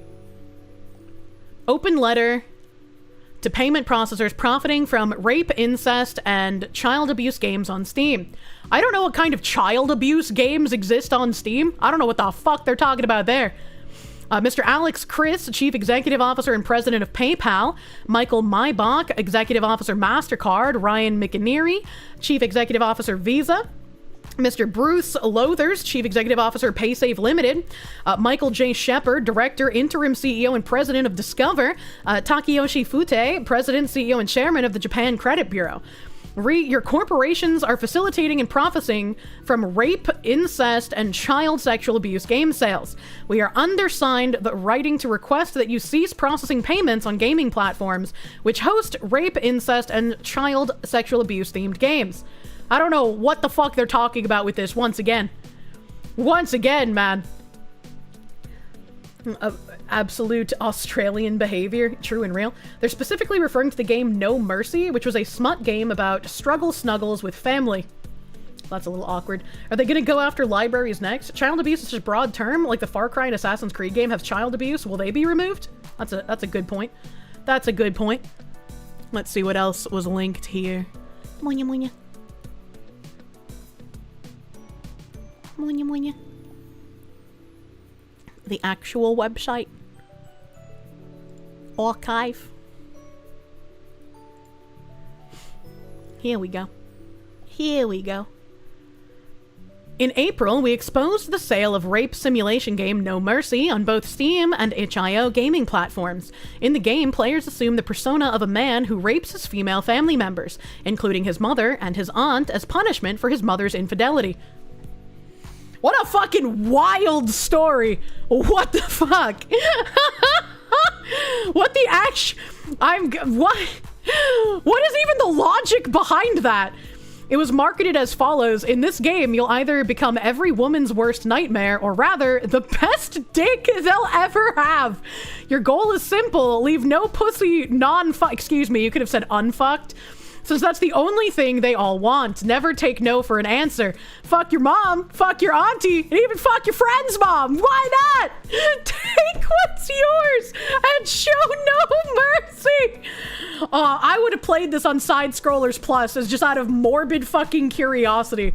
Like, what the fuck? That sounds an absurd degree. That sounds legitimately like unhinged levels of absurdity. The Karens and pissed off liberals are the best advertising. Jesus fucking Christ. The game was geo-blocked in Australia following Collective Shout's complaint to the Australian Classification Board. Following our global viral campaign, including a Change.org petition signed by over 70,000 concerned individuals and attracting international media attention, the game was taken down in Canada and the UK and pulled from Steam by the developer. However, we have since discovered hundreds of other games featuring rape, incest, and child sexual abuse on both Steam and itch.io. Wait, hold on a minute. They say they like combine the rape, incest, and child sexual abuse themed games, and I was expecting that to all exist in No Mercy, but I don't want to say only, because that makes it seem like I'm downplaying it, right? But like, he's it's incest and that's fucking gross, but he is fucking adults in this game. 70,000 is a globally viral movement. How many did the Stop Killing Games petition need? And yet these feminists were able to get something done with only 70,000? Hold on, wait a minute. No Mercy is just cheating blackmail incest? Oh my god. 1 million? Yeah. They helped with advertising, you swear? Unless you actively look for these games, no one would have heard of. I've never heard of No Mercy, man. I have no idea what the fuck that game. This is my first time hearing about it. Monya. Where were we? Our research has shown many of these games would breach Australian classification laws. Most of the content found within the games, including the graphics and the developers' descriptions, are too distressing for us to make public. Do you think these feminists know about Queen Snake? Queen Snake being a hardcore lesbian pornography website where women fill their vaginas with like thumbtacks and burn each other on candles and stuff their holes with stinging nettles? Do you think that real pornography would be a step too far, or is that like women empowerment because it's lesbian porn? I'm not really sure where these feminists draw the line anymore, chat. They absolutely know. That's something you did not need to hear. Welcome. Welcome to ZomboCom. A Collective Shout team member has conducted extensive research using a Steam account set up for this purpose. She has documented content including violent sexual torture of women and children, including incest-related abuse involving family members. I don't trust this because they're feminist campaigning, but if there are actually games on Steam where you can fuck children, like, yeah, those should be removed. I don't think any sort of freedom of speech would protect that kind of thing. But I'm wondering if they're just saying children and it's not actually children. And I hate that I have to question this in current year, but like as an anime person, I've been called a child way too many times to just take this at face value. Turns out 70k screaming women are annoying enough to affect global change that requires more than 1 million normal people to affect. Imagine. These games endorsing men's sexualized abuse and torture of women and girls fly in the face of efforts to address violence against women. We do not see how facilitating payment transactions and deriving financial benefit from these violent and unethical games is consistent with your corporate values and mission statements. It's always threats, man. We request that you demonstrate corporate social responsibility and immediately cease processing payments on Steam and itch.io and any other platforms hosting similar games. We await your response. Yours sincerely. And then it's got all their names: Melinda Tankard Rice, Movement Director; Haley McNamara, Senior Vice President; Michael Salter, Professor and Director of the Childlight East Asia and Pacific Hub. Oh, it really is Australian behavior. These are all people from Australia and the UK. That's crazy. This has the first dictionary. We looked up every dirty word in your new dictionary energy. Yeah, right. He who shall not be named, thank you. When a man exploits a woman, it's sexist. When a woman exploits herself, it's good business. Bet these people have never lifted a finger to help a woman in a real abusive situation. Fucking probably, man. Let's see, what else have we got here? What else have we got here? All right, I think one of you said to look up Madam Savvy, because she's been, like, tweeting about this. Let me go see. Madam Savvy. Beep, beep, beep, beep. Look up the dirty deeds of every single one of these people, which will be 100 times worse. Let's see. Here.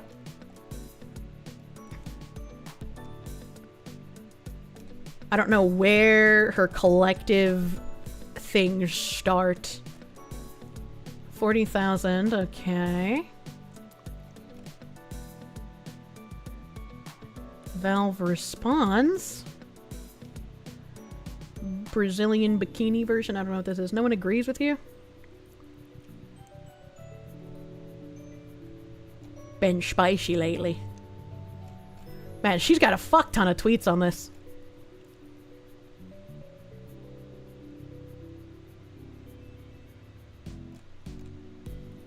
How would I even condense this, man?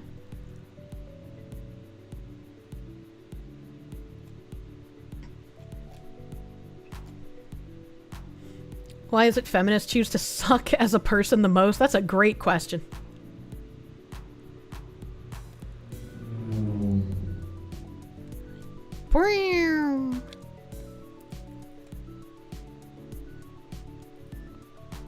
Aw, Savvy, don't engage with that fucking guy. Savvy took some bait here from a fucking weirdo. Unlucky.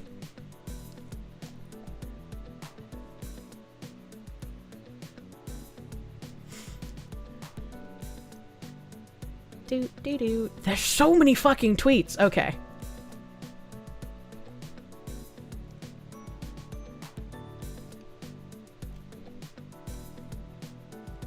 Okay. Alright, I think this is about where it starts.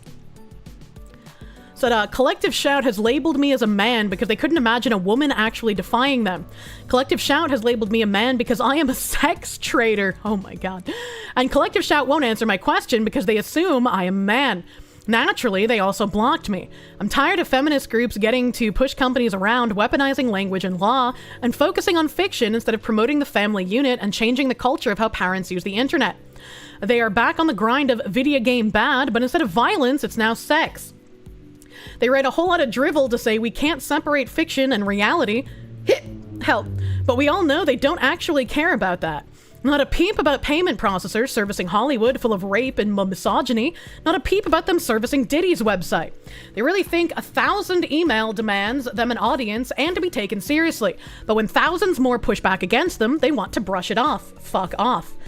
This is because they see themselves as moral arbiters on the right side of history. Their 1,000 emails are them pushing revolution to correct the bad in society. And your 1,000 emails arguing against them are actually evil, misogynist Nazi people doing bad things to try and keep the status quo and prevent people from reaching up out of poverty or some shit. Yeah, that's your boy Philip. Collective Shout said, we're calling on payment processors to stop profiting from rape, sexual torture, incest, and child abuse themed games. So naturally, misogynistic gamers have doubled down in defense of their rape games. We've responded to their claims here.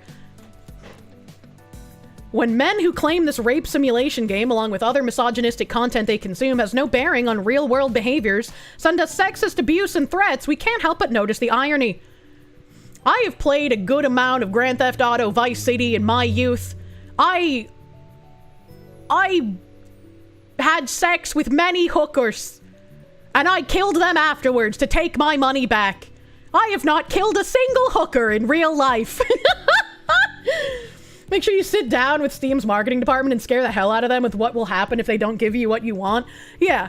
And again, this makes another argument for instead of just saying, I just want to grill, you know these people will never leave you alone. You know these screeching banshees will always try and come after something you care about. Make your voice heard even before they try to ruin something that you like. Let developers know about the games that you enjoy playing. Right? It might be a little weird if you're giving comments on porn games. I have a lot of weird porn games thanks to Boggy gifting them to me during stream often. Thank you, Boggy. But usually I stick to Honey Pop, you know, instead of just raping women. I'm going to lie to them and ply them with alcohol and gifts and then fuck them and then leave them forever, you know? It's much more above board to do it that way. Honey Pop sold out, didn't they? This is your song, thank you. Do do do do. Do do do do. Do do do do. This is your song. Thank you. Thank you, the last Roman, my guy. Thank you.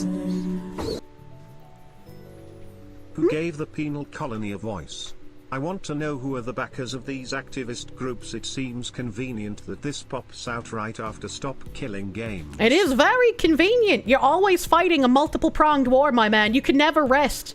Gamers are truly the most oppressed class. Thank you for the $100 doodles, last Roman, my guy. Thank you. How does a feminist group from an upside-down country that isn't even real have this much influence? They aren't even real.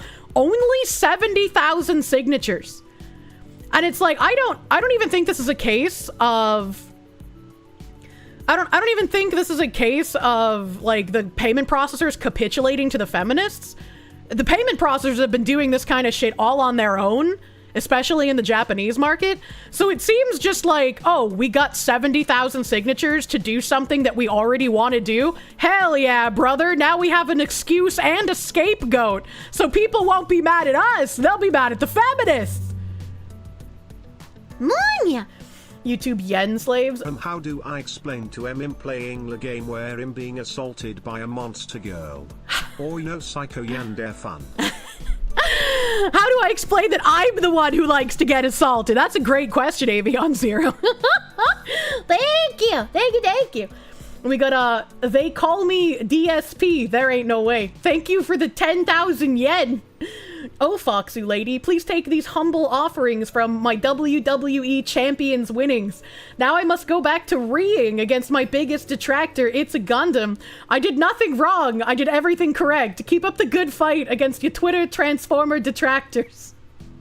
I love Papa Gundam. Where did DSP get yen from?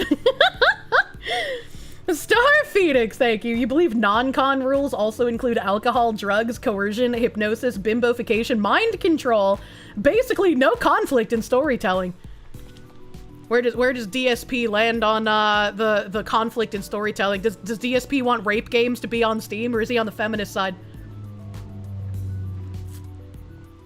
Kaze will, thank you. You're mad at both of them still. Yeah, now my anger has enough to go around. I can be angry at both of them at the same time. This one's like, you're a gross little pro-censorship piggy. Tell me, how does this help the women being raped in the UK by men who don't play games? Savvy, you should know better. You can't quote real-world happenings to these people. They don't care about things happening in the real world. You have to suppress the statistics. If you talk about the rape statistics, you might make more racist, and that's bad. This Melinda Tankard Riced person, she's part of the feminist group. I've never seen a dried pussy like this, not even in the desert. And she said, doubt you and your 5 friends have seen any dried or otherwise, apart from your self-made porny anime versions, of course.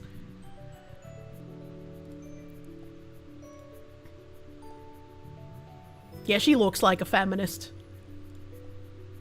God damn, you could land an airplane on that 5-head, man. Why you gotta be angry at everybody else, you know? What the heck? What the heck? Porny. Savvy said, she's actually trying to be edgy, all while not denying being dried up.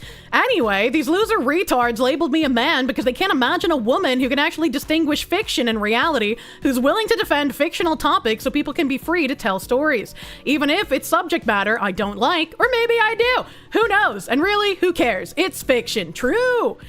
Going after anime, all anime, instead of doing something productive to create a culture that actually promotes a single-income family unit that raises their kid instead of the internet, shows us how unserious they are and how it's all about the funding. I mean, to be fair, these are feminists. If anything, they want to continue to destroy the nuclear family than do anything that would promote it, right? You know, after all, a woman raising her own children isn't freeing and important to a society. It's actually just like locking that woman up and making her a prisoner. That's like patriarchy in action. How dare you raise your own kids instead of giving them over to the state? Says the woman who doesn't have children, most likely. And they just want all women to be as miserable as them. Pretty fucking much. Wah, we have 1,000 emails. They have hundreds of thousands and millions of customers. But wah, listen to me, all while ignoring the real damage Hollywood causes to people. Once again, this is why it's very, very important to stand up for yourself and stand up for the things that you might not even like in the order of free speech. Right? You might not like porn, but I think anyone sane can say that banning porn stuff leads to a slippery slope. And there are only 4 people in that organization. Jesus. Savvy slapping the feminist with her big balls. She truly is. She truly is. Sure, all of those emailing definitely play video games and use the hell out of Steam. It's just like, again, in my situation, like with Vice, when people start trying to rip sponsors from me by lying about me, by taking things out of context and try to apply things to me that I never actually said. And now there's like, you know, the lies going around about like what my fan name is and shit when that was given to me by people who hate me because they're fucking freaks. You know? It's like you gotta fight back. If you just stay quiet, things will just get worse. If you don't want censorship, if you don't want these payment processors to have this death grip on everything, more than just 1 or 2 people need to speak out. More than just one person who's been like unpersoned everywhere on the internet needs to speak up about how these things are dangerous and detrimental to everyone as a whole. We need the Steam bucks for something to bypass the credit card. Fan name is clearly Dumb Coconut. Sonic Extreme, thank you. It's never a question of if they come for what they like, only when. Eventually they'll lump in the bad stuff with the things that aren't true. And I mean, again, this loops back to the beginning of stream where I was talking about how you can see subversive journalists beginning to encroach into VTuber territory, and it's not gonna stop. It's not gonna stop. And I called that happening probably like a year to a year and a half ago already. Help. Let's see. The lore deepens. I don't write my own Twitter account. Maybe it's the husband. The one someone said I don't have. I didn't know Savvy was a proud gay man. I don't know how else to say this, but most people have range. If you want to waste your time hate watching, go for it. But you clearly don't watch my streams and never have seen my Archcast appearance. I didn't even know she's been on Archcast. My tweets vary in tone, but you only focus on the ones that don't align with your views so you can get worked up. These people have never seen a woman outside of the performative, perpetually angry activist, so they forgot personalities exist. And imagine my shock when it's like an ex-synthetic man, like moderator, who's who she's replying to here. Holy shit. I'm like, there's so many people who like got culled from that fan base who are just crazy. Absolutely crazy. New video, Steam could die. Let's see. Savvy said, hey, Visa and MasterCard, why is it a trend for all these Japanese shops and not safe for work sites to have to suspend using Visa and MasterCard if they don't bend the knee? You claimed recently it wasn't you doing it, so why are you letting, potentially, a third party stop business for you? No one believes you when you say you aren't the ones putting out the censorship requests. Visa and MasterCard, however, will happily service the American entertainment industry full of real-life predators and let you buy all the subscriptions full of the exact content they demand get censored in Japan.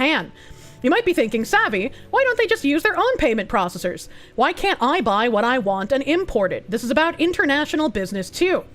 And this was my exact reasoning back when I was younger, why I imported a PS2 and why the like progressive brain rot people couldn't understand why I said I wanted to import games unmolested by the ESRB. This had nothing to do with woke. This had nothing to do with, like, them shoehorning in DEI bullshit into their video games. The ESRB would censor normal stuff, like sexy shower scenes, like partially nude female models in the game, like blood, like violence, like gore. The ESRB would say, and if you want to get a T for teen, if you don't want your game to languish on the shelves, if you want your game to actually sell, it needs to be censored in order to fit within what we perceive to be okay for our market. And so I would just import the games from Japan and play them completely uncensored. I would get to see Shion's tits in the shower. I would get to see her parents covered in blood in a scene where they get murdered by Realians. The scene where they get murdered in English doesn't make any fucking sense because there's no fucking blood. It looks fucking stupid. In the third game, her brother gets fucking javelined through the chest and there's 0 blood. He even throws up blood from being javelined through the chest. And there's no blood in the English version! It looks stupid! Why would you import games that have their content censored in a form that you can't understand? This is when you learn a lot of Japanese games actually have English subtitles. For some reason. I don't know why they do, but I appreciate that they do. Thank you, Japan. Munya. Anime still censored to this day. You hate Puritans. I know. It's awful. You might be thinking the payment processors are safe. No, Sony payment processor, Japan's latest payment processor, is majority owned by Blackstone, an American company. Some Japanese banks are also being influenced by American regulation and rules. At Elon Musk, why are payment processors hindering creatives, shuttering shops, and demanding censorship? We could really use some eyes on the situation because it is getting worse. And this was from November of last year. And she quote retweeted it saying, bringing this back as a reminder for the businesses being bullied by dried up cat ladies via payment processors. There is 0 reason to be terrified of these cat ladies, of which they only got 70,000 signatures, probably through using weasel words that made some people sign it who otherwise probably wouldn't have. Better than them covering the blood with white, and he just throws up a gallon of cum. True, it is better than the Chinese censorship. Remember Jim Sterling saying that censorship was a good thing because that meant something, and now people have to pay a premium to import? Yeah, thanks, I hate it, actually. And she had another tweet here saying, they're just lying now. The account goes on to say that women can't let men just be happy, so Collective Shout is just retweeting whatever sounds good to them with no further thought. This is what they think. It isn't about protecting kids, this is about getting back at men out of some fanfiction grudge. Thank you, Mel Tankard Rice, for admitting none of it is actually about children. It only took 24 hours for your meltdown to reveal the truth. On top of that, you dumbasses labeled me a man because you can't imagine a woman pushing back. But most women do push back. Go open the fictional fantasy novels at bookstores penned by women. Gaze upon their raunchy shenanigans far more deviant than any rape and incest game could dream of. Even I, an open-minded person, have had to close books and never revisit them. But unlike you, I don't need the government to ban them. True. If I don't like something, I just say, wow, that's kind of gross. Maybe I laugh at it with chat, and then I move on. Exhibit A, these women don't understand that a lot of gamers have a grudge against women and will do some vile shit to get back at them. No, I think it's people who believe the things that Melinda believe who have a grudge against gamers for not bending the knee. My source is that I made it the fuck up. True. True, that's crazy. A lot of gamers have a grudge against women. Sure, maybe like the, 3% of unironic incels? But they don't have to be a gamer to be an incel. Xylo Wolfbane, thank you for the fucking 4-month resub, dude. Imagine just using your own judgment in current year. Imagine! Imagine! It is almost 8. A Battleizer, thank you. It seems to you that people need to meet the Karens, ideologues, and Taurists with vitriol and hatred until they leave when they try to change the things you love. It sounds drastic, but it's necessary. If you respond with too much vitriol and hate, you give them ammo to present to the normies, being like, I just wanted to do a good thing, and look at all these big mean gamers calling me mean words. We were right about them the whole time, and that's why you normies need to sign our petition so we can enact the censorship against these unruly gamers. It's been going on for over a decade, man. So I don't even know what the solution is if companies keep being fucking retarded and listening to these people. It's absolutely absurd. It's not even just women, just her, specifically her. No, because the market for video games of this theme is men, women cannot tolerate a man being happy. Proof of the follow-up, Mel, gonna retweet this one too. Also for the lulz, Collective Shout saying Exhibit A, and then the Gaz Namaka person saying, I don't play video games, so I'm not an exhibit. Then why did you even post that? Common Woman L, what the fuck? What the fuck? Imagine being this much of a tourist. That's like That's like that one guy, oh god, I can't even remember the Twitter account. During like all the fucking meltdown of people attacking me, there was one guy that was like, This is why we need to guard VTubing from these kinds of far-right ideologues like this anime fox woman. and some Twitter account was like, hey guy, who's your Oshi? And he was like, what's an Oshi? I was like, come the fuck on. Come the fuck on. How can you be this big of a tourist? Is this all credit card, or does this mean you need to get a Discover card? This is, like, Discover, PayPal, Visa. And she goes on here. Oh, God, Brianna Wu threw their fucking hat in the ring. Are you kidding me? Wait, this has to do with Hunter Schafer? Oh, I don't give a shit about Hunter Schafer. That Zelda shit is annoying. Who fucking cares? They weren't even actually in the running for it. This is what Collective shout. Anal logo enthusiast. What? I guess it does kind of look like an anus. I just... I was like, what?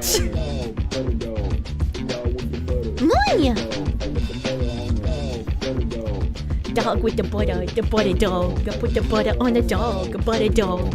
Dog with the butter dog. Put the butter on a dog, butter dog. Thank you! I was joking about the Collective Shout co-founder being a Julie Bindel wannabe, but holy shit, she unironically is exactly a man-hater like Julie Bindel. Imagine hating the people who literally build society. That's crazy. Thank you, Internet Zen Master, for the butter doggos. Thank you! Thank you.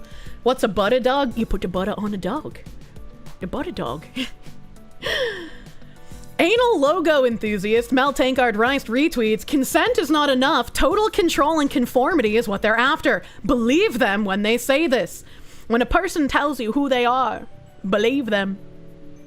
Remember, they are throwing a coordinated shit fit right now, calling all of anime childlike, so they can call it child exploitation. Big scary word for governments and in turn payment processors and websites. That's crazy. We need one of those like tug of war things where it shows like Kiwi Farms and feminists fighting hand in hand, you know, tugging on the same rope. That's crazy. Old enemies have become friends in the same war. They have already been mailing payment processors over games, and fiction stories have existed long before. Not all pretty and society is fine. There's no mass outbreak of beating and raping women aside from, you know, places importing third world illegals. But naturally, they don't care about that. Savvy, you're not supposed to talk about the statistics! She's not suicidal. I love her. They also don't care about Hollywood or OnlyFans. The irony is they still use words like sexual freedom, but their demand of control means if you want to roleplay some BDSM, that's a no-no, because they think BDSM is rape and beating women. And I think the craziest thing is men who have grown up in like this feminized America, at least in my experience in trying to date a straight man, a lot of men have internalized the fact that any kind of force used on a woman is abuse and makes them a bad man. Like, men are just terrified to exert any kind of control over a woman, especially in a sexual manner. And it's just like, telling your woman, no, you cannot fuck other men is not controlling. That's just normal. Putting your full body weight on your woman while you're sleeping doesn't mean you are abusing her. That's just normal, and you're relaxed because you're falling asleep. Imagine monogamy. Imagine. And it's just like, this isn't even like asking to be tied up. This isn't asking to be choked. This isn't asking to like be whipped, right? Like these aren't like crazy extreme asks. And it's just like, what has happened to like absolutely terrify men to the point where they feel like they can no longer act like men, they can no longer be the leaders that they need to be because so many women have thrown shit fits about it. Younger Jen is fear-mongered into the bullshit. Sounds like it's time you started dating older dudes with what you're looking for. Fuck, guess so, man. I guess so. And this is the picture that Savvy included here is from someone named Professor Michael Flood, and the Melinda Tankard person retweeted it. He said, Why consent is not enough in a sexual context where hurting women is sexy. Consent is inadequate for sexual freedom and equality. Our lives are shaped by social sexual norms that coercing women is sexy. Women are commodities to be used by men. Hurting women is sexy. This is like people who like I don't even know where they get this from. Like normal average men aren't just going outside and raping women willy-nilly. They're not just like going outside and catching their male woman and just what? That's not happening. Over a decade of being arrested for abuse after the slightest bit of force is what happened to us. That's fucking crazy, man.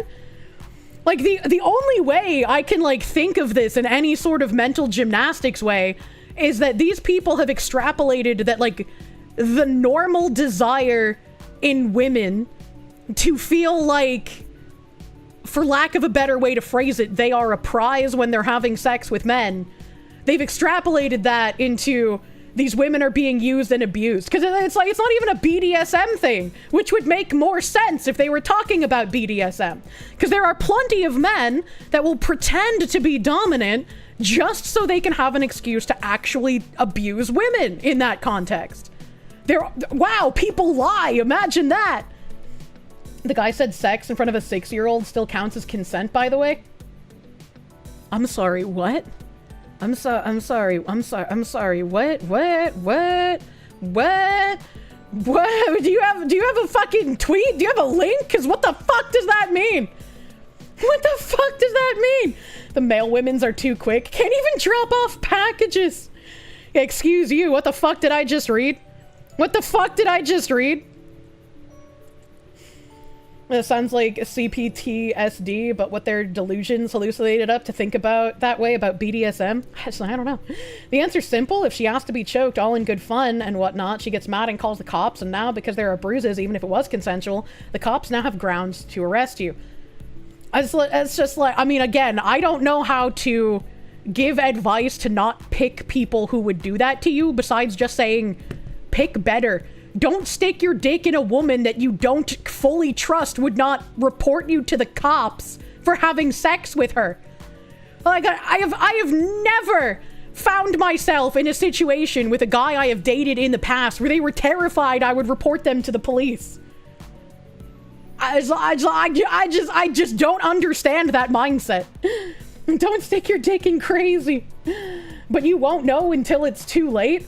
I'm sure there will be signs that she's fucking crazy before it escalates to her calling the cops. I'm sure there's signs. The chatter said to just go into the thread. The source is supposedly there. Da da da da da da da. Da da da da. This is the notice. Ever increasingly insisting lolly is child porn and shifting the thingy. No, that doesn't mention 6-year-olds. That's not the guy. No. Probable spam, maybe? No, it's not in the thread. You put the link in Discord? I mean, you can put it in stream chat. It gets deleted for other people, but I still see it. And I'm the one that matters for the link use. In fact, it doesn't even take evidence. Oh, there we go. That's much easier because my Discord takes forever to fucking load while I'm live. Thank you. Where would the age play psycho fall in this whole dissertation? True. True. Why consent is not enough? This is the original tweet that Savvy showed. Consent is always enough. Consent means both parties agree on something together. I don't even need to read the rest. This is retarded. Remove the professor in your name and go back to the corner. There's a donkey hat for you. True and real. Consent is not enough. Here are 4 ways that's the case. Participants' consent to their sexual relations is a necessary but not sufficient basis for ethical sex. Ethical sex, by the way. People may consent to sex in the context of unequal power relations, limited alternatives, or dire needs, and may be manipulated, deceived, or coerced into consent. A homeless young woman agrees to have sex with a much older man for money or other favors. No. No, that is still a choice that young woman is making. I have zero fucking, like, sympathy for the women in Hollywood who went to these disturbing men who were like, hey, baby, if you suck my dick, I'll make you a star. And then she sucks his dick because she wants to get roles. I don't feel sympathy for her. Why would I feel sympathy for an adult making adult decisions about how to advance her career by giving sexual favors? You can just say no. It might hinder you in the industry. Doing things that aren't status quo might hinder you in the Hollywood industry. But, you know, I still don't look favorably upon the adult women who engage in that. Now, if they're minors who are manipulated into having sex by a disgusting Hollywood man, then absolutely, that's not their fault. They're fucking minors. They can't consent. No, Kirsche, women can't take accountability ever. Why is there a delay on YouTube stream? We had some fucking, internet issues earlier, I think. I didn't get red squares, but, there was some weird crashing. Bullshit like this is why you stopped. Don't start blackpilling, chat. Not all women are these, disgusting, crazy harpies. The second one here says, people may consent to sexual activities which harm them. A man chooses to have unsafe sex with his HIV-positive male partner. A young woman agrees that her boyfriend can put sexual pictures of her on the internet.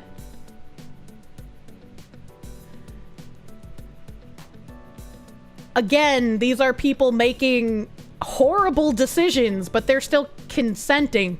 I don't understand. Bug chasers are disgusting and maybe should just be castrated, but I don't know what you mean by this.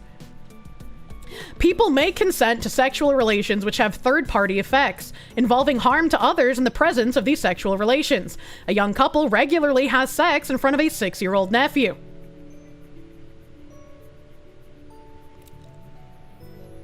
Why?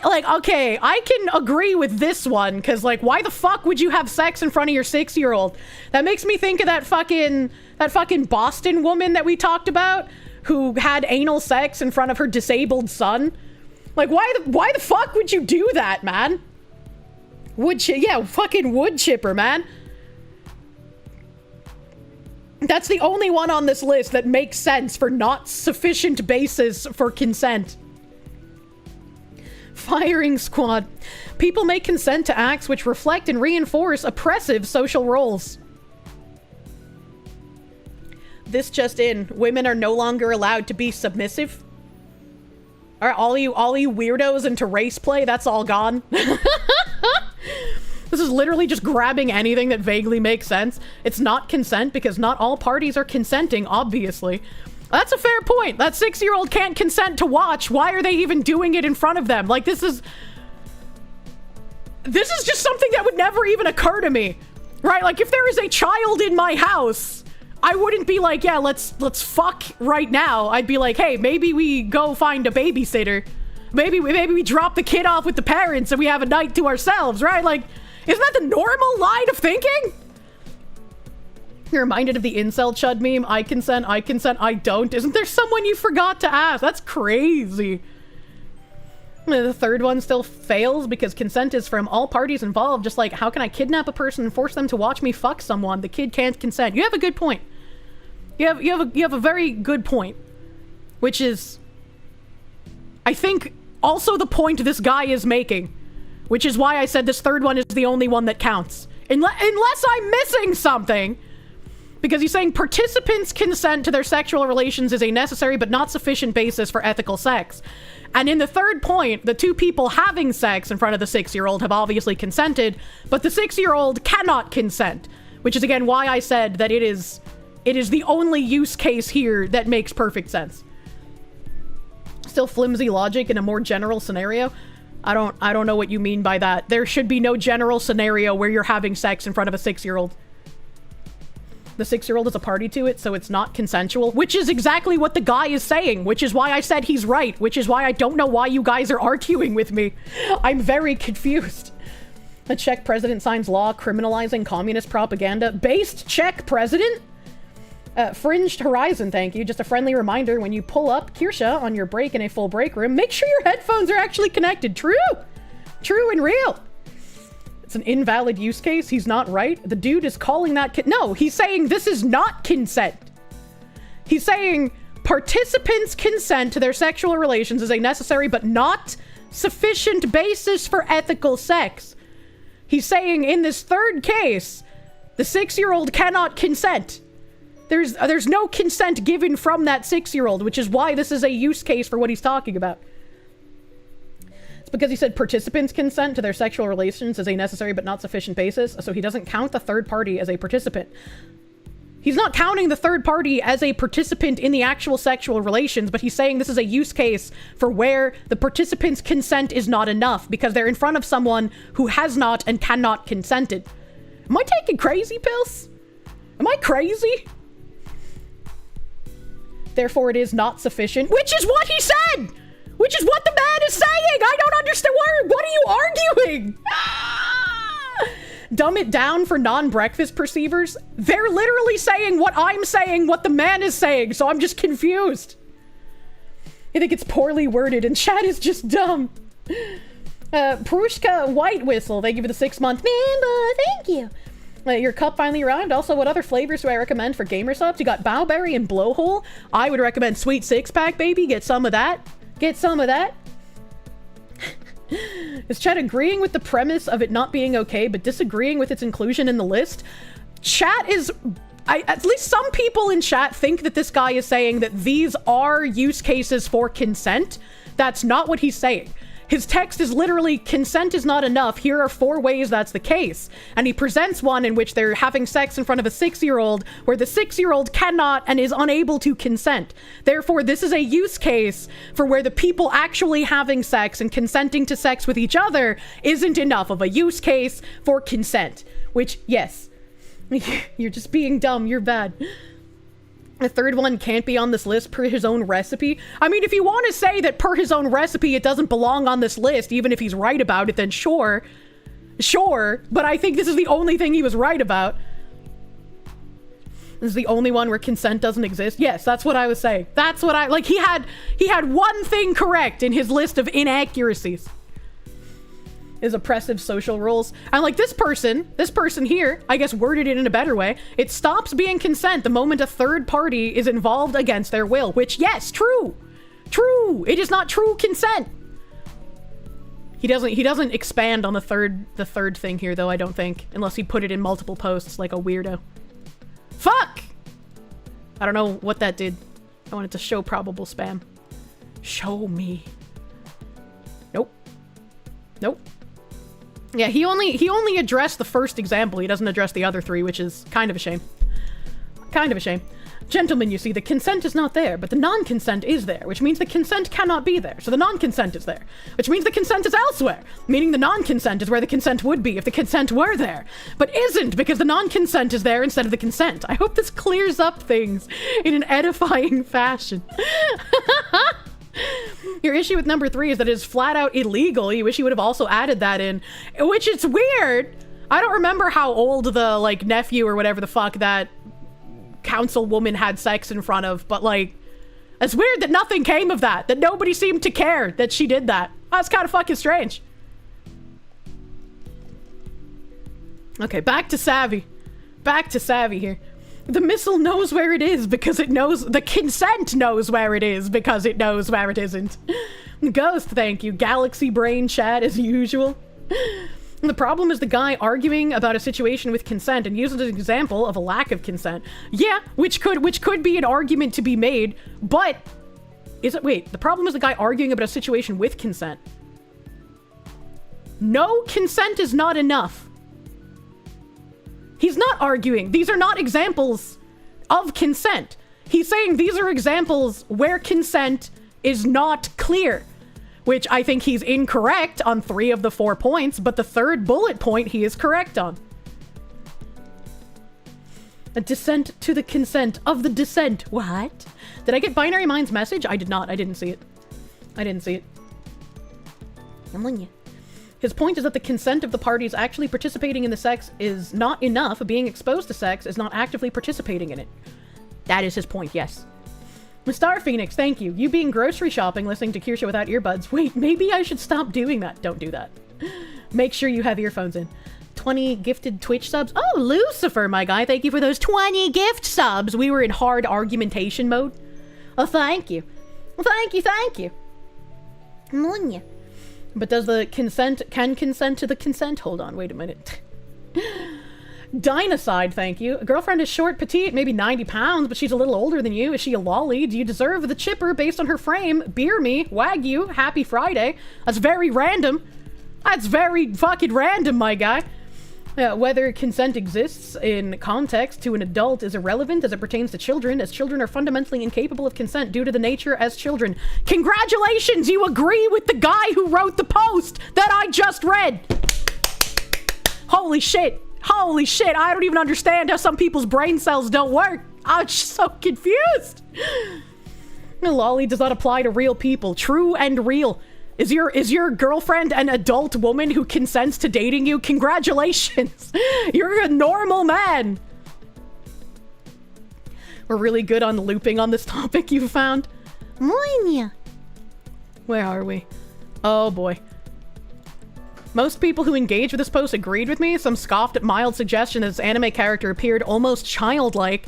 Many of the profile images of those commenters suggest they are avid porn consumers and thus prove my point that they are desensitized to the very obvious issues with Annie. To the commenters grossly pointing out that Annie's figure is that of a woman, yes I know, it's those features and how they're presented that make Annie pornified. In my opinion, along with her personality prompts, the issue is the very mature sexual body combined with a very young, almost childlike face.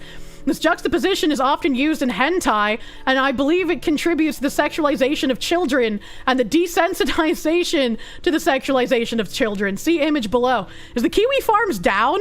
Why is this person posting on Twitter instead of there? I don't understand. Oh my god, bro. Oh my god. Chat cannot consent because chat is reverted to Kirsche mode. True. This is crazy. This is crazy. Who is this person? Senior Legal Counsel for the National Center on Sexual Exploitation Law Center. Personal tweets. There's no way this woman has children. There's no way. There's no way. Savvy responding, no one agrees with you who's worth listening to. You want to label everything as childlike so you keep grifting the government for child exploitation. True. Women are pushing back against you. Men are. Everyone is. But you want to plug your ears and go la la la la la. You are psychotic, hate men, and do not give a flying heck about kids. Otherwise, you'd be doing mission work in Africa or the Middle East. Or the UK, but, you know, same difference at this point. Instead, you're going after anime and putting mental illness on display. True. True. That's a great tweet. Hey, it's another butthole. It's another butthole icon.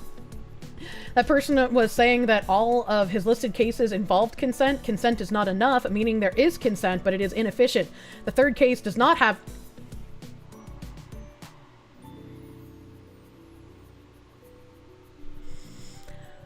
I'm gonna explain this really slow for retards like that guy.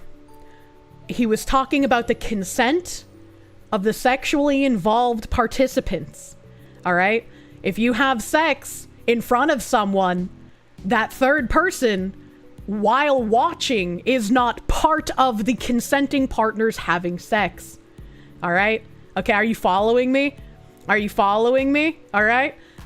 That use case is where the consent between the two people having sex is not enough, because that third party, as a child, cannot consent. All right? Do we understand? Have our brain cells been activated? You know, rambling is pretty based, though. He's not a butthole. I didn't say he was a butthole. I said the icon looked like a butthole. What if the third person is in a lone chair facing the bed?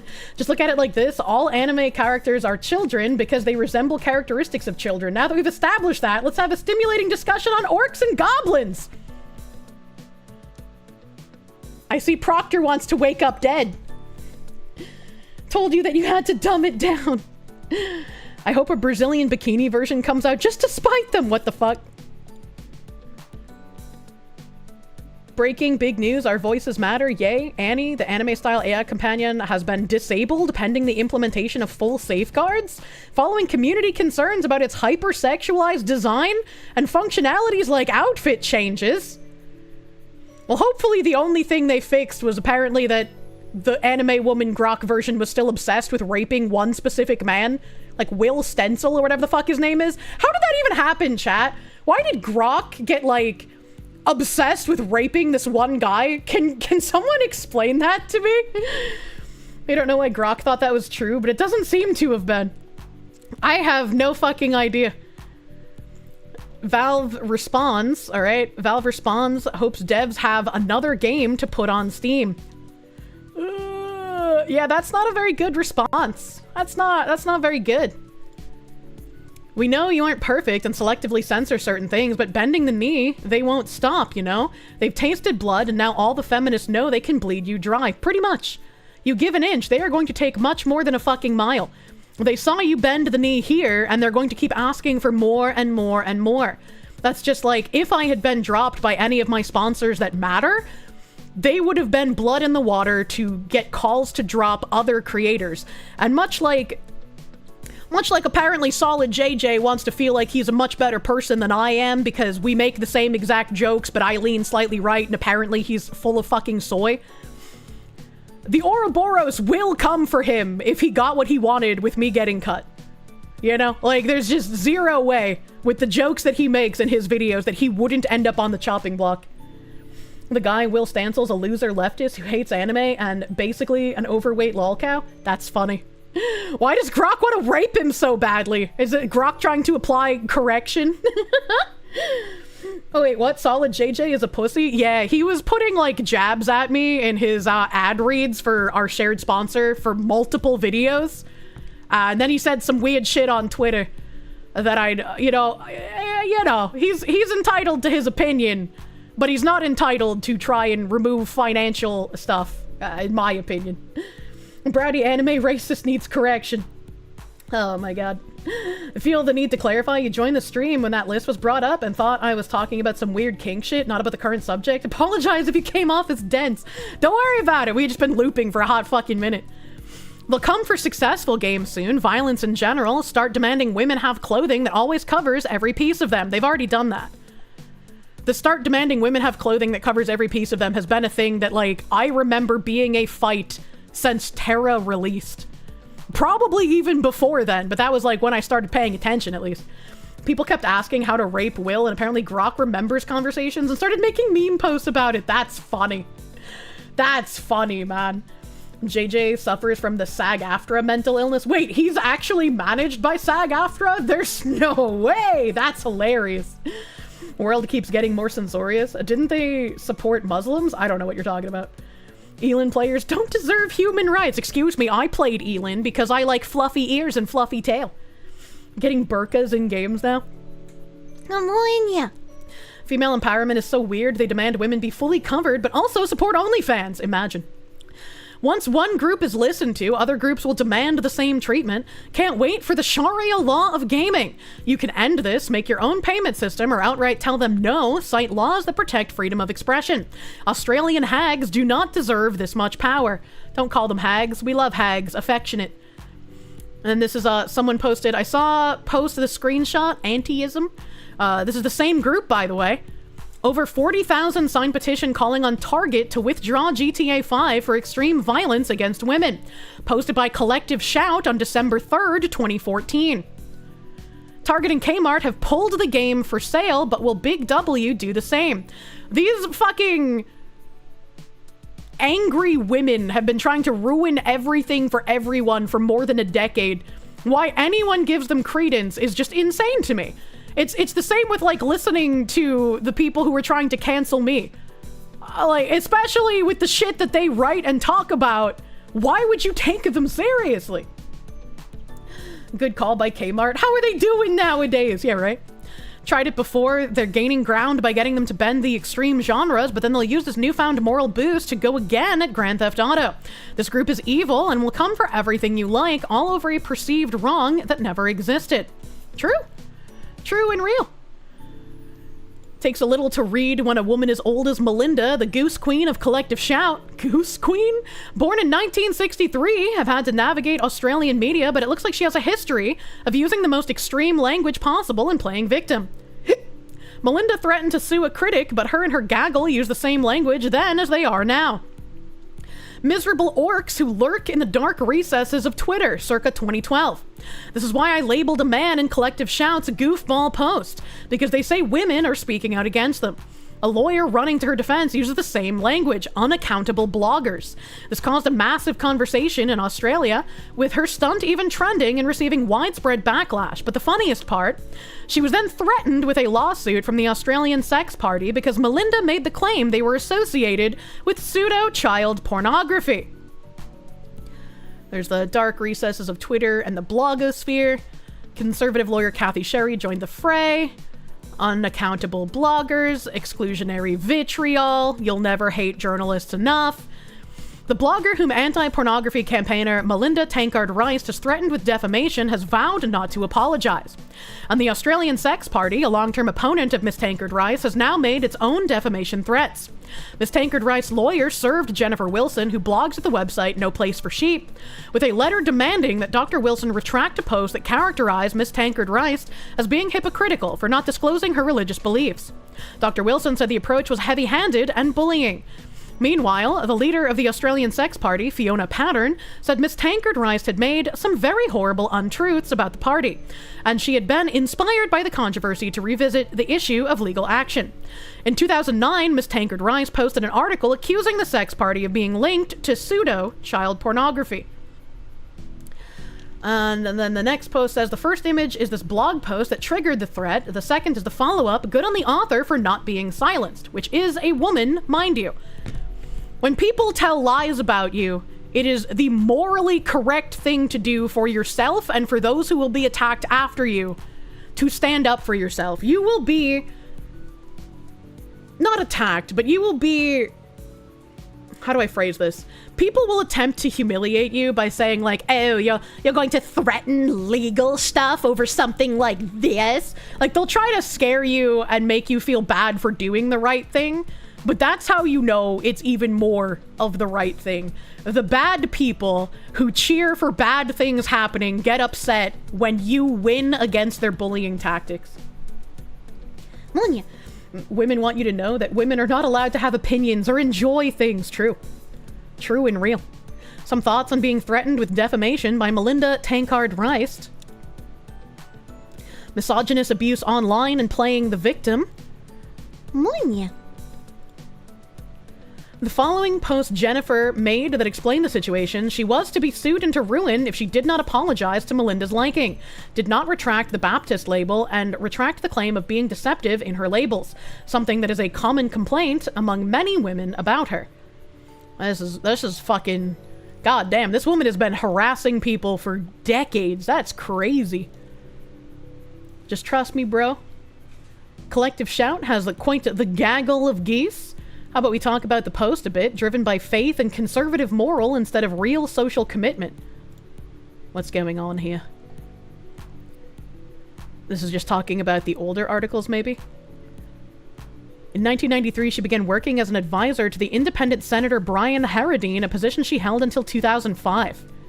How do these people always manage to get positions of power? Like, it's crazy. Communication and journalism. You will never hate journalists enough. And this is again that tourist person who admits to not playing video games. All pornography entails treating another human being as an object for sexual gratification, she argues. Therefore, all porn is degrading. All right. Because they suck at a pee-pee. This was a wild rabbit hole to go down. It's 8:30 already. Yeah, I wanted to learn a bit more about the fucking group doing this weird payment processor shit, because I think it's incredibly important to not let these people gain control over our payment processors. And it's sad that payment processors will bend the knee to these people who have legitimately no power to actually do anything. Because I don't think, again, the payment processors are merely bending the knee to unaffiliated people. I think that 70,000 signatures aren't enough to actually do anything to payment processors if they didn't want to do it.